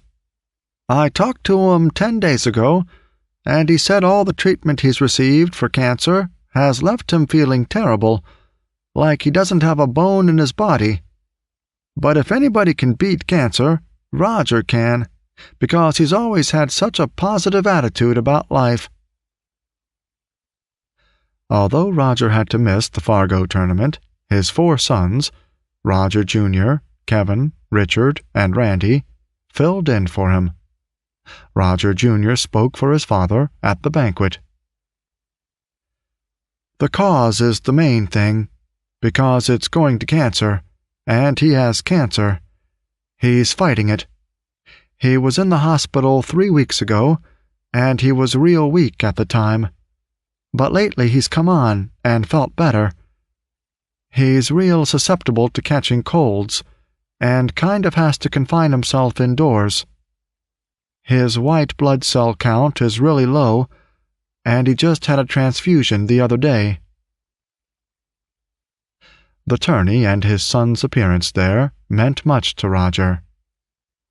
"To show you what a concerned and involved father Roger was," said Sid Cichy, "Roger phoned the Fargo people after the banquet to find out how Roger Jr. did." Although Roger fought lymphoma as best he could, he was resigned to dying, if that's how it had to be. Dee Dee Cosette provides some insight into Maris's attitude. "Roger's thinking was that we all had to die, some earlier and some later. His Catholic training prepared him in this ordeal, and he had the mental ease of knowing that his family had been taken care of financially." From the moment he learned of his cancer, Roger tried to avoid the outpourings of sympathy that came from the well-meaning. However, the never-ending stream of letters offering prayers and personal messages was great for my spirit. Maris found his greatest source of support lay in his friends. Mickey Mantle called every week. Frequent phone contact with other friends, like Mike Shannon, Cleet Boyer and Big Julie, sustained Roger in his last months. "You do find out in a hurry," Roger said, "who your real friends are." In Just for the Record, Mike Shannon describes how well Roger took his illness, never complaining, never speaking about dying. Only once did Shannon hear Roger utter an, "I wish." While on the phone with Shannon, Roger saw a couple of golfers going to tee off on the course adjacent to his home. "It's a shame I'm not out there," Roger said. A satellite dish that the family had bought for him allowed Roger to follow baseball in the summer of 1985. "To show you what a class person Roger was," said Wayne Blanchard, "Roger sent Pete Rose a congratulatory note after he topped Ty Cobb's hit mark. That happened in mid-September, when Roger was in a very bad way." Roger suffered a great deal of pain in the last 3 months of his life. Shortly before he died, he told Dick Savageau, "You can't imagine how much pain I have." Savageau understood. His wife, Mitzi, had died of cancer. When Roger's condition deteriorated, he decided to try a new experimental treatment offered under the care of Dr. Robert Oldham of Franklin, Tennessee, near Nashville. Oldham had spent a period of time on staff at Vanderbilt Medical Center and then served as Associate Director of Cancer Treatment at the National Cancer Institute in Bethesda, Maryland. In 1985, Dr. Oldham had joined with Dr. William West to organize Biotherapeutics, Inc., a center for cancer research and treatment. Many prominent people have received treatment at the Franklin Clinic. Doctors there have successfully treated patients who come in at the early stages of the cancer. Some lymphoma sufferers respond well to radiation and drugs. Others who do not, like Roger, receive experimental treatments that involve the body's immune system. Laboratory mice produce antibodies when they are injected with pieces of the tumor removed from the patient. Technicians then extract from the rodents their mouse-produced antibodies and inject them into the patient. According to Dr. Oldham, a successful treatment process takes 9 months to a year's time. Roger didn't have that much time. His experimental treatments at the Franklin Clinic lasted for about a month.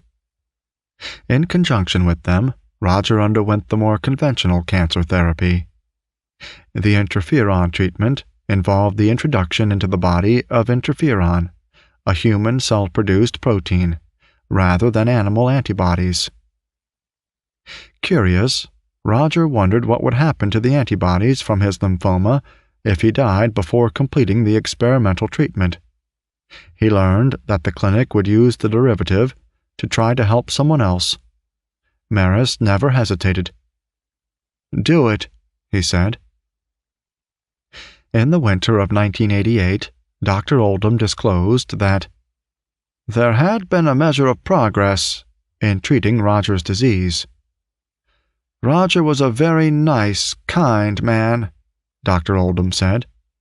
"He appreciated what had been done for him, although he was with us only a few days. He was one of several patients undergoing that treatment. Therefore, we can't say precisely that what he endured at the clinic definitely helped someone else, but it well might have." Roger had too little time to utilize the new cancer treatment fully. He checked into the MD Anderson Tumor Institute in Houston, November 20th. "At that time," Gooslaw said, "Roger was not deceived. He knew the end was coming. In fact, in one of our last conversations, Roger told me the next golf tourney in Fargo would be a memorial tournament." Cleet Boyer also visited Roger, as Boyer recalls in Just for the Record. Boyer went through the same experience with his brother Ken Boyer, an outstanding National League player who fell victim to cancer. That Roger might die seemed hard for Boyer to believe. "We thought he would beat it." In Boyer's estimation, of all his teammates, Roger would be the last to go, because he neither drank nor smoked. Whenever he called Roger, Boyer felt apprehensive. "You don't call because you know the answers you'll get." Shortly before Maris died, the Major League held its annual meetings in San Diego. A bloodmobile set up at the hotel that hosted the sessions encouraged baseball players to donate their blood. In greatest demand was Roger's own rare A-negative blood. Other blood types could be exchanged with hospitals for type A negative. Blood donors included Padres manager Dick Williams, a former teammate of Rogers in Kansas City, and Ken Harrelson, acting general manager of the White Sox. The Associated Press later distributed a picture of Harrelson giving blood. In all, the bloodmobile staff collected 28 pints of blood and sent them to Houston. 3 of the Maris boys tried to donate blood. One son burst into tears when he learned that his blood was incompatible with his father's. The Maris family refused to give out any information about Roger's condition or about treatments. Even the Fargo Forum lacked information. It was unknown how long the 51-year-old Maris had been hospitalized. By Friday, December 13th, Roger could hardly talk, nor could he receive visitors. When Clete Boyer had wanted to call some days before, Roger told him to his distress, "I don't feel I can see you." The Maris family turned away the new Houston Astros coach, who had arrived in Houston and hoped to visit Roger. Yogi Berra remembers, "It tore me up not to be able to see him that one last time. I wanted to see him badly. They told me he was too sick." With the family at his bedside, Roger fell into a coma and died at 1:45 p.m., December 14th. Chapter 21. In Appreciation of Roger, After Death. "You end up worth more dead than alive." Arthur Miller, Death of a Salesman. Pat did not want anyone to know that Roger had lapsed into a coma. Big Julie had wanted to be with Roger when he died, but Pat told him that there was no point in his coming. She suggested to Julie that perhaps the new medication would help, and promised to call him the following day. When she called, Pat delivered a simple message. "Julie, we lost him." Soon Dr. Surprise heard the news. Big Julie and Mike Shannon made calls to other friends and teammates. After Roger died, Dr. Surprise remarked that "The last 5 days of Roger's life have been surrounded by much silence. They were exceedingly painful ones. One day Pat will tell about them." Pat Maris, described by some as tough as the North Dakota winters, has a strong, commanding family presence that enabled Roger to die a death of grace and grandeur. His passing came as a relief to all in the Maris family, she acknowledged. "He suffered so much, but he died the way he lived, strong, private, and doing what he thought was right. He was at peace with himself and his God. Now he's at rest and happier than we are. He is watching me where he is now, and I have someone to pray to and talk to." Pat expressed bewilderment at why Roger had been so misunderstood during his baseball career, especially in the 7 years with the Yankees. She did know that some mistook his openness for surliness. She told the Fargo Forum, "I suppose if he had been one of these that buttered up everybody and did what they wanted him to do, he probably would have had a lot of good press. But he kind of just told things the way they were. He really never harmed anybody, that's for sure. Maris's friends in Fargo praised Roger for his amicable character. Don Gooslaw called Roger a true friend, and Dick Savageau noted, "The amazing thing about him was for all the notoriety he got, he never forgot a friend." Sister Bernice, one of Roger's former teachers at Shanley, penned a tribute to Roger for the Acorn.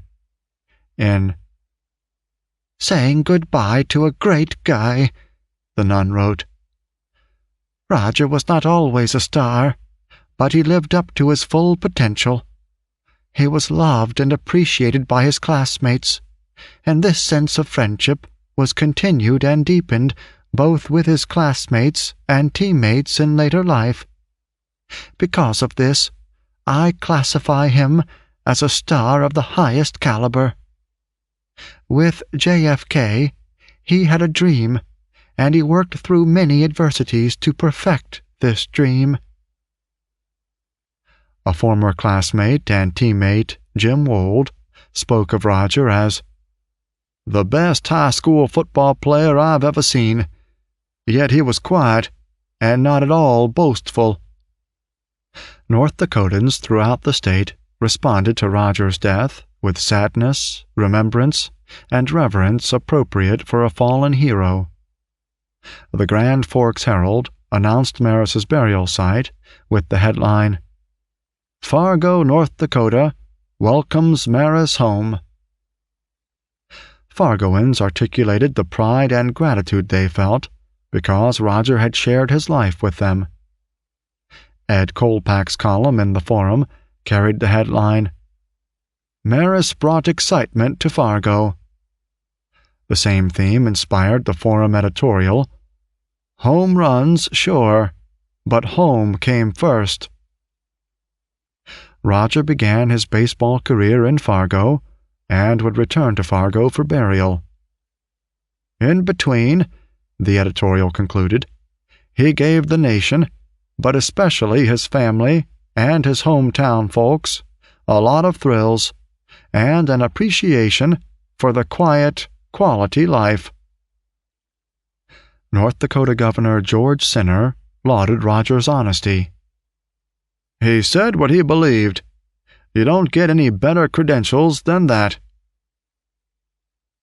Millions of sports fans had learned of Roger's death during halftime of a college basketball telecast. "We have sad news in the world of sports," said Brent Musburger. "Roger Maris has died at age 51. Shortly after that announcement, Baseball Commissioner Peter Ueberroth issued a prepared statement. "All baseball is saddened by the loss of one of its true heroes. While he will be remembered for his brilliant assault on the home run record in 1961, we should also remember the courageous battle he fought against this dreaded disease the last 2 years." Sports fans across the nation read about Roger's death primarily as interpreted through the reactions of his former teammates, others in the baseball world, and local and national sports writers. Managers of the big league clubs in which Roger played praised his all-around talent and competitiveness.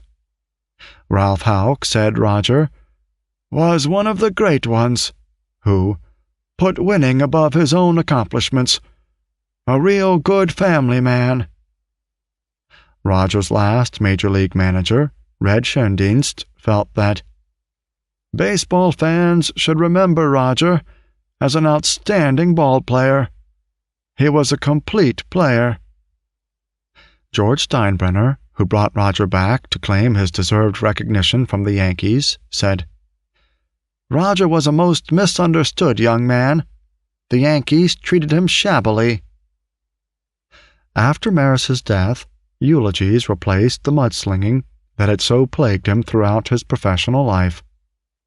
Moose Skowron had Maris's detractors in mind when he reacted to Roger's death.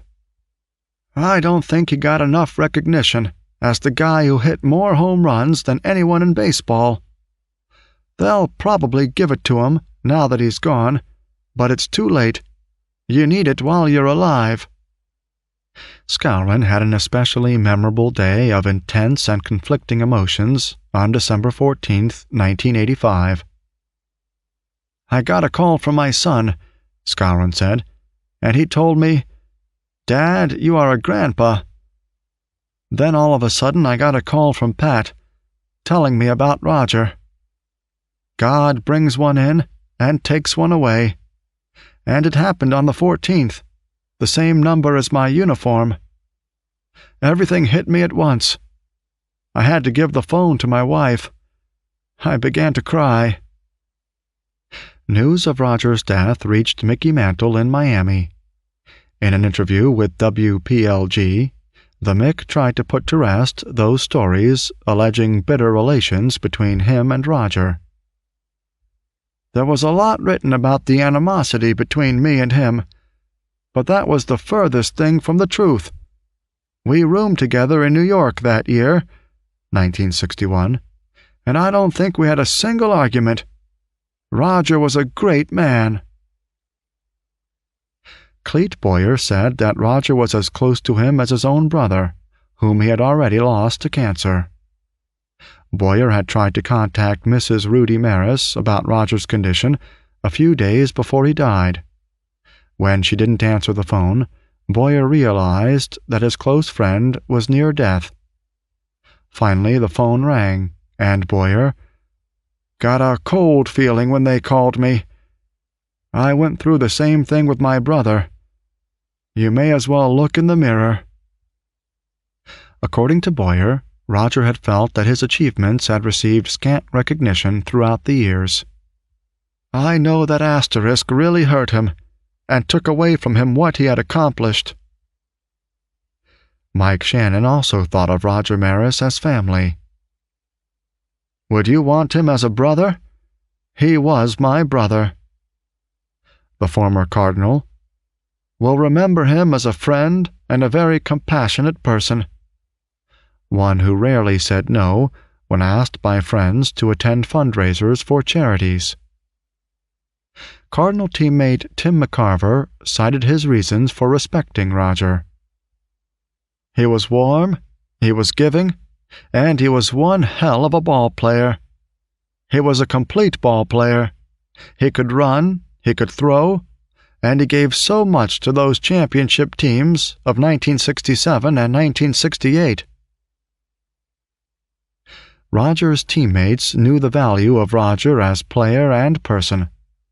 Fellow North Dakotan, former teammate, and friend Ken Hunt observes, "I don't think he got anywhere near the respect he should have for the achievement he accomplished, but I think that is all going to come. He is going to get a lot more posthumously than he ever did when he was alive." Hunt's prediction proved true.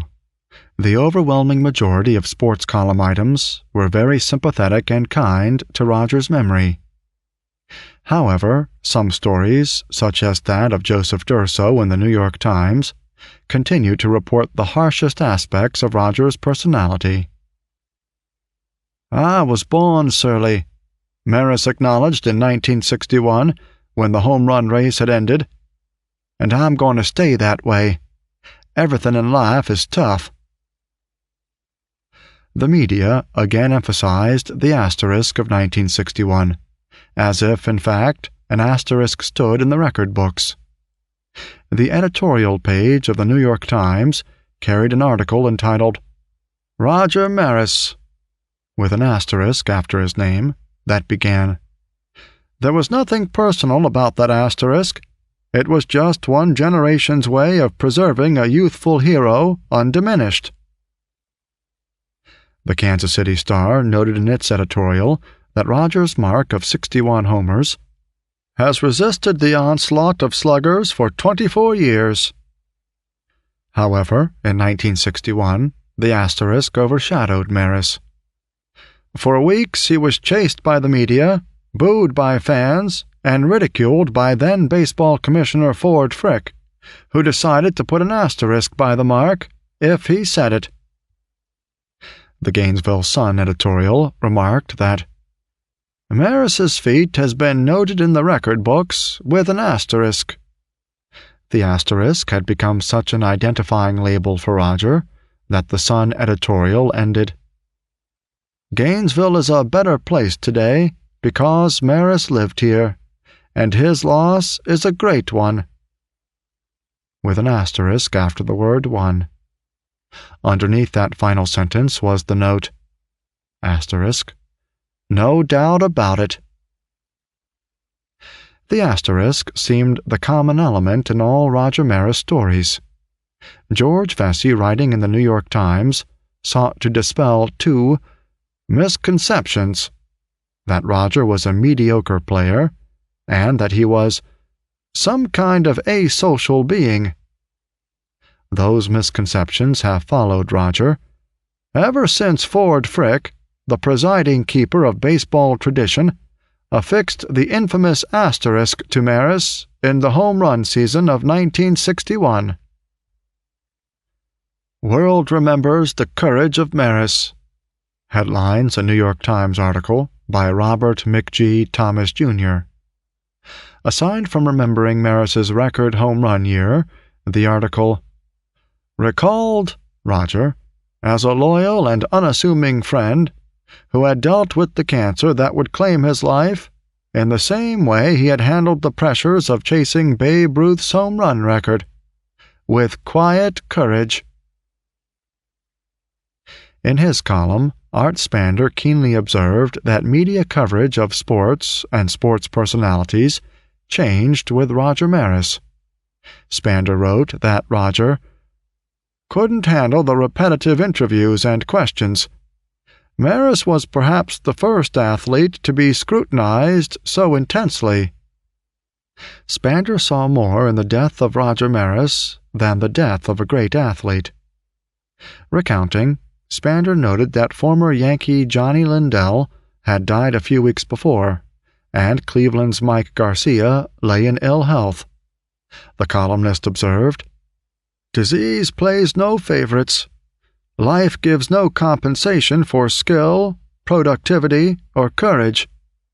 There's one game we always lose. Once more, we are reminded of our own mortality. Bob Verdi produced an eloquent article on Roger's death for the Chicago Tribune. The columnist sets forth his theme in the first paragraph. There are lessons to be learned from the mistreatment of Roger Maris, but none more important than these. Treat an athlete for the person he is, not the person we think he ought to be, and judge what he accomplishes according to his era, not another irrelevant time frame of reference. Verdi explains that because Maris didn't kiss the right people in the right places, he was kicked for it, and nobody hit him harder than Ford Frick, a clerk of a commissioner. So Frick unfurled his asterisk. Not only was the commissioner's brainstorm unwarranted, it was pretty much accepted by the public. The article concludes with a plea. Superior athletes, just as superior salesmen or superior airline pilots, encounter enough pressures each morning. They needn't be artificially compared with other people in other decades. If we so honor records that are made to be broken, we should respect whoever breaks them, whenever, however. Achievers are achievers, and that is the only equitable barometer. If only life had been so fair while it lasted for Roger Maris. They should bury the asterisk, and hatch it too. Athletes rarely received the media coverage Roger did when he came home to Fargo for his funeral and burial. In death, Roger would receive the praise he could not during his lifetime. Hector Airport bustled with people the week of the funeral. Don Gooslaw, who had volunteered time away from his business to help with the arrangements, chauffeured many of the VIPs from the airport and around Fargo by van. North Dakota Governor George Sinner ordered all state flags to fly at half-staff on December 19th, the day of Rogers' funeral. Ironically, the December 19th date coincided with Ford Frick's birthday. Pat Maris planned all the details of the funeral. She scheduled December 18th for open-casket public visitations at both the Boulger Funeral Home and at St. Mary's Cathedral. Fargoans streamed into the funeral home, signed the visitation book, and looked upon a national hero and a fellow Fargoan for the final time. An early visitor, former Mayor Herschel Ashkowitz, remarked, "I've known Roger for years. These are sad days. We were good friends." Chip Litton, a former Fargo Central High and Minnesota Gopher football hero, felt that even though Fargo appreciated him, Roger never got the recognition he deserved. Some visitors never identified themselves when they came to pay their respects. One former American Legion ballplayer said, "I'm like Roger. I like to be in the background." Approximately 500 people braved 2 feet of snow and 6 below weather to attend that evening's 50-minute prayer service in St. Mary's. The service brought Roger's friends from Fargo and from baseball together in a celebration of Roger's life. Clete Boyer summarized the thoughts of all those who had known Maris and had played with him. "Roger was a great family man and a great athlete. I'm proud to be here." Jim McLaughlin, an active personality in Fargo Legion baseball, grew emotional as he voiced the sentiments of all Fargoans. "We're very proud that Roger chose to come back here to be buried." At noon on December 19th, snow fell softly to the ground in the 2-degree temperature. About 800 mourners filled the pews of the state's largest Catholic church. 100 more grievers stood along the walls of the century-old alabaster-columned church. An additional 100 participants sat on folded chairs in the basement and watched the services on closed-circuit television. The oak casket had 12 pallbearers, 6 former teammates, and 6 other personal friends. The Yankees Mantle, Boyer, Skowron, and Ford, the Cardinals Shannon, and the Athletics Herzog represented Maris's ties with the sports world. The remaining 6 bearers were Bob Allison, a Minnesota Twins player and Rogers' friend since their Raytown days, Dr. George Surprise from Independence, New York's Big Julie Isaacson, Don Gooselaw, Dick Savageau, and Bob Wood. The members of the immediate family, Pat Maris and her 6 children, ages 20 to 28, Roger's mother Connie, his father Rudy Jr., and his brother Rudy, stood near the coffin, united in tragedy.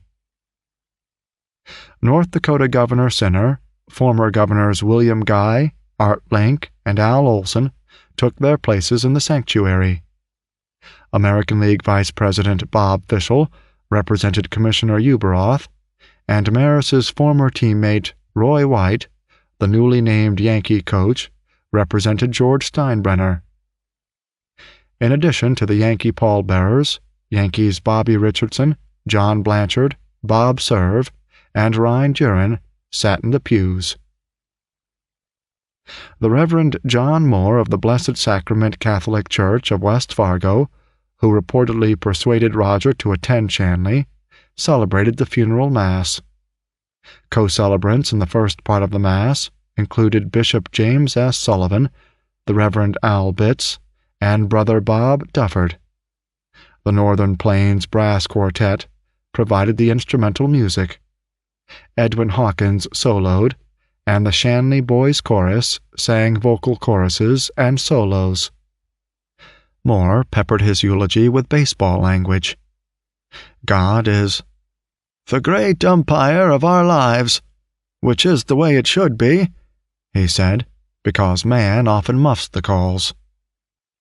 Moore continued, Some might say Roger struck out in his final at-bat. However, Roger got a base on balls, a free pass to heaven. It is one thing to come here for a golf tournament in the summertime, when everything is lush and green. It is another to come at this time of year and brave the elements. It shows how much you cared for Roger. We are here to pay tribute to a great athlete, a great man. Death was especially difficult because he was in the prime of life. The priest quoted Wisdom 4:7-15 as appropriate to Roger's life. But the just man, though he die early, shall be at rest. For the age that is honorable comes not with the passing of time, nor can it be measured in terms of years. Roger was a just man, a good man. His family always came first. I suppose that was one of his troubles in New York, his problem with the press. He did his job, and he did it to the best of his ability, and then he wanted to go home to his wife and family. For these reasons, he said, Roger's burial in Fargo is fitting, because it is truly his home, and the people here dearly love him. After a reading from Wisdom by Roger Maris, Jr., James Carvell, Roger's brother-in-law, read from 2 Corinthians. Tim Casper sang a responsorial psalm, On Eagle's Wings, written by Michael Jonkis. Serving as gift-bearers, Tasha Carvell, Roger's grandniece, and Stephen Maris, one of his 2 grandchildren, carried the Eucharistic elements to the priest. Roger's brother-in-law and niece, Walt Seba and Ann Schneider, were the special ministers of communion. Brother John Foley also participated in the communion rite. Bobby Richardson fervently eulogized his former teammates' athletic skills and the personal qualities the press never acknowledged. According to Richardson, Roger, perhaps the Yanks' best right fielder ever, had a cannon arm and was one of the most feared power hitters in the American League. Roger was misunderstood, continued Richardson. He was a private man who wanted to go home after the game, be with his family. He didn't take too much to the acclaim and adulation of the hero. He was a wonderful father and husband, being dedicated to his family and to his inner circle of friends.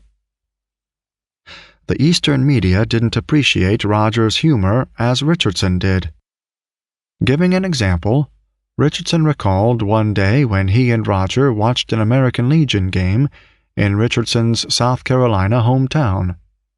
As they sat in the stands, Roger saw a ball sail over the head of Richardson's son in the outfield. Roger poked Richardson and chuckled, "He's been watching me too much." Roger Maris, Jr. spoke for the family in discussing his father's values. His number one priority was to live and see that he could give as much love as possible. He was a great humanitarian. Roger Maris treated every person as if they were standing on a pedestal and looking eyeball to eyeball. He said if you could treat everybody as you would like to be treated, it could make you a better person. Following the communion reflection by Bill Lane and Roger Nichols, a recessional ended the hour-long Mass. The poignant service left Mantle wiping away the tears from his eyes. Chuck Haga of the Grand Forks Herald devoted his column to honoring the heroics and the hurt.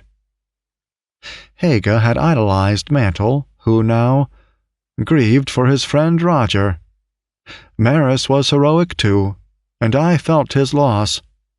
I felt compassion for his family and friends. and I felt pride and gratitude that Maris had asked to be buried here." If Haga could have spoken to Mantle, he would have told him, "Thanks for being, for trying, for failing sometimes, for playing hurt, for growing and maturing these last few years, for coming to Fargo, for crying for Roger, for saying on television that you loved him." All who came to the funeral felt a sense of fulfillment, especially the youth. Todd Colleton, a member of the Shanley Chorus, considered it an honor to be here. We were chosen by Mrs. Maris. Todd's father had quarterbacked for Shanley in Roger and Rudy Maris's era. Another Shanley Chorus member, Tom Hall, wanted to be here. His father had been bat boy for the Fargo Moorhead Twins when Roger played for them. Young Hall said, "I've heard all the Roger Maris stories. I heard about the sports writers. They didn't like him, but they didn't understand him. Dad said he was shy." Eric Nelson, 10, attended the funeral with his father. The boy announced to reporters, "I just checked out a book on Roger Maris from our school library." When asked why, Eric readily answered, "Because Roger Maris was one of the greatest baseball players in the world." A surprised reporter commented, "But you never saw him." Innocently, Eric said, "I saw him last night." The media deployed in full force. Television stations pooled their resources to cover the funeral. Roger's Fargo friend, Boyd Christensen, then Public Affairs Director of Prairie Public Television, coordinated the media efforts. The sight of the shivering press trying to take notes or snap pictures made Christensen smile. "I have to think Roger got the last laugh," he said. "After his run-and-gun battle with the press, he got them to come to North Dakota and stand around with freezing fingers taking notes. Knowing Roger, I think he's smiling." After the service, mourners in cortege drove 3 miles through a gentle snowfall to the Holy Cross Cemetery in North Fargo. Family and friends huddled together against the cold, sheltered by an undertaker's tent, as the Reverend Al Bitts prayed for Roger's soul. Following a short prayer service in the frigid prairie air, Roger Maris was laid to rest in the same cemetery where Pat Maris's family is interred. Pat Maris exhibited a stoic strength throughout the mass and burial that gave courage to her family and friends. Andy Strasberg, who flew in from San Diego, found the services an overpowering emotional ordeal. The prayer service on the eve of the funeral left him overcome with grief. Pat Maris came to his aid. "Can you believe? I had to console him," she said. Accounts of the funeral had an emotional impact on countless baseball fans throughout America. Fargoans saw the death of Roger Maris as more than just the passing of a great athlete. Despite his death, Roger could never be separated from Fargo, and not only because he was interred there. Forum editor Joe Dill wrote of this indissoluble relationship in an article aptly titled, "Maris and Fargo, Never the Twain Shall Part." In his tribute, Dill speaks not only of the bonds between the two, but also of the regional qualities that helped shape Roger's personality. "Fargo shed tears last week when adopted son Roger Maris was returned to the town that always was home for him. But they were quiet tears, not convulsive sobs. That's the way it is here." In a twist of irony, the man who loved privacy was never more public than in death. This says more for the man and more for his understanding family than any mere words. The family shared Roger with the Fargo-Moorhead area for 2 days last week. Maybe what the Eastern media considered surliness was nothing more than the demand by a man of the prairie for his space, his right to privacy. In this part of the country, a person says what's on his or her mind candidly, works hard, and values the family.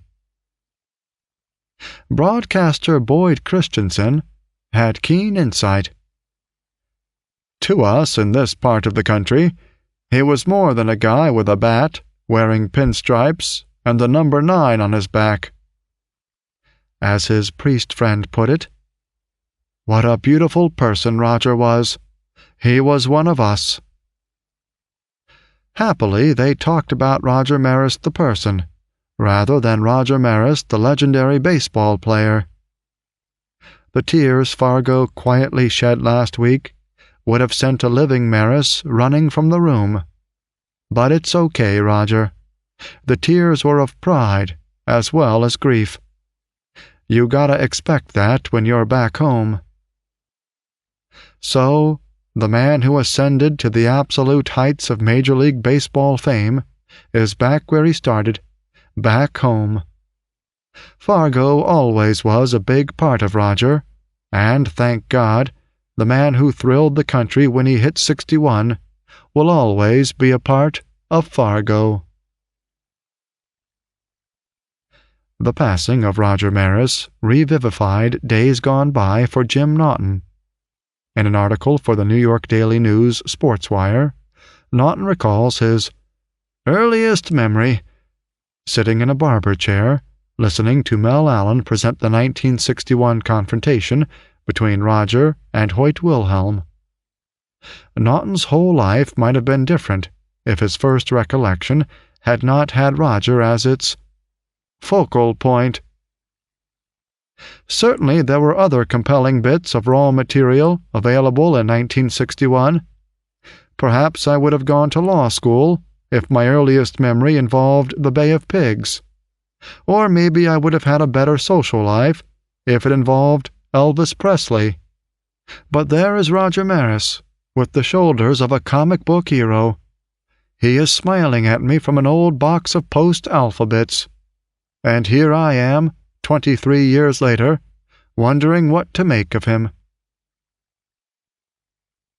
In 1979, Naughton covered an old-timers game where he saw Roger. The sports writer wanted to tell the old Yankee what an impact he had made on Naughton's life, and how its memories still lingered. Naughton could not do it. You just cannot walk up to a person and tell him that 2 decades earlier he helped you discover your imagination. You have to find another way to say thank you. Chapter 22. Preserving a Legacy. Countless other Naughtons wanted to say thank you and to preserve the legacy of Roger Maris. George Steinbrenner gave New Yorkers that opportunity 2 days before Christmas, on December 23rd. The boss arranged for a mass to be said for Roger at St. Patrick's Cathedral in New York, the city where Maris achieved his greatest success. When Babe Ruth died of cancer in 1948, fans thronged to St. Patrick's for his funeral. Only 2 other figures in the sports world, football's legendary coach Vince Lombardi and now Roger, had the honor of requiem services in this world-famous cathedral. Nearly 3,000 persons came to the cathedral, not to grieve Roger's death, but to celebrate his life. The front cover of the church program depicted a young, smiling Roger in spring training, with the number 9 and Yankee logo set off by New York pinstripes.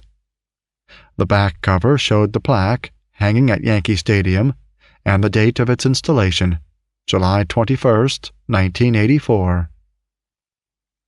The program text included 2 familiar biblical quotations. For everything there is a season, and a time for every matter under heaven. a time to be born and a time to die, a time to weep and a time to laugh, a time to mourn and a time to dance. Ecclesiastes 3:1-8. And, whatever is born of God overcomes the world, and this is the victory that overcomes the world, our faith. 1 John 5:4. Steinbrenner had not only proposed the tribute, but once he received permission for it, he also invited the dignitaries by telephone or mailgram. Personalities from the baseball world, past and present, including former Yankee teammates, and a number of public figures, attended the service. The notables from public life included former President Richard M. Nixon, former New York Governor Hugh L. Carey, New York City Mayor Edward I. Koch, former New York City Mayor Abe Beame, U.S. Attorney Rudolph Giuliani, New York State Attorney General Robert Abrams, and New York City Police Commissioner Benjamin Ward. Among the baseball delegation were Commissioner Peter Ueberroth, former Commissioner Bowie Kuhn, American League President Bobby Brown, and Houston Astros owner John McMullen. Former Yankees Yogi Berra, Jim Bouton, Joe Collins, Phil Linz, Ed Lopat, Sparky Lyle, and Phil Rizzuto attended. Coaches Gene Michael, Jeff Torborg, and Roy White, and Roy Cohn, the team's attorney, represented the present-day Yankees. Former Brooklyn Dodger Ralph Branca and former Madison Square Garden president Sonny Werblin also came to pay their respects. The crowded cathedral accommodated countless Yankee fans and curious passers-by who had interrupted their Christmas shopping to attend the Mass. Those who arrived late found only standing room available. Pat Maris, her 6 children, and grandson Stephen occupied the front pews, while Steinbrenner sat across the aisle from the Marises. His Eminence, John Cardinal O'Connor, the celebrant and homilist, said to the congregation, "It is only fitting that we honor the great Yankee in this place and in this way." Looking at the Maris family, O'Connor continued, "This is where her husband and their father sprang to his great fame. This is a fitting cathedral in the heart of the city to honor him." The Cardinal reminisced about growing up with his father, a die-hard Yankee fan in Philadelphia who still idolized Babe Ruth. "When Ruth died in 1948, Cardinal O'Connor said, the Yankees played their scheduled game that day, and my father was very upset. He would not go to another Yankee game. He said there would be no Yankees without the Babe." Rogers' advance on the Ruthian mark crushed O'Connor's father, who reacted as many Yankee fans did in 1961. "My father talked of the length of the season and the lively ball, and I could not convince him otherwise. My father was my father.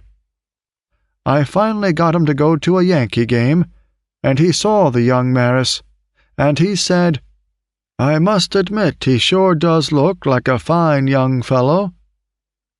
That was canonization by my father. Of all the accolades, none will surpass those of my father's." 5 Maris children, Susan, Kevin, Randy, Richard, and Sandra, took part in the offertory procession, while Roger Maris Jr. spoke for the family. To accentuate his dad's vigorous family attachment, he read the last verse from the prophet Malachi. "And he shall return the heart of the fathers to the children, and the heart of the children to their fathers." The broadcast announcer of the historic 61st homer, Phil Rizzuto read the prayer of the faithful. "For Roger Maris," he said, "that he find peace in God's merciful judgment, we pray." The congregation responded, "Lord, hear our prayer." Opera star Robert Merrill sang the Lord's Prayer. A long-time admirer of Roger, Merrill often performs the national anthem before Yankee games. Howard Cosell presented the Words of Tribute, which expounded further on the theme of the day, Roger Maris as father, husband, and athlete. "We celebrate him in death, as we should have long ago," Cosell began. "Roger Maris was the equation for guts, courage, integrity, character, and principle. It was the way he lived his life." Roger was not only a feared home run hitter, continued Cosell, but a complete ball player's player, who cared more about the team's winning than about his own statistics. He would make key plays that were an integral part in victory. Cosell detailed Roger's heartache after surpassing Ruth's seemingly untouchable record. Not only did Roger smash the mark of the much-worshipped immortal, but he also beat out the adopted successor to the legend, Mickey Mantle. Following the tribute, organist John Grady played and cantor Harry Danner sang. The Cardinal then came forward to offer some closing words.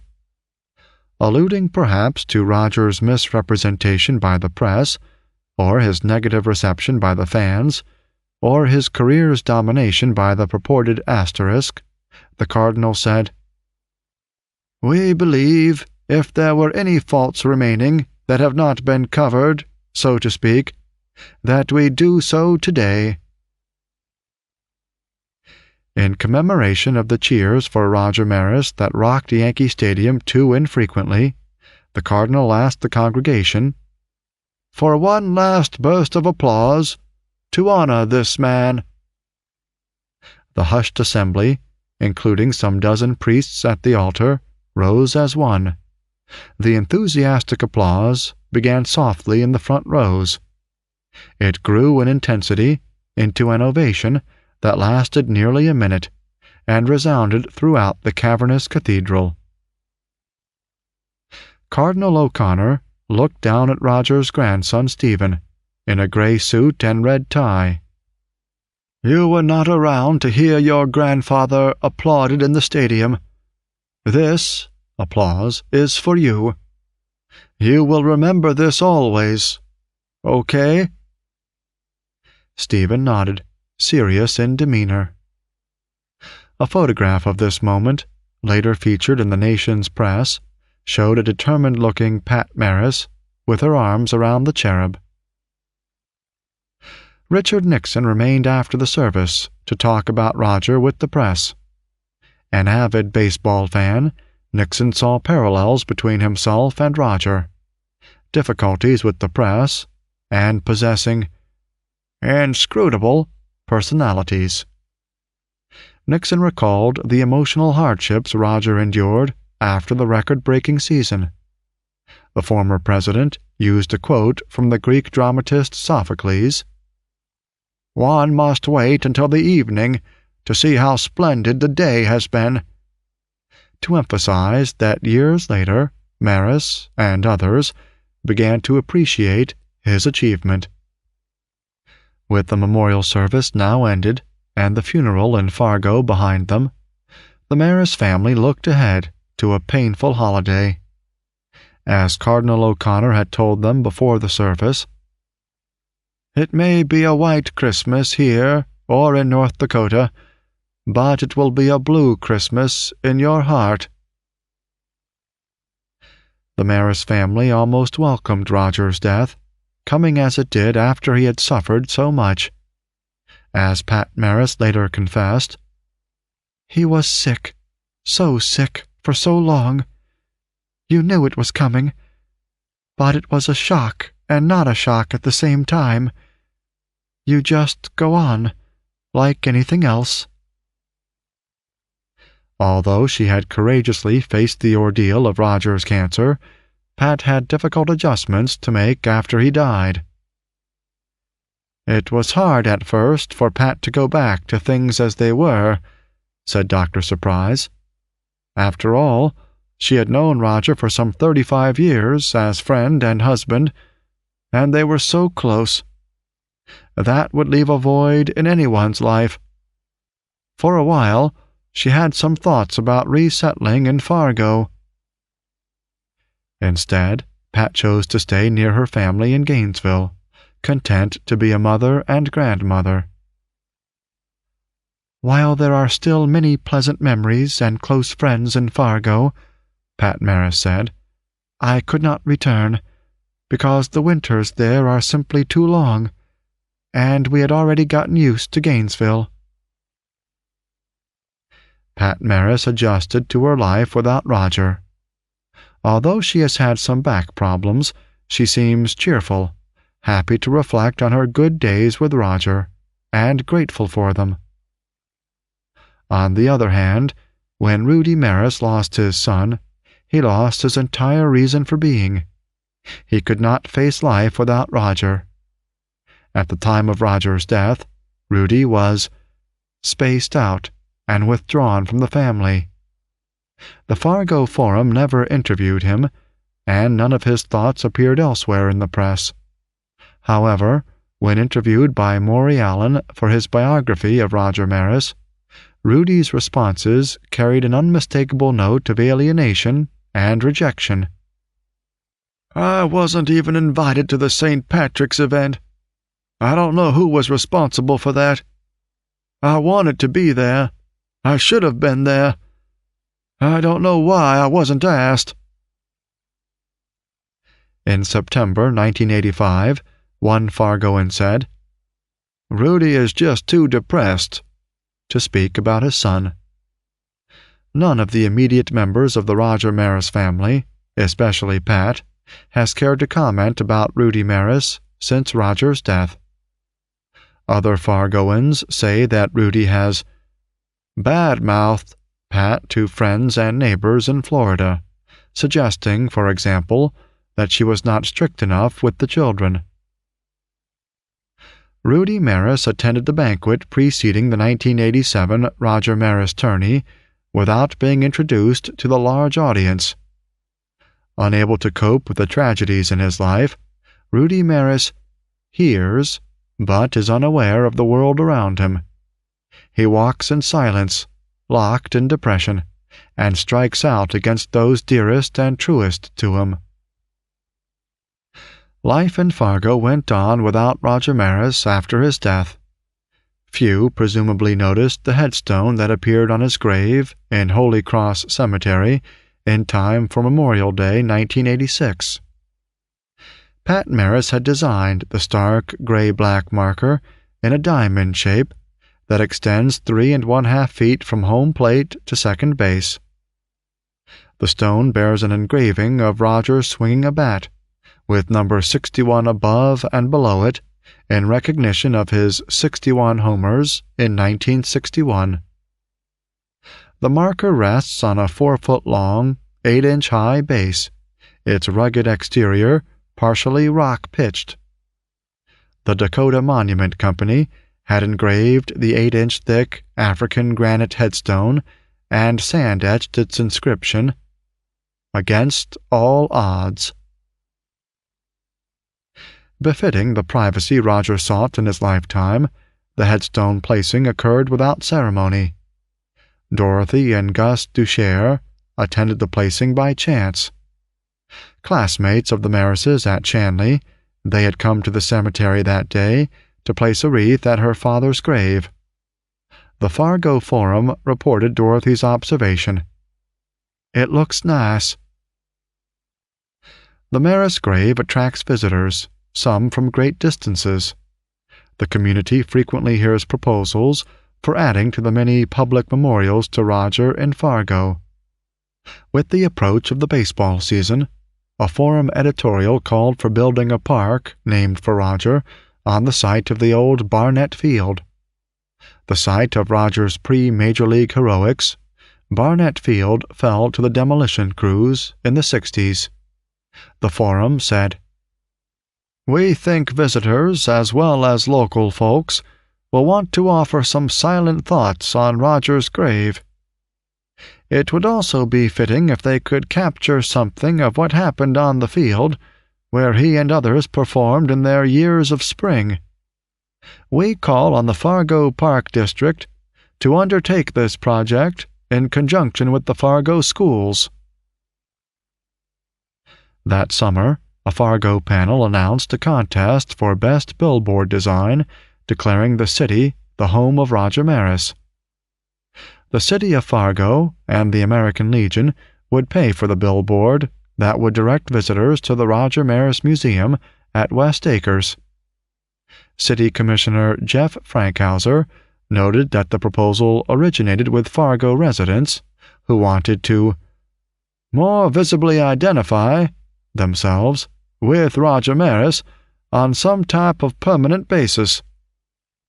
In addition, the billboard would help people traveling to remember Fargo as a city that is proud of Roger Maris and his accomplishments. The winning billboard design, by Fargo artist Robert Washniewski, showed Roger swinging a bat and read, "Home of the Roger Maris Museum." Roger had also made Fargo the home of the annual Roger Maris golf tourney. The city of Fargo and the Maris family determined to make the sports event an annual high point in Fargo life and a continuing memorial to its founder. A forum editorial announced the tourney. "Long live the Maris event. It's important to his memory that the celebrity golf tournament continue. The tournament was important to Maris because the proceeds went to charity. We want it to continue for many, many years, for just as long as sports stars are willing to come to Fargo to help those who need help, and because of a man who quietly cared." Some 1,500 spectators came to see the 23 celebrities among the 260 golfers. Notable participants included Baseball Hall of Famers Enos Slaughter and Warren Spahn, former Yankees John Blanchard, Clete Boyer, Ryan Duran, Ken Hunt, Tony Kubek, Don Larson, Hector Lopez, and Moose Skowron, ex-Twins Bob Allison, former New York Met Jerry Koosman, and Frank Quilici, football star Dave Casper, and actor Dale Robertson. The tourney drew baseball fans such as Dennis Van Ness, who drove to the competition with his sons, Matt and Josh, from Crookston, Minnesota, 80 miles away. His reasons for attending seemed similar to those of others in the audience. He told the Grand Forks Herald, "We came down here to get autographs and to watch the ball players. For me, it's like reliving your childhood, a chance to see your childhood heroes. I don't play much golf. It's just being here and being a part of it." The Maris family were integral to the tournament, and memories of Roger pervaded the occasion. At this, the first tourney since Roger's death, Pat Maris said, "I do really feel he's here. I feel he's out there watching somewhere." Randy played in the tourney, as did the other sons, Roger Jr., Kevin, and Richard. The oldest son, Roger Jr., spoke of life without his father, verbalizing feelings shared by the other children. "There have been some hard times," Roger Jr. said, "but I remember so many good things about him. It's almost like he's off somewhere playing ball. You think he's going to return, but you know he's not. I talk to him when I pray at night. He always seems like he's there, so I say hello and stay in contact with him." Roger Jr. remembered that his father wanted to be sure that everyone had fun at the event. This tourney brought enjoyment to participant and spectator alike. Its record-setting proceeds benefited the hospice of the Red River Valley and Shanley High School. A profitable sports equipment auction helped boost the fun and the funds. This Roger Maris golf tourney scored a success on all counts. Before the 1987 tourney, two events relating to Roger Maris brought his name before the public in a non-sports context and reinforced his image as a caring and courageous human being. On November 9, 1986, David A. Sonny Weblin, president of Madison Square Garden, received the first Roger Maris Memorial Award at the 20th annual banquet of the Brooklyn School for Special Children. The interracial, non-denominational school provides a place of learning for the brain-damaged and mentally and emotionally handicapped. Big Julie, a member of the dinner committee, explains the honor's designation as a Roger Maris Award. Simply put, most of those who are being helped at the school are kids, and with kids, there was nobody better than Roger. A galaxy of celebrities from the sports and other entertainment fields attended the black tie dinner at the Waldorf Astoria. Roger Maris Jr. represented the Maris family and continued the Roger Maris tradition of caring. "That might be the only Roger Award presented by the school," said Rabbi Morris J. Block. "But just think of the children whose lives may have added meaning because Roger Maris's name was lent to us for that evening." The city of Fargo also intends to name a medical unit for its favorite son.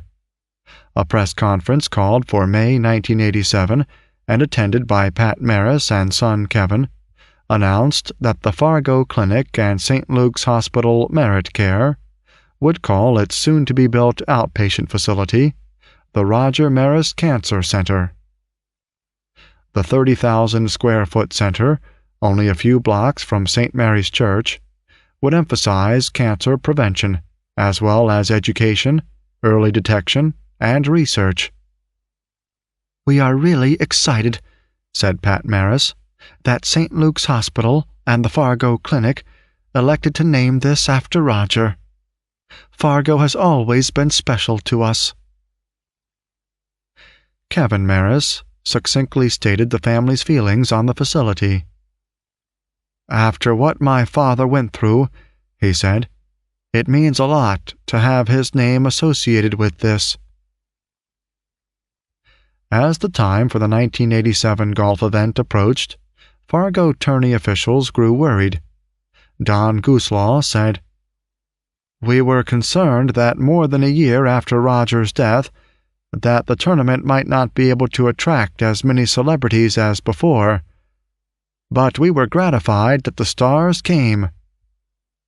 On hand in 1987 were Hall of Famer Enos Slaughter, Tracy Stallard, former umpire Ed Runge, in addition to former Yankees Hank Bauer, John Blanchard, Ryan Duran, Ken Hunt, Don Larson, and Moose Skowron.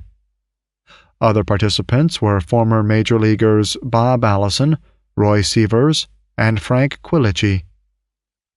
Non-baseball sports heroes also competed. Johnny Red Kerr, basketball, John Henry Johnson and Lou Cordileone, football, John Gino Gasparini, hockey, Larry Ziegler, golf. The 1987 tourney auction, a notable success, brought in $9,000. The profits stemmed from the sale of sports memorabilia, such as a collection of Roger Maris baseball cards, a Yankee Stadium seat, a 1977 ticket for the game in which Lou Brock broke Ty Cobb's base-stealing record, a Wayne Gretzky hockey stick, a Michael Jordan basketball, round-trip airline tickets from Fargo to San Diego, with hotel accommodations and tickets to 2 Padres games, and a Jerry Ford presidential golf wedge imprinted with the presidential seal. With baseball fans around, like Marv Karaluk of Regina, Saskatchewan, the tournament can never fail. The Canadian police officer left the auction with a Roger Maris Louisville Slugger bat at $80 a steal. Although Karaluk neither saw Roger in action nor met him in person, he, like countless others, feels, "Roger was an inspiration to me at age 14 when he hit 61 homers. He was the underdog." Chapter 23 of Heroes and Cooperstown. To many, Roger Maris seemed the perennial underdog because of the obstacles that he encountered and overcame during his baseball career. His talents as a rookie drew comparisons to Mickey Mantle's, but injuries dulled the promise of his early years. Nevertheless, a host of teams recognized the quality of his sports performance. Finally, in 1960, he donned the Yankee pinstripes and began to earn recognition as one of the game's best all-around players. In 1961, against all odds, Maris won out over Mickey Mantle in a media-inspired competition to become the home run king. Roger bested Babe Ruth's record by 1, yet the ensuing asterisk furor pitted Roger Maris against Babe Ruth, 1961 against 1927, and the modern sport against the old-timers game. The Fargo slugger sought evaluation for only his own accomplishments and his own merits, not in comparison with his predecessors. Roger Maris, the underdog, stood alone amid the media free-for-alls and the manic adulations and execrations of the baseball faithful. Unprotected by his team, untutored by agents, lawyers, and publicists, and armed with only his innate openness and honesty, Maris braved the rigors of being in the public eye. Maris deserves enshrinement at the Hall of Fame in Cooperstown, New York. His title to fame arises out of his achievements during his 12-year Major League career, and his accomplishments during 1961, and the proper interpretation of Rule 5 for Hall of Fame election. The Hall of Fame in Cooperstown, New York, celebrated its 50th anniversary in 1991 as America's foremost baseball shrine. William Guilfoyle, associate director at Cooperstown and responsible for its promotion, stated that, "People have a comfortable feeling when they visit Cooperstown. Baseball is a family sport, and visitors come as families. And the association between the invention of baseball and Cooperstown certainly makes the hall that much more attractive to those who flock here." Legend goes that Abner Doubleday, an instructor at a nearby military school, invented the game of baseball. Doubleday, later a major general and combatant in the Mexican and Civil Wars, never himself claimed to be the father of baseball. Baseball historians attribute that distinction to Alexander Cartwright. However, Cooperstown native Abner Graves, a mining engineer, remained fully convinced that Doubleday invented baseball. Graves maintained that in 1839 he had witnessed the 19-year-old Doubleday carve out the first baseball diamond from a local pasture. Graves's assertion became more plausible with the 1934 discovery of a well-worn and beaten crude hardball among his possessions in Fly Creek, 3 miles west of Cooperstown. Cooperstown's Stephen C. Clark, the Singer Sewing Machine Company magnate, purchased Graves's homemade hardball for $5. Around that memento rose the National Baseball Museum, inaugurated on June 12, 1939. The museum displays the Doubleday baseball, as it is now called, in the Cooperstown Room. The text on the wall that accompanies the artifact tells of Abner Doubleday, who started baseball in Farmer Finney's Cooperstown pasture, and is remembered as the lad in the pasture where the game was invented. When the National Baseball Museum opened its doors to the public, it had already installed 25 American heroes, including Babe Ruth, Ty Cobb, Honus Wagner, Cy Young, Walter Johnson, Grover Cleveland Alexander, Tris Speaker, Napoleon Lajoie, and Connie Mack. To affirm Babe Ruth's position in the history of baseball, the builders of Cooperstown appended to his image the caption, "Greatest drawing card in history of baseball." No American hero in sportsdom has loomed larger than Babe Ruth. Although the residents of Cooperstown number fewer than 2,500, the exhibit at Cooperstown attracts some 250,000 visitors a year. The sightseers come not only to pay homage to their American baseball heroes, but also to enjoy the displays of more than 20,000 baseball artifacts, bats, balls, gloves, uniforms, and newsreels of great moments of baseball history. In American Heroes, Myth and Reality, Professor Marshall W. Fishwick stresses the importance of heroes to American culture. Without the symbols, heraldry, inherited titles, and traditions which Europeans exalt and revere, Americans have concentrated their attention on a few men. Because it answers an urgent need, hero worship is an integral part of American life. We identify ourselves with greatness by means of a signature in an album, a lock of hair, a photograph, or a baseball that has scored a home run. We haunt stage doors and locker rooms. We pursue our favorites with candid cameras and sound recorders. America's obsession with sports heroes has led to the establishment of several centers for the glorification of a sport and its top players. Professional Football Hall of Fame in Canton, Ohio. College Hall of Fame in Kings Island, Ohio. Soccer Hall of Fame in Oneonta, New York. Basketball Hall of Fame in Springfield, Massachusetts. Hockey Hall of Fame in Eveleth, Minnesota. Bowling Hall of Fame in St. Louis, Missouri. Horse Racing Hall of Fame in Saratoga Springs, New York. Tennis Hall of Fame in Newport, Rhode Island. PGA World Golf Hall of Fame in Pinehurst, North Carolina.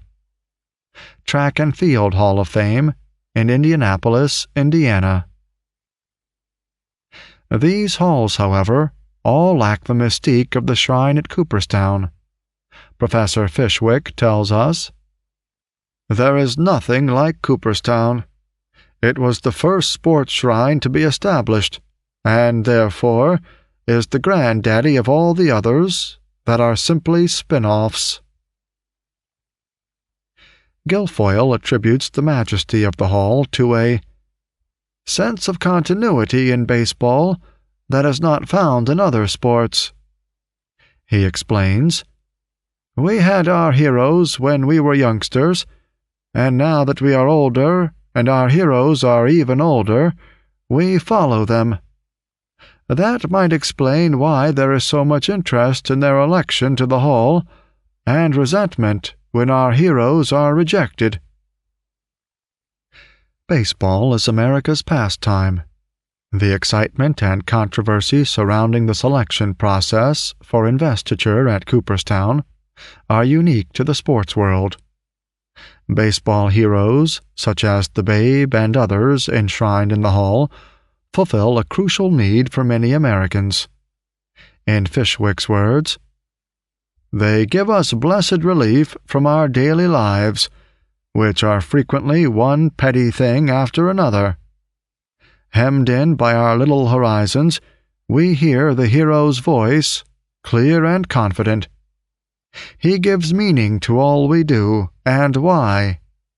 He helps us to transcend our drab backyards, apartment terraces, and tenements, and to regain a sense of the world's bigness." By 1990, the exclusive membership of the Cooperstown Hall of Fame had grown to 237 baseball veterans. Negro League players, managers, umpires, pioneers, executives, and nearly 160 former players from the major leagues. Very specific rules govern an individual's election to the Hall of Fame. Members of either the Baseball Writers Association of America, BBWAA, or the Baseball Hall of Fame Committee on Baseball Veterans can designate a baseball notable as an American hero. Only active and honorary BBWAA members who currently practice the craft of baseball writing can vote to introduce a player into the Hall of Fame. More than 400 such writers usually qualify for eligibility in a given year. The writers can vote for a maximum of 10 candidates. Each eligible candidate must have played for at least 10 years and have been retired for 5 years. Rule 5 offers the baseball writer precise guidelines for his choice of candidate. Voting shall be based on the player's record, playing ability, integrity, sportsmanship, character, and contribution to the team (S) on which the player played, and not what he may have done otherwise in baseball. Sports writer Dick Young said, "There is no tougher electorate, no more stringent rules than govern entry to baseball's shrine at Cooperstown. To be chosen, a man must obtain 75% of the popular votes cast. If our nation were run by the same high standard, we'd never elect a president." Former players who have not achieved election can remain on the ballot for 15 years. After a 3-year waiting period, they become eligible for election by a 20-member, recently expanded from 18, Committee on Baseball Veterans. On this committee sit former players now in the Hall of Fame, individuals associated, past or present, with baseball in an official way, or members of the BBWAA. Former Hall Director Ken Smith discusses the turmoil over the selection process, especially during the Hall's early years, in his book, Baseball's Hall of Fame. "Editorials demanded Hall of Fame justice," writes Smith, "in outrage against the exclusion of old favorites. Scribe was arrayed against scribe in the who's who wrangle. One magnate thought one way, another disagreed, and fans wrote all sorts of suggestions about who should be in the Hall and how he should be elected. Everybody took the controversy very seriously." Smith points out that 2 divergent philosophies ruled the Hall in its first years. Tom Swope of the Cincinnati Post opposed limiting the Hall to the super great. Not everybody had to be a Ruth, Cobb, Mathewson, or Young. "Baseball has plenty of great stars and figures of whom it is proud," said Swope. "To have the Hall of Fame only half filled gives the impression the game is short of talent." On the other hand, Bill Brandt, baseball writer, National League Service Bureau head, and radio announcer, championed Cooperstown's Hall of Fame as an ultra-exclusive gallery of baseball players. According to Smith, Brandt had a long-lasting influence on elections to the Hall because he advocated rigid barriers. Commissioner Ford Frick followed the philosophy of Brandt. Frick insisted on a very exclusive Hall of Fame and conveyed these thoughts in an August 16, 1944 memo to Cooperstown President Stephen Clark. Smith questioned an election system that excluded many worthy candidates from their rightful places in the Hall. Was the trouble merely too many equally good men from whom to single out the one or two best by such an overwhelming majority as 75%? As the years passed, others voiced their concern that less-than heroes were being inducted into the Hall. A shocked Shirley Povich, BBWAA president and Washington Post columnist, in 1955 expressed fear that there would be a gradual cheapening of the honor of being in the Hall of Fame. In 1968, C.C. Johnson Spink, editor and publisher of Sporting News, wrote, "Who belongs in the shrine? We feel that the Hall of Fame is intended only for the great ones. The near great don't belong, although some of them have been selected." Today's electors seem to share Spink's belief. In 1988, only Willie Stargell, in his first year of eligibility, gained admission to Cooperstown. For the 12th time, the electors denied induction to Jim Bunning, who played a perfect game and won 100 games in each league. However, the big story of 1988 centered on the blank ballots returned by 9 writers who had found no worthy candidate. The blank ballots expressed the sentiment that if no candidate meets the voters' standards, no candidate should receive a vote. Hall of Fame President Ed Stack ruled that election required a pure 75%, not 74.9%, of all ballots cast, both signed and blank. "Once again," wrote Dave Anderson of the New York Times, "the Hall of Fame emerges as a philosophy as much as a museum." The 9 scribes who sent in blank ballots all felt that standards for admission to the Hall of Fame had been declining. Therefore, those players enshrined must be more than excellent. They must be great. By returning a no vote, Bill Madden of the New York Daily News gave a statement of my Hall of Fame philosophy that the Hall is reserved for only the truly greats, not the almost greats or less. Madden believes that nominees of greatness were all players who dominated the game at their positions for significant periods of time, which is the one criteria I have always adhered to in voting for the Hall of Fame. In a column next to Madden's, Phil Pepe said that the great are the creme de la creme, the Ruths, Cobbs, Youngs, Mantles, Mazes, DiMaggios, Aarons. For the first time in 1988, Pepe cast his ballot with no selections to make a clear statement. I think we slowly have eroded the standards of the men we put in the Hall of Fame, and I did not want to contribute to that erosion. Another first-time voter, Fred Leaf of United Press International, also searched for greatness among the candidates. For somebody to be in the Hall of Fame, he really should have illuminated baseball in his time, he said. While excellent candidates appeared among the 1988 would-be heroes, did they illuminate the game? I don't think so. Many members of the BBWAA feel that the Veterans Committee, the final adjudicator of Roger Maris's title to fame, does not adhere to the standards necessary for regular admissions to the Hall. Baseball writers have now assumed responsibility for maintaining the standards of greatness that govern investiture in the Hall. In his 1944 memorandum, Frick insisted that the Veterans Committee not diverge from the standards followed by the baseball writers.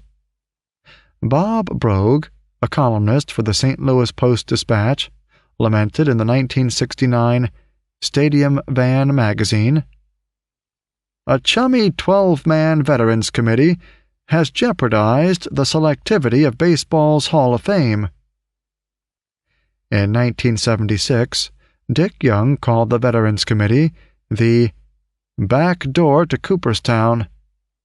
A bunch of nice old codgers, baseball people, who sit around a room once a year, have a few hot toddies, and decide to put one or two of their contemporaries into Cooperstown." John Leo, a contributing writer for Time magazine, directed his wrath at the committee while offering his own plan for maintaining greatness at Cooperstown.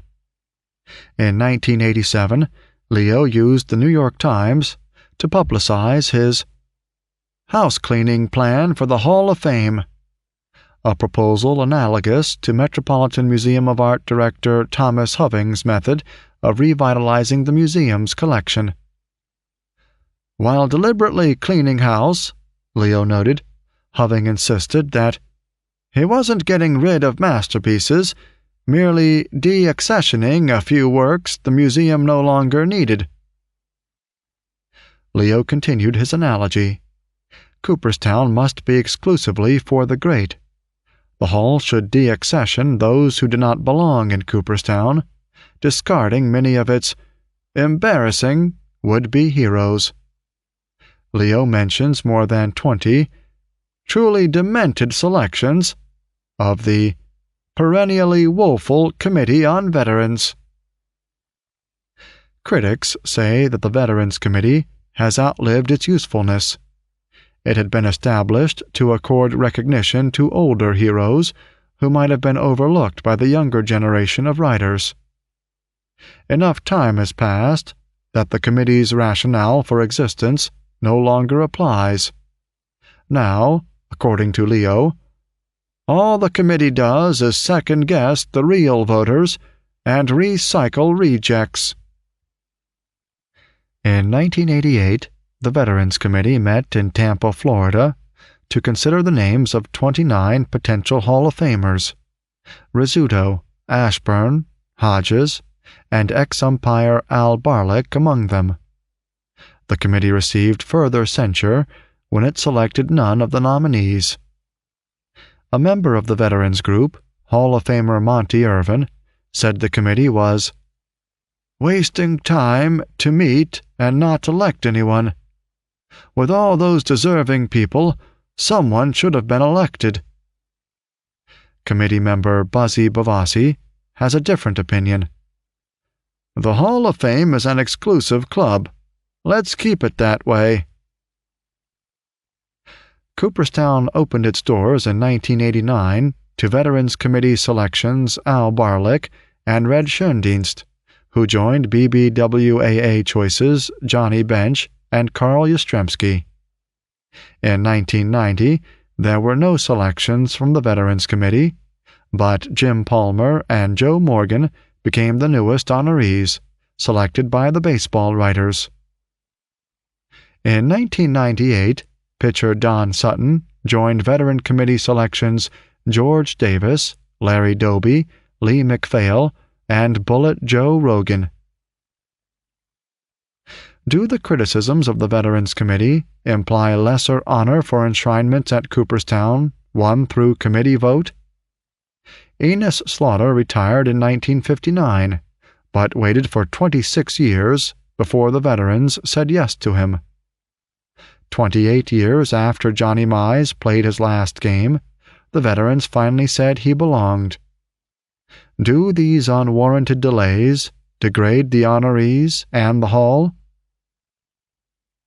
When a man is in, he's in, and we should be happy for him, says Seymour Swyoff of Elias Sports Bureau, as quoted by Roger Angell in The New Yorker.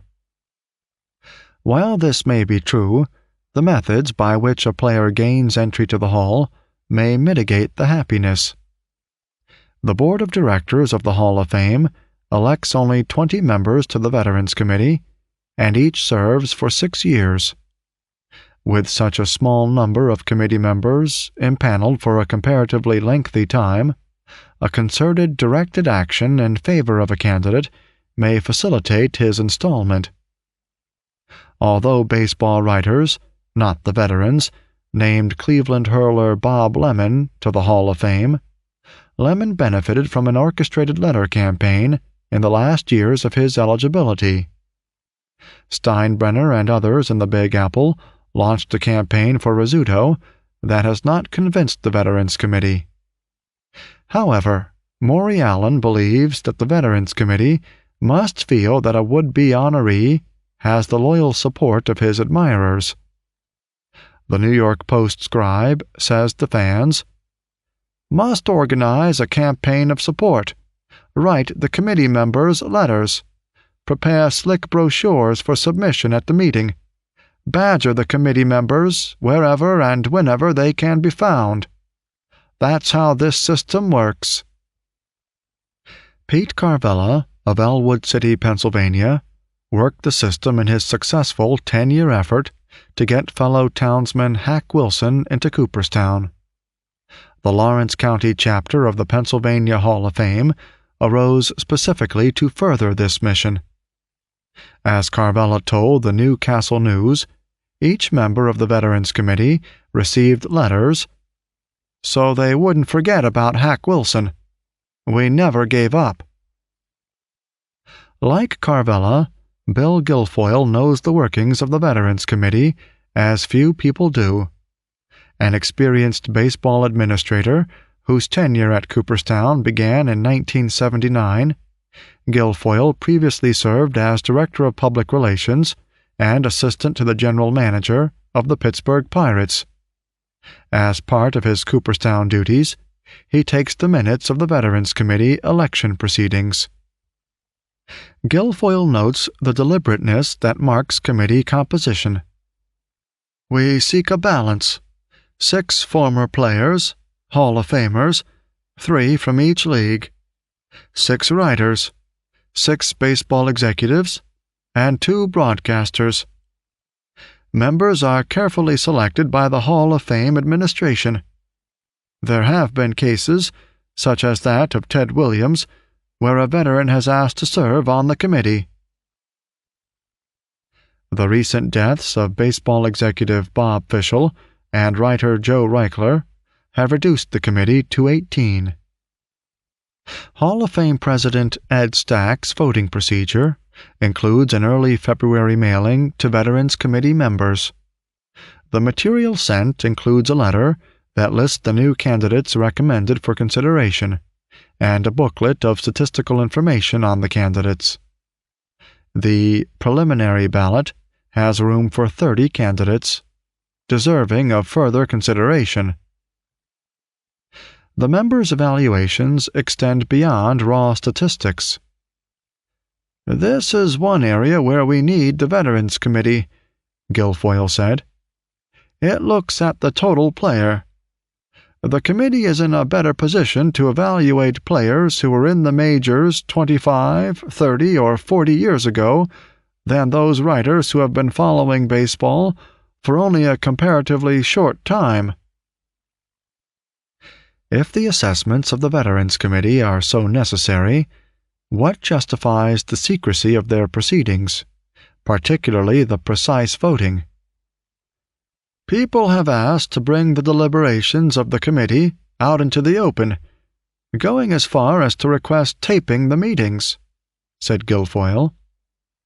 But what has made the committee effective has been the discussion process, the interchange between members, and this would not work out if put out into public view.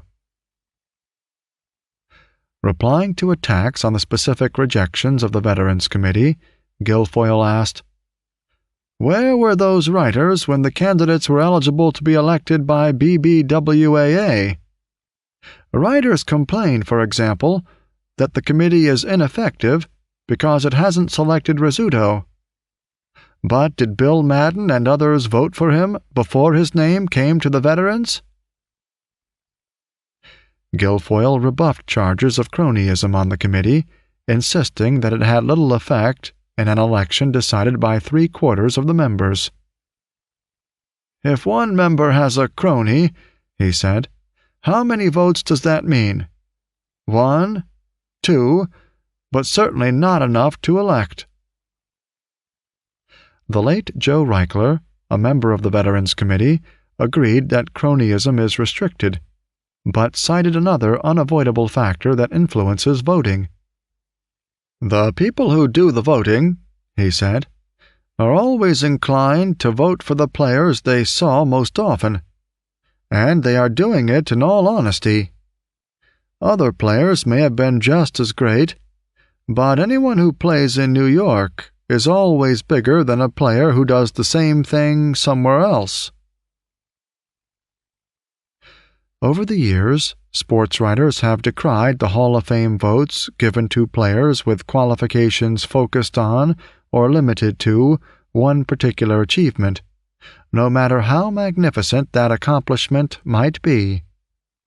This category includes Bill Wambsgans of Cleveland, who turned in an unassisted triple play in the World Series; Hub Pruitt, the St. Louis pitcher, who regularly struck out Babe Ruth, but won only 29 games in his major league career; and Dick Kerr, the Chi Sox pitcher, who remained free of the Black Sox taint, but won only 53 victories in his big league career.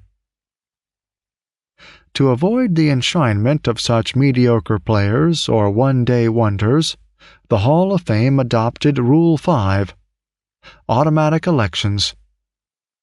No automatic elections based on performances such as batting average of .400 for 1 year, pitching a perfect game, or similar outstanding achievement shall be permitted. Is there much more to Roger Maris than the similar outstanding achievement of 61 and 61? Does Roger Maris have a title to fame? Chapter 24. The Last Chapter. A Title to Fame. Over the years, the media have carefully examined Roger Maris's athletic prowess in regard to his enshrinement at Cooperstown.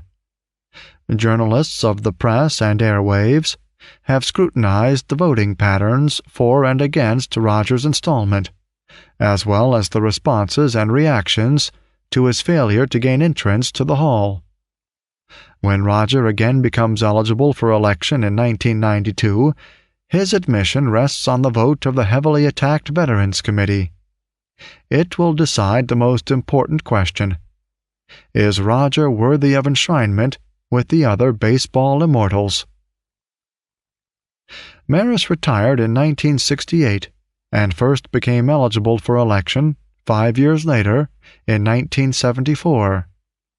In 1988, he failed to achieve election for the 15th year, thus exhausting his chances of election by the writers. His vote totals ranged from 69 votes in both 1982 and 1983 to a high of 177 in 1986. While the rules of enshrinement require a vote from 75% of the voters, Roger's highest ballot count in 1986 brought him only as close as 42%.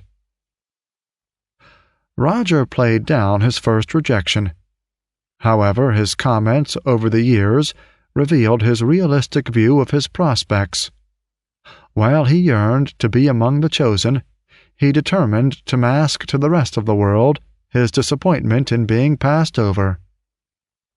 In a 1975 interview with the Associated Press, he commented on his acknowledged lack of support from the writers. "I'm not paying much attention to it, but if I were ever voted in, I would consider it a great honor. The Hall of Fame is something you think about from childhood if you play ball. Maybe I'm not worthy of it. I don't know. But if I am worthy, I've my doubts I'll make it. I'll just leave it to the geniuses who vote on it." Rogers' reaction to being turned down in 1977 resulted in a UPI headline that read, "Maris isn't interested." According to the story, Rogers' intense involvement with his beer distributorship allowed him little time to follow baseball. In fact, UPI noted that, "Unless a newsman called to tell him about the Cooperstown balloting, he wouldn't know it." Besides, the story quoted Maris, "Baseball is just like a kid with a train. You got to outgrow it sometime."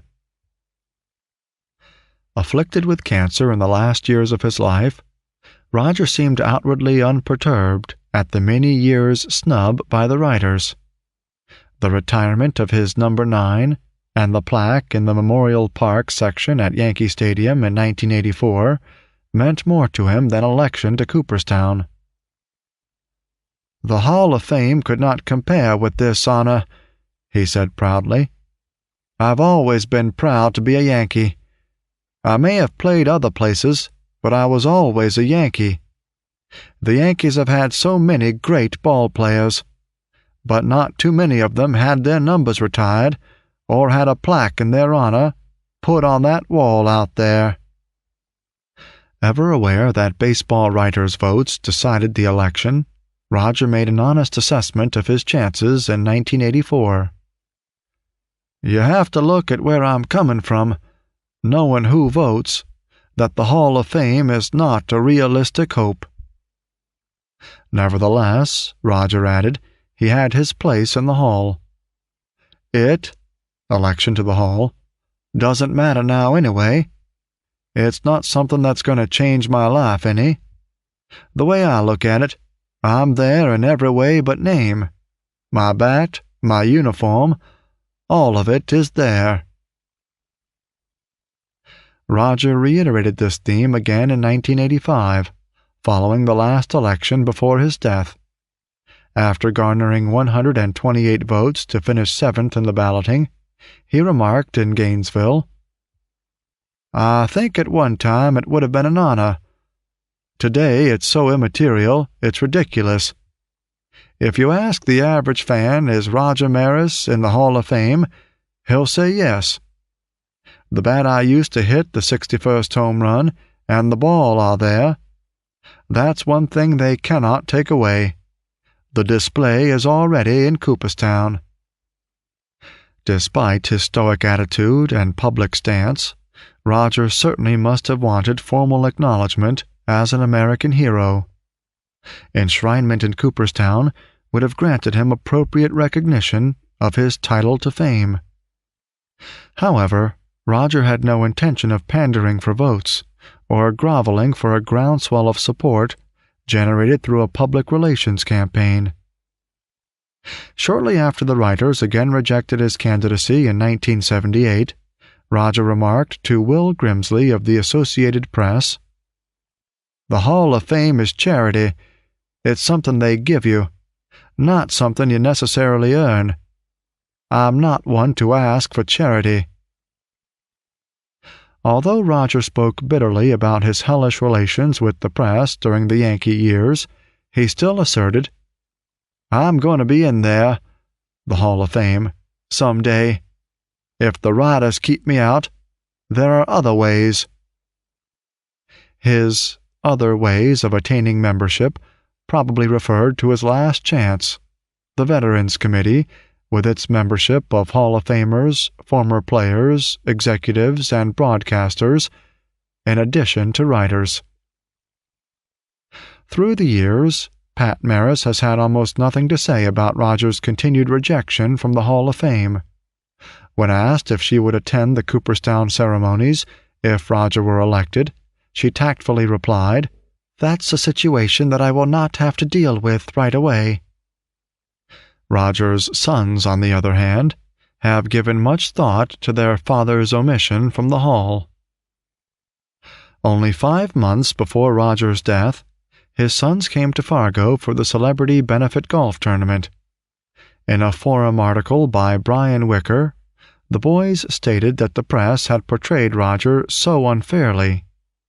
Wicker wrote, "It is part of that lingering resentment, the family believes, that has kept Maris out of baseball's Hall of Fame." Randy Maris spoke of the significance of enshrinement. "He's had so many achievements, but not the Hall of Fame. If he had been out of baseball for a couple of years and then got in to the Hall of Fame, it would have meant more to him instead of the press holding a grudge against him all these years." In his book, Maury Allen relates that when the family gathered in Fargo for Roger's funeral, Kevin Maris seemed concerned with thoughts of Cooperstown. On that somber occasion, the boy asked the journalist, "Will my father get in the Hall of Fame?" Roger's longtime friends differed on Roger's continued rejections. Don Gooselaw did not believe that Roger had felt deprived because he was not in Cooperstown. As proof, Gooselaw cited Maris's comment, made in reference to his bat and ball, "I'm in the Hall of Fame anyway." However, another lifelong Fargo friend, Dick Savageau, said, "Roger never made any public statements about his actual feelings on the Hall, but there is no doubt that he would have liked to have been elected to the Hall of Fame." Even though Roger would not make public statements, Fargoans and other North Dakotans pulled no punches. "Tell the writers," in New York, in no uncertain terms, "that they have been terribly unfair to Roger Maris," said Joe Paper, president of the Fargo Hebrew congregation. North Dakotans anxiously sought the recognition due to its favorite son. Roger's abbreviated life had little time left for enshrinement in the Hall through the regular election process.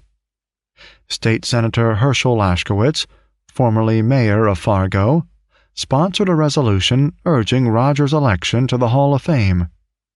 The resolution cited Roger's involvement in charitable causes for the deprived and handicapped, and highlighted his athletic achievements. When North Dakota adopted the resolution, it sent the message to the sports world, "with a resounding and enthusiastic and unified voice." The North Dakota campaign for Roger's election to the Hall of Fame began in the spring of 1984, with the announcement of the prospective ceremonies at Yankee Stadium. "The honors are beginning for New York Yankee home run champion Roger Maris," said the April 24th Fargo Forum editorial, "Maris Due Fame Honors." "The meaningful and merited Yankee Stadium ceremonies are not enough," concluded the editorial. "Without Roger, the Baseball Hall of Fame still is not complete." North Dakotans could only feel bitter disappointment that the Hall of Fame still eluded Roger as he heroically succumbed to cancer. The reportage on his death inevitably involved the theme of immortality at Cooperstown. What Roger could not achieve in life, he would achieve in death, according to the Dakota Press. North Dakota now waits impatiently for his election to the Baseball Hall of Fame, wrote Chuck Haga in the Grand Forks Herald. "We believe that Maris deserves Hall of Fame recognition for his pure baseball skills," proclaimed a Forum editorial. "If he is not elected to the Hall of Fame, it will be a travesty." North Dakotans believed that the obstacles to Roger's instatement stemmed from the long-standing feud between Roger and the press. The editorial reasoned, "Sports writers, especially those in the big city press, had problems with Maris's restraint. He turned away questions that tried to invade his privacy. There is a prevailing suspicion that he has never been elected to the Baseball Hall of Fame because the selections are made by baseball writers who are not willing to forget a timidity which they mistook for surliness. Forum sports editor Ed Kolpak picked up on the theme and wrote, "Some say Maris's attitude toward the writers was the reason he was not voted into baseball's Hall of Fame. Hall of Fame inductees are chosen by writers. I wonder what one man has to do to be recognized." Rationalizing that the Hall of Fame is only a shrine for mortals, Kolpak continued, "Who needs a Hall of Fame governed by men? He is ready to enter another Hall of Fame, which already includes Lou and Ty and Roberto and Case, and the Babe." The eulogies at Rogers' funeral alluded to Rogers' absence from the Cooperstown shrine. Former teammate Bobby Richardson noted directly that Rogers' battles with the media might deprive him of his title to fame. Still, remarked Father Moore, Roger was among the true immortals in God's Hall of Fame. In life, the honors are soon forgotten. God's Hall of Fame is for eternity. The controversy over Rogers' induction into Cooperstown has stimulated spirited media debate ever since Maris became eligible for the Hall of Fame. Those favoring Rogers' election into Cooperstown cite his career that went far beyond 61 in 61. Those who feel Roger unworthy of a place in the Hall point to his relatively short career, both in years and in achievement, with the notable exception of his home run record. Sports columnist Greg Hansen found it amazing that Roger could only muster 72 votes in the 1977 balloting, finishing 15th in the field. His all-around skills went unappreciated. Hansen reflected, "While Maris was matched in an unholy war against the sporting gods of Ruth and Mantle, he never got the recognition he deserved for his abilities away from the plate." Hansen described Rogers' skills by quoting Golenbach's Dynasty. "Maris played right field with unmatched skill. He displayed speed and disregard for his personal safety. On base, he was a daring and aggressive base runner whose steamrolling blocks were famous throughout the league." The sports columnist drew the bottom line on Rogers' poor showing in the balloting at the writers who clung to the media perception of an unfriendly Yankee. The writers were at fault. "Someone once wrote," Hansen said, "that Roger Maris suffered so much character assassination that if he had discovered a cure for cancer, he still would have been thought of as an arrogant and aloof scientist." According to Rogers' longtime booster Jerry Eisenberg, Roger deserves to be in Cooperstown, not only for his 61 homers, but also for his motivation, for being a team player, and for such heroic feats as the throw in Game 6 of the 1962 World Series. Eisenberg's argument still centers on the overwhelming achievement of 1961. "The case here is simple," Eisenberg wrote. "It took a monumental span, concentration, and ability to accomplish a feat nobody ever thought possible, to chase the ghost of Babe Ruth and contend with all that went with such a contest." 20 years after the historic 1961 season, Jack Herman interviewed Roger for the St. Louis Globe-Democrat when Roger trailed in that year's balloting. "The chances are Maris will never be elected," Herman complained, even though he knew how to play the game, defensively and offensively, and he was a winner, even under intense pressure. Rogers' death prompted the expected media comments and analyses about his electability to the Hall. Bob Brogue, St. Louis Post-Dispatch sports editor and a member of Cooperstown's Veterans Committee, noted that Roger always lagged behind in the voting. His batting mark was an undistinguished .260, and he offended some reporters and stonewalled others, especially in New York. Notwithstanding, Brogue considered Roger to be Hall of Fame material. Roger was one of the most underrated baseball players ever. He was a great fielder with a strong arm, and he possessed base-running wisdom, if not speed. In addition to an obvious ability to hit home runs, including a record 61 in one season, 1961, he also had the ability to hit in the clutch. Brogue had the statistics to back up his statements. In 4 of Rogers' 5 pennant-winning seasons with the Yankees, he batted remarkably well with men on base: .411, .375, .440, and .426. The headline for a story by West Coast columnist Roger Murray read, "Hall of Fame struck out with Maris." Murray fulminated, "I am angry that Roger Maris has never been considered seriously for the Hall of Fame."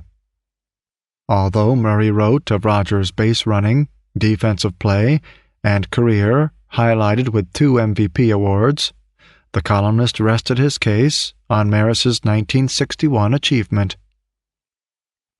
"Roger Eugene Maris, 51, died Saturday of cancer," Murray mourned. "We owe him. Baseball owes him. It would be far too little, far too late, but I hope the Hall of Fame is listening." The Cooperstown balloters heard none of the pleas from Murray and the others. In his last year of regular eligibility, Roger again fell short. Harvey Ayrton took up the cudgels for Roger Maris in the New York Daily News. When Maris missed once more in 1988, an amazed Ayrton reflected that Roger's bat and ball of that homer heard around the world is in Cooperstown, but not Roger himself. "The enormity of the record and the pressure of the chase gave enough reason for enshrinement, but Roger Maris's career had more than one season. Wasn't Maris a dominant player for a solid half-decade, back-to-back MVPs, 275 career home runs, and the essence of a complete player for all of his 12 years? Was he not a certified winner, with 7 pennant winners and 3 championships for teams in both leagues?" Ayrton also knew the reasons behind Rogers' perennial rejection. For years, Ayrton wrote, the Hall of Fame voters have been saying that they found Maris abrasive, aloof, a pain to work with. Not enough impact years going by the numbers. The sports writer concluded that such reasoning is short-sighted because the name Maris transcends the game because of 1961. Rogers' 15-year rejection by the BBWAA members proves that the previous baseball logic impressed too few writers. Fellow New York Daily News writer Phil Pepe covered the funeral in Fargo, then wrote a story headlined, "Maris Doesn't Merit Hall." Perhaps some copy editor misrepresented Pepe's words with the headline, because the journalist found much to like about Roger. Pepe thought Maris grossly misunderstood, greatly unappreciated, unfairly scorned. He was a remarkably talented baseball player, possessed of wonderful instincts for the game, good speed, defensive skills, and, of course, that beautiful, sweet batting stroke. In quickly reviewing the cold statistics, Pepe all but asked, "Are those Hall of Fame numbers?" Alluding to Rule 5 of Hall of Fame elections, Pepe stressed that one season's outstanding achievement did not entitle a player to enshrinement at Cooperstown. Similarly, Don Larsen's perfect World Series game did not merit him the Hall of Fame when evaluated in conjunction with his lifetime mark of 81 and 91. Pepe said that he had never voted for Roger and would not now. "His credentials didn't get better just because he died," Pepe continued. Knowing Roger, as Pepe thought he did, the writer decided that the slugger would not have wanted a sympathy vote. Roger got neither the vote nor the sympathy of Associated Press writer Hal Bach. A few days after Roger's funeral, Bach's article headlined, "In long run, Roger did not earn a place in Hall," tacitly asked the baseball world, "Are those Hall of Fame numbers?" Bach thought it a nice sentiment that Roger's death might generate support for his instatement at Cooperstown, but it is also a bad idea. Bach conceded that Roger was a fine player whose career showcased the 1961 season and 2 MVP awards, but that was not enough. Although hitting 61 homers was a singularly spectacular achievement accomplished under the most trying of circumstances, Bach still insisted that Roger did not compare favorably with the 26 non-pitchers eligible in the 1986 elections. Only 2 had career averages lower than Roger's, 7 candidates had more career home runs, and 12 had more career RBIs. Nearly a year after Roger's death, the baseball world observed the 25th anniversary of Roger's 61st home run. The event sparked a discussion of Maris's Hall of Fame credentials on the NBC TV show Today. Host Bryant Gumbel briefly recited the cold statistics and then challenged his guests. He asked Tracy Stallard and Maury Allen, "Are those Hall of Fame numbers?" Allen responded with a recital of Roger's achievements, but Gumbel continually interrupted with the refrain, "But are those Hall of Fame numbers?" If Roger has no title to fame, as opinions such as Gumbel's dictate, what can be done about him? Bach suggests that the solution for Roger and others like him is to establish a separate wing in Cooperstown, a place for short-term achievements. Roger's 61 home run feat would share the new category with Larsen's perfect game, Bill Wambsganss's unassisted triple play, Bobby Thompson's pennant-winning homer, Dennis McLain's 31 victory season, and the like. Bob Costas, the NBC announcer, also believed that Roger Maris's accomplishments should not remain unappreciated. However, he did not feel that Roger belonged in the circle of Cooperstown winners. "As much as I admire Roger Maris," Costas told the forum, "I think it is fair to say that his entire career doesn't place him at the same level as Hall of Famers Babe Ruth, Ty Cobb, Willie Mays, and Mickey Mantle." During the spring of 1987, the announcer suggested a way of resolving the problem of granting Roger proper recognition for his achievements and remaining within the limitations of Rule 5. On his Coast to Coast show, Costas proposed a second level at Cooperstown for those who, like Roger, were first-rate outstanding players, but do not, according to some criteria, belong in the category of the great. Who can best judge whether a player is outstanding, great, or entitled to fame? Former players or others who have seen an athlete perform can judge stardom as well as anyone else. perhaps better. During his lifetime, Roger received his most striking endorsement from Hank Aaron in 1978, when they met at the annual baseball meetings in Orlando. Aaron thought Roger's exclusion from Cooperstown was an injustice. "What irritates me," Aaron said, "is the suggestion that Roger was just a fluke who had one good hitting year. I played against him. He was one of the best all-around outfielders I have ever seen." Many have supported Roger's enshrinement more vocally since his death. Their advocacy of Roger's induction into the Hall increases his chances in future consideration by the Committee on Baseball Veterans. Hall of Fame pitcher Warren Spahn voted for Roger at the Fargo banquet preceding the celebrity golf tournament. "The 61 home runs by Maris," said Spahn, "is the greatest record in baseball. It is the greatest because it is the only record that has a time frame. I want to see Roger inducted into the Hall of Fame."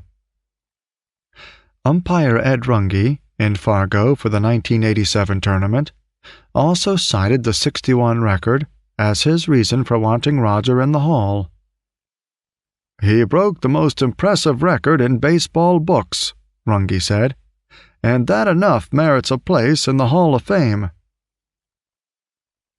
Discussions of worthiness for the Hall of Fame often involve somewhat illogical comparisons between Roger and his 61 homers, and Don Larson and his one-time shot at fame, his perfect game. Larson thought the comparison dumb. At the 1987 Fargo golf tourney, he said, "I am proud of my achievement, but how can you put that on the same level, what I did in one afternoon, with what Roger accomplished in one season, with all that pressure on his back? Without qualifications, Roger belongs in the Hall of Fame." As expected, the Yankees and Cardinals, those who played with him, have been Roger's biggest boosters. The 1961 Yankees produced 3 Hall of Famers: Berra, Ford, and Mantle. Roger's former roommate unequivocally supports Roger for the 4th 1961 Yankee in Cooperstown. After Maris finally returned to the stadium in 1978, Mantle stated his position. "Roger's 61 home runs is one of the greatest feats in sports. He definitely deserves to be in the Hall of Fame."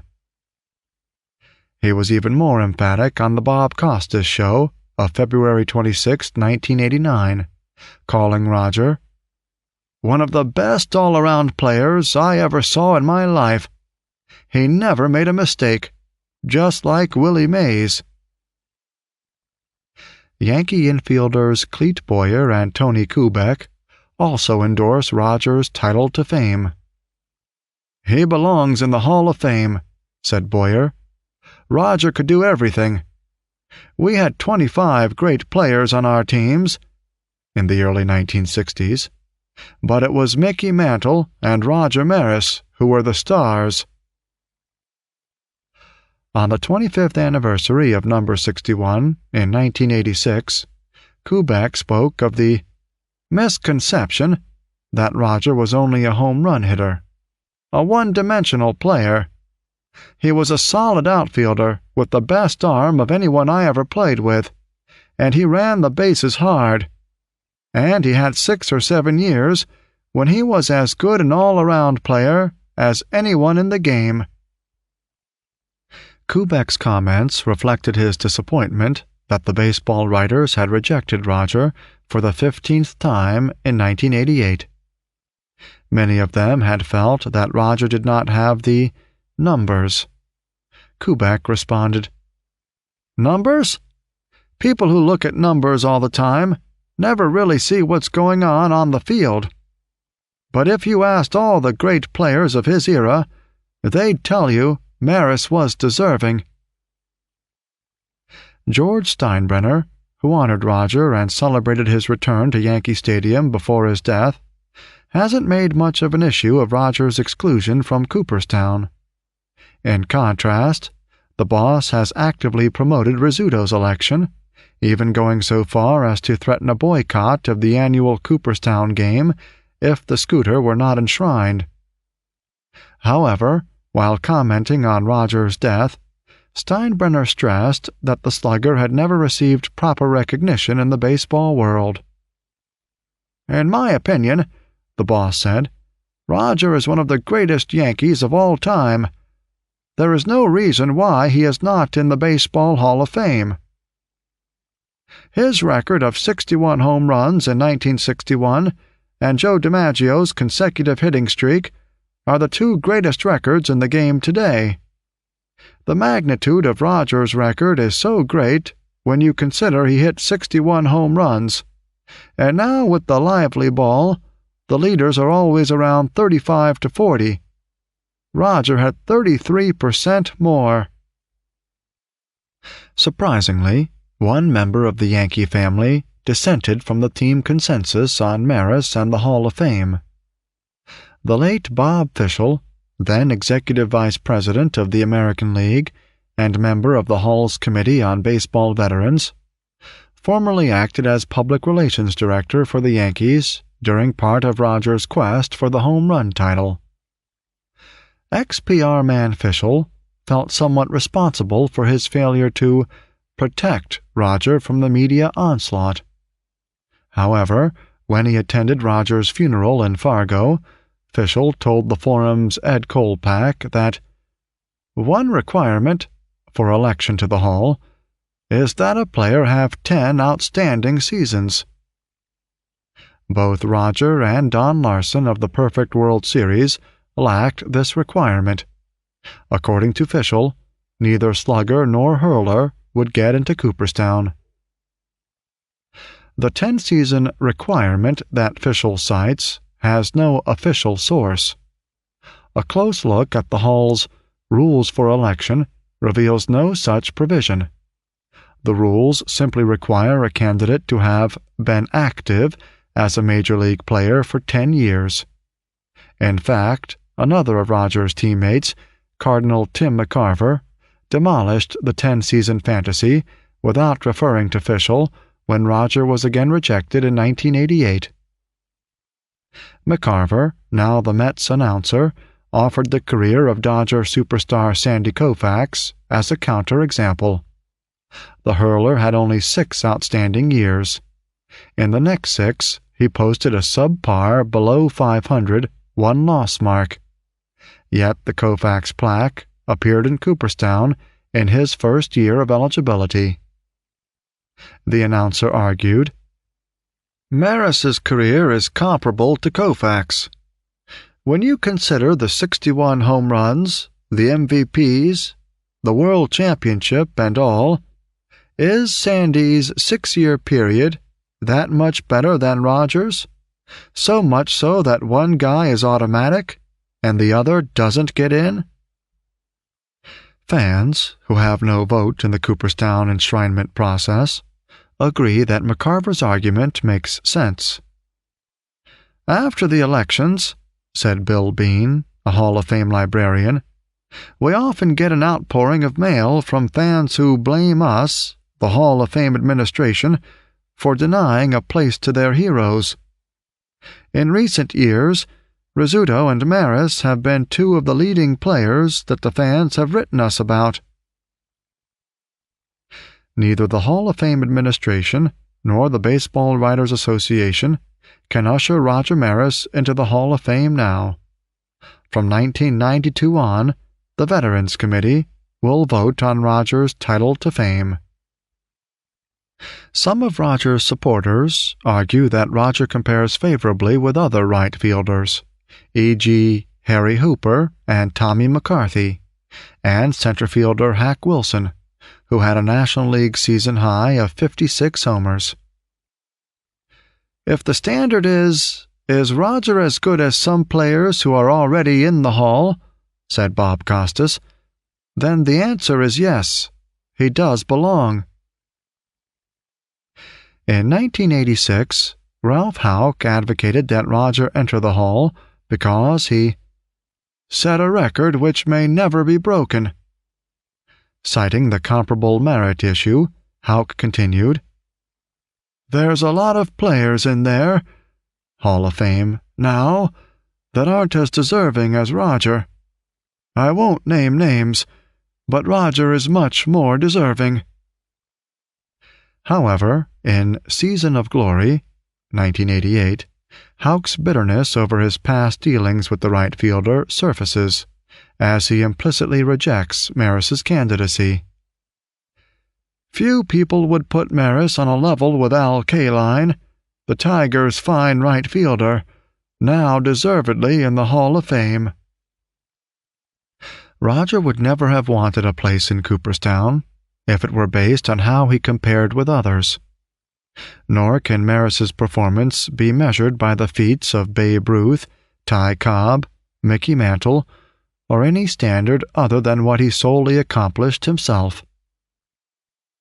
Roger's career stats, .260 batting average, 1,325 hits, 275 homers, 851 runs batted in, may not be Hall of Fame numbers, but Roger Maris's career, like so many sports careers, cannot be honestly evaluated by the raw, cold data.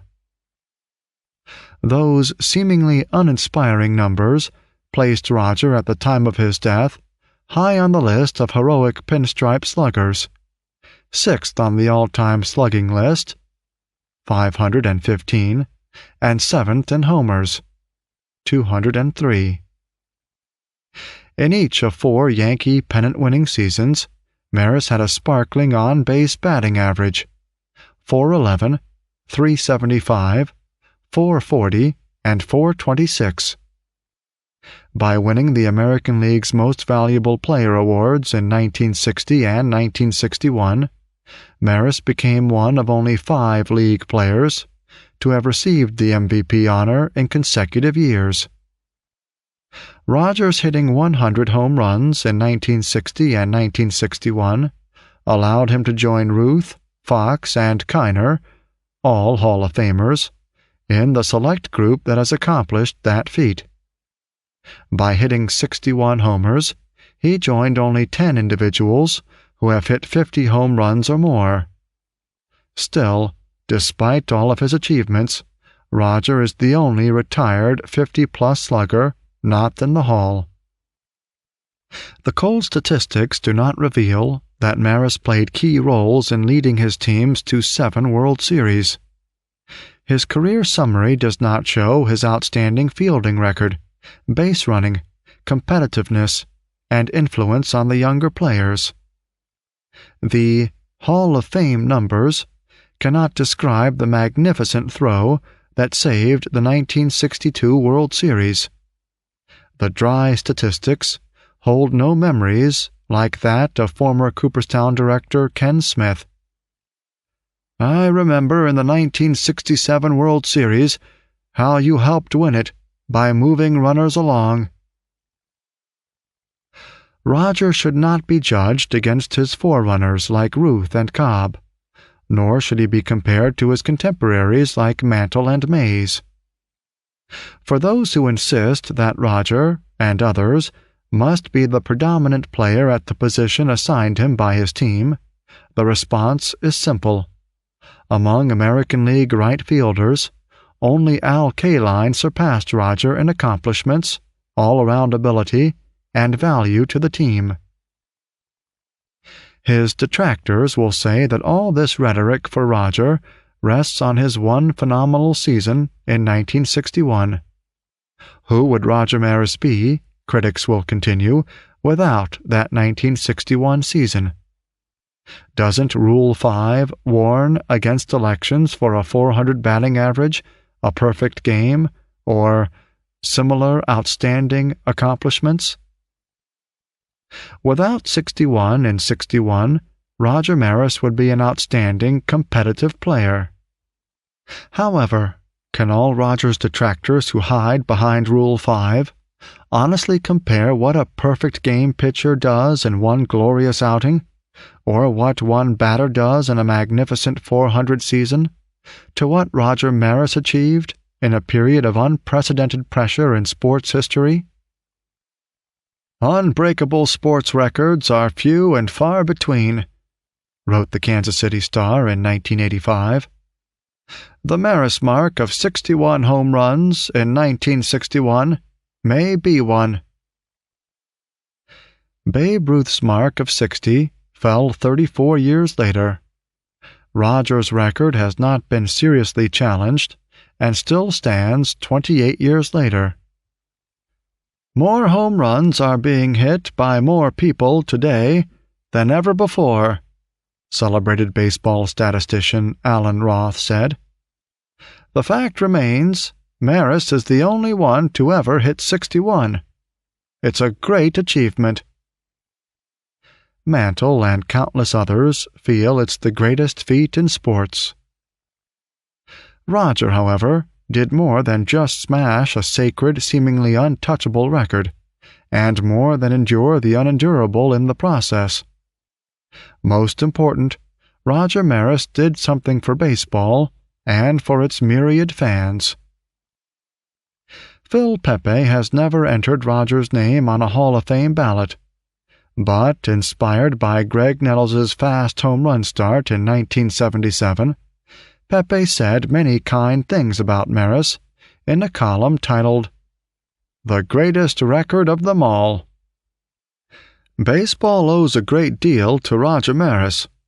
It owes its survival to him. Maris came along when the game was at its lowest ebb. Public apathy was at a high pitch. Along came Roger Maris as its savior. He renewed public confidence with a barrage of home runs that stimulated the people and brought him back to the ballpark.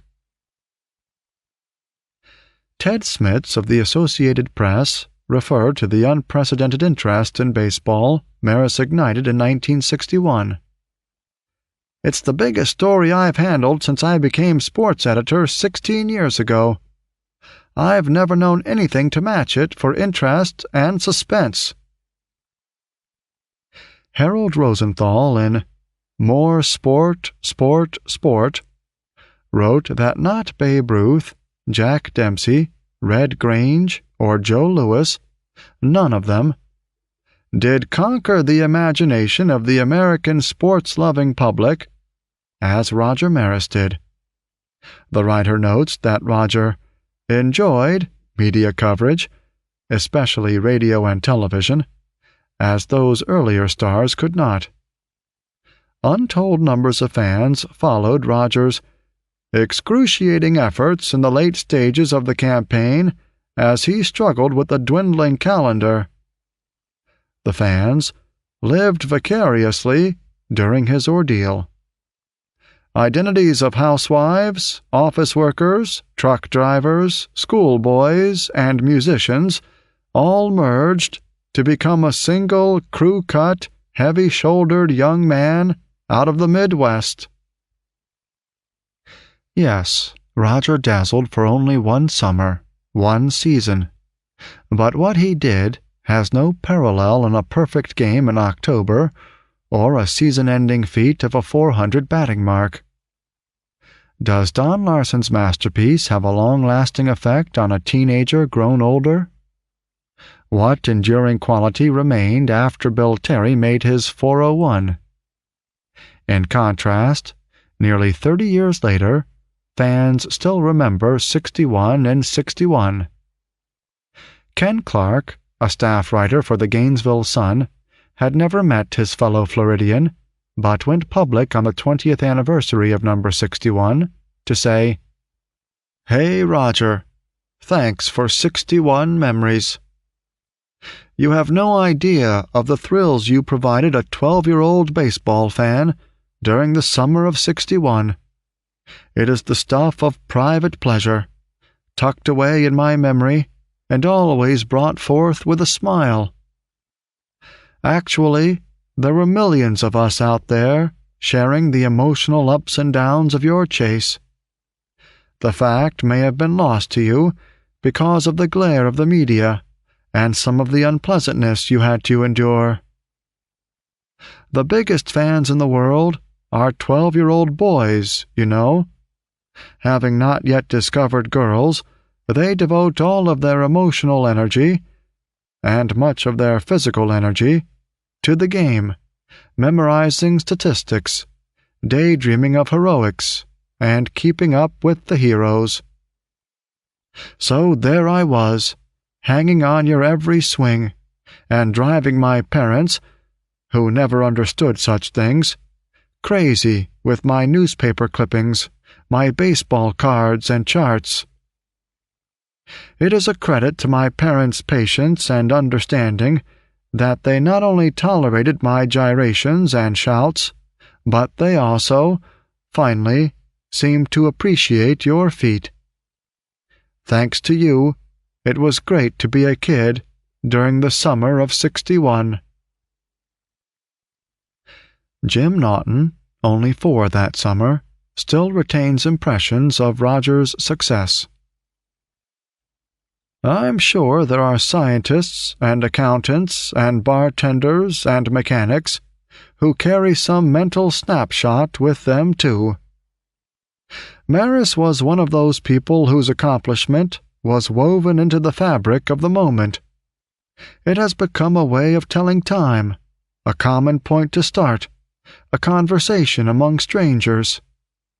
Not so much, "Where were you when?"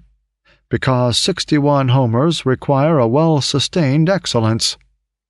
But, "What were you doing the summer of?" If Roger Maris's career statistics, his accomplishments that do not show in the numbers, and the year 1961 do not prove his title to fame, critics and electors must examine carefully the words of Rule 5. Voting shall be based upon the player's record, playing ability, integrity, sportsmanship, character, contributions to the team (S) on which the player played, and not what he may have done otherwise in baseball. The cold record, the statistics, presents itself for judgment. The batting averages, the runs batted in, fielding percentage, career wins, and the like. Evaluating a player's ability requires more subtlety. Assessing the fielding, beyond the percentages, running, special batting and pitching skills. The player's contribution to his team has a non-numerical quality. Could the team have won without him? How did he influence rookies and other inexperienced players? Guilfoyle states that the last provision in Rule 5, "what he may have done otherwise," is intended to separate what the player achieved on the field from what he accomplished in other roles, such as in the front office. But how does the voter analyze integrity, sportsmanship, character? Are these qualities visible on a television screen, or obtainable from a computer fed data and asked, "Are those Hall of Fame numbers?" Guilfoyle says that these qualities are pretty much left up to the interpretation of the voter, are intended to be applied both on and off the field. Guilfoyle claims that the electors have much leeway. There is nothing in that rule that defines what is meant by character, integrity, or sportsmanship, he said.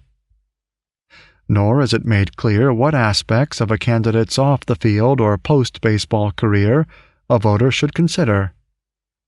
In recent years, Guilfoyle observed, we have had renewed interest in the case of Joe Jackson, who was involved in the Black Sox scandal. We are certain that when Ferguson Jenkins comes up for consideration, the drug episode will be a factor to be weighed.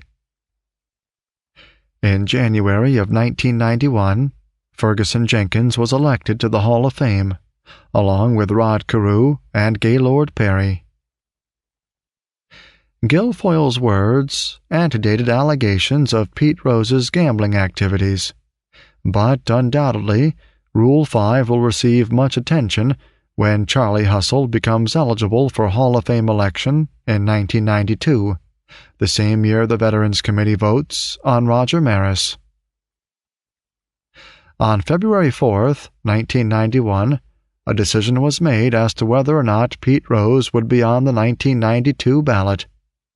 He is still not in the Hall.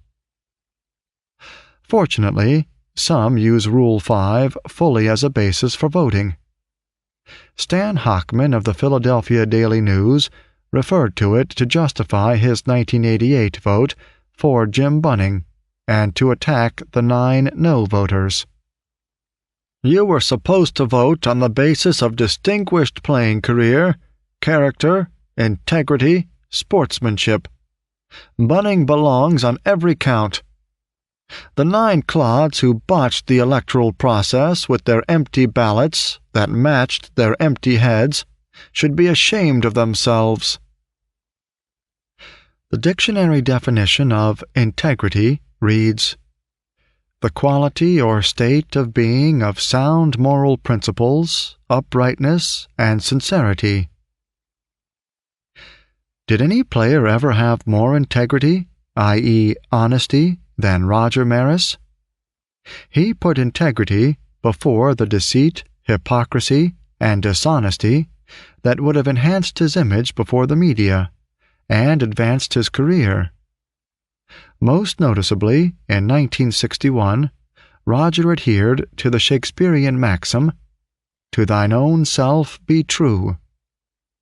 Roger always acted on his innate honesty. He could not assume a role that did not fit him.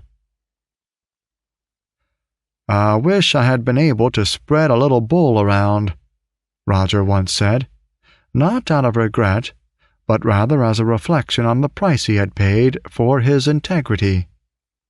As a man of integrity, he never romanticized his profession, nor did he idealize or glamorize his accomplishments. At his core, Roger wanted the best for his family. The better he played, the better he could provide for his wife and children. To Roger, integrity meant being open and direct, and answering all questions honestly. Years after he retired from baseball, Roger remarked, "I've always said that Howard Cosell got his idea of telling it like it is from me. It made Howard a big success, but it never worked for me." It is easy to act with integrity when things run smoothly.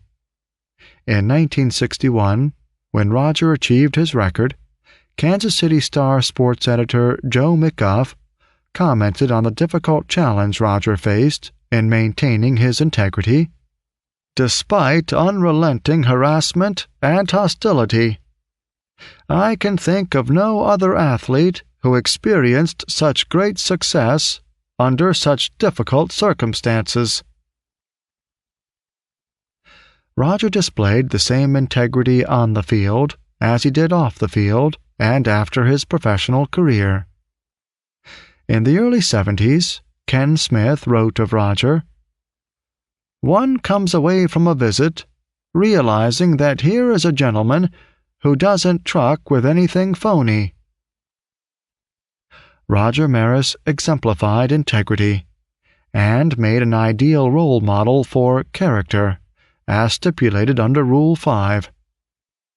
Roger's behavior on and off the diamond cannot be more important than the roles he performed as husband, father, friend, and citizen. "What Roger achieved in life," said Ryan Duran, "is greatness, and that is what the Hall of Fame should represent. He was a great husband, a great father, a great citizen, and, most of all, a great human being." More than 250,000 people come to the baseball shrine annually, many as families or as members of a younger generation, in search of more than statistics from their American heroes. Many Americans demand heroes with greater distinctions than Hall of Fame numbers, heroes distinguished by character and integrity.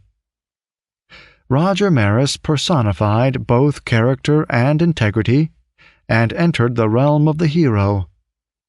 Despite the ravages of his own terminal illness, he strove to augment his hometown's civic pride. As his legacy to Fargo, he established a permanent baseball museum to attract tourists and an ongoing golf tournament to benefit educational programs and cancer victims. In one of his columns reflecting back on Roger and 1961, Phil Pepe observed, "Baseball owed him a great deal. How could it ever repay him?" Baseball can repay Roger Maris by bestowing upon him his title to fame, not out of guilt, not out of pity, but simply because he deserves it. This concludes the reading of Still a Legend, The Story of Roger Maris by Harvey Rosenfeld. This book was read by